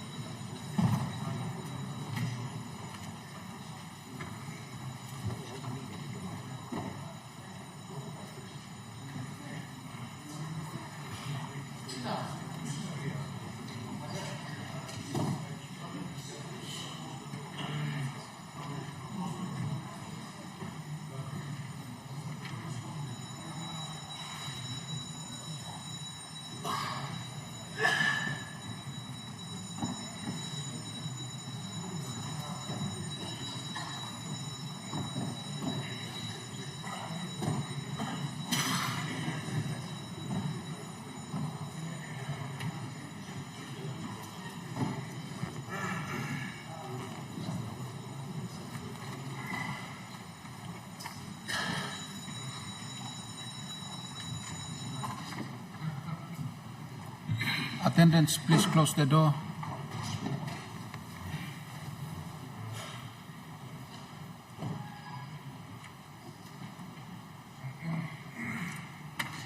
The question is that the proposed law without amendment be now agreed to. Those in favor, please stand.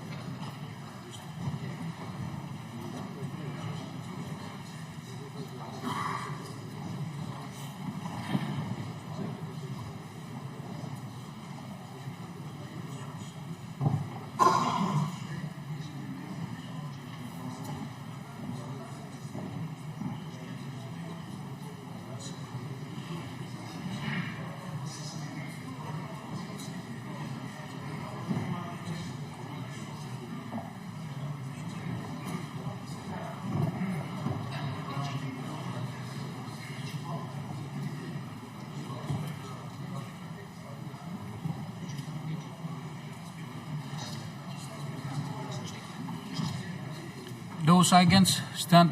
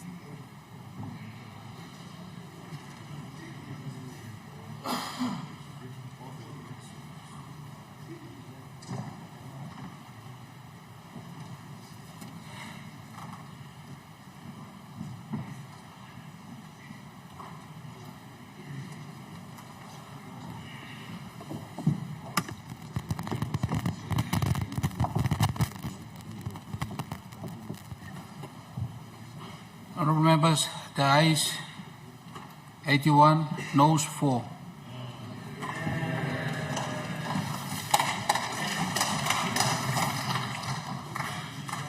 Clerk.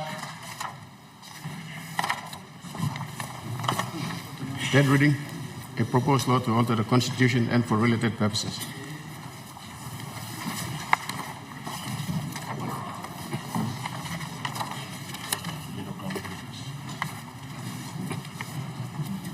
The Leader of Government Business. Acting Speaker, I ask leave of Parliament to move a motion without notice. Is leave granted? Leave granted. Leader of Government Business. Acting Speaker, I move that so much of the standing orders be suspended as would prevent Order of the Day 70 government business being called on forthwith. The question is that the motion be agreed to. Those in favour say aye. Aye. Those here against say no. The ayes have it. Clerk. Order of the day number 70, Constitutional Amendment, Declaration of Papua New Guinea as Christian Country, Lot 2023, Minister for Justice and Attorney General, third reading, second vote from 5th of September 2024.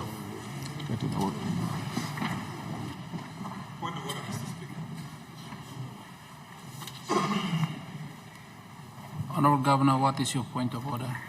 The last time the Speaker made a ruling that because of standing orders and due to the failure of the last vote of no confidence, another one could not be moved for 12 months.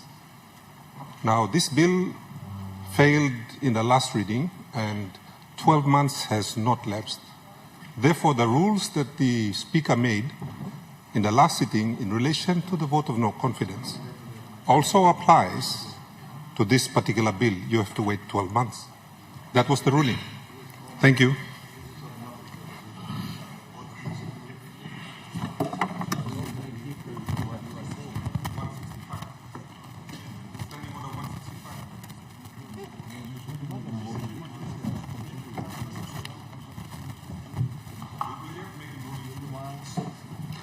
Honourable Governor, the vote was rescinded. Eximino number. The reasoning was that because Vonkemi failed. No, you clarim past them. You made the rules on this floor. You cannot make one rule and then when it suits you, you change the rule. It's in, you used, I think, 165 of the standing orders. You used it for the Vonk. You did use it. Go back na check him hands up, mi plus sidan loya na you platokosan. You cannot bring it because of that particular standing orders. You used it. Now, lo convenience, you play like senism rule can. The same rules that applied then, because you talk, you cannot move it again for 12 months. Now, Speaker, I've been disallowing. Clerk, please, you advise him. Yes, head blue, because that was the advice you gave.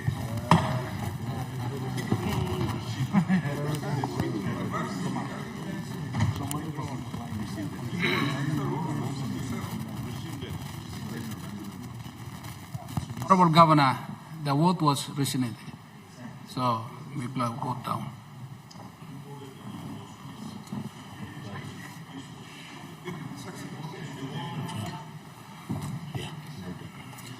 Honourable members, as this is the second vote, the Constitution requires that the vote must be recorded and that in the order for the proposed law to pass. It must also be supported by a two-thirds absolute majority of 79 members. Honourable members, the Parliament will now vote. Clerk, please ring the bell.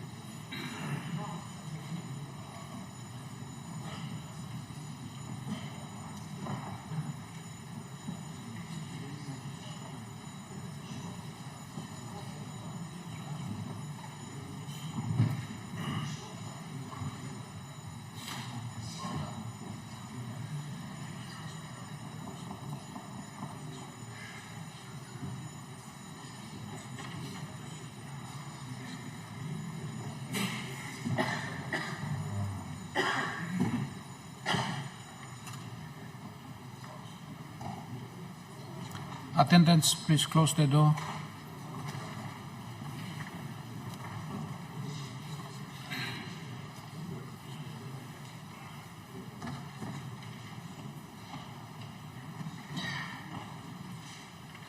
The question is that the proposed law without amendment be now agreed to. Those in favor, please stand.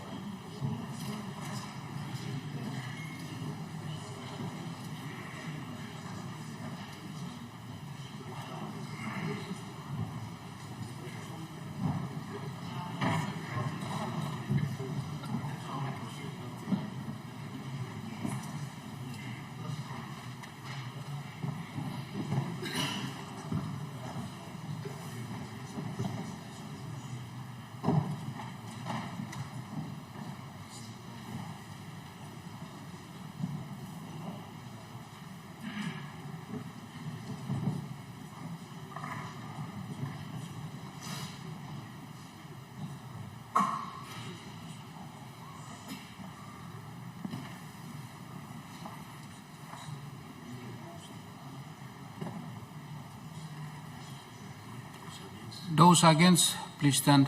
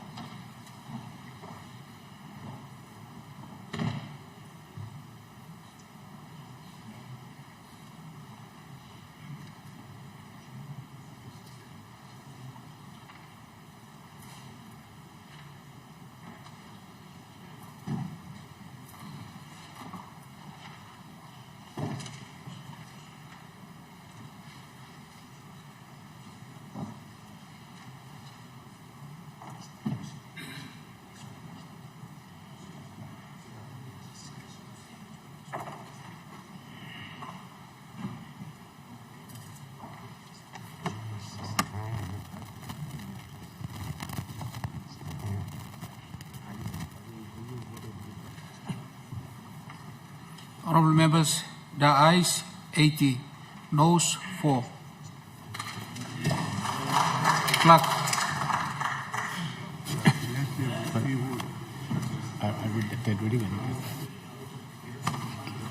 Third reading. A proposed law to amend the Constitution to declare Papua New Guinea as a Christian country and other related purposes.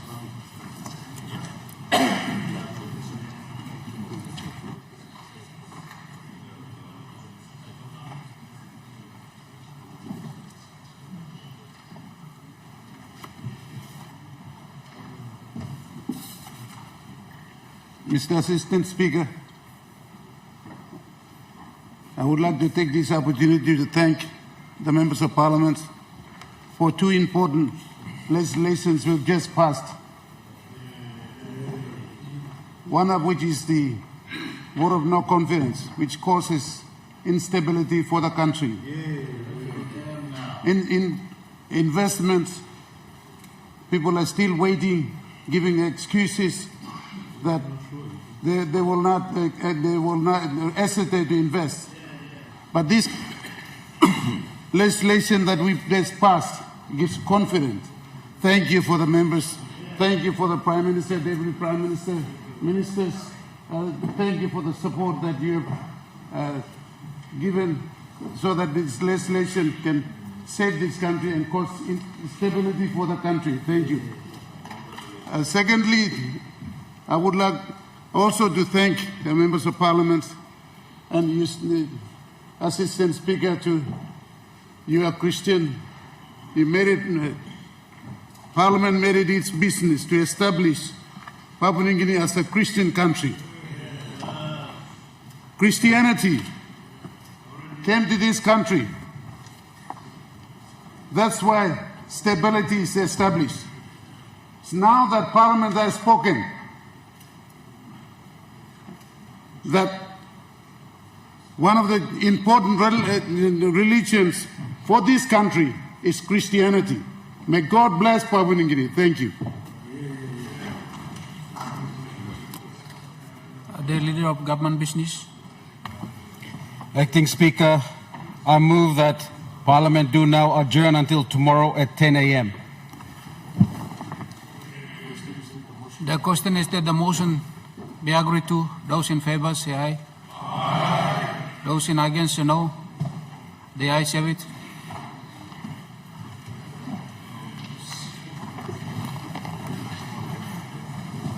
Honourable members, I adjourn the Parliament to tomorrow 10 a.m.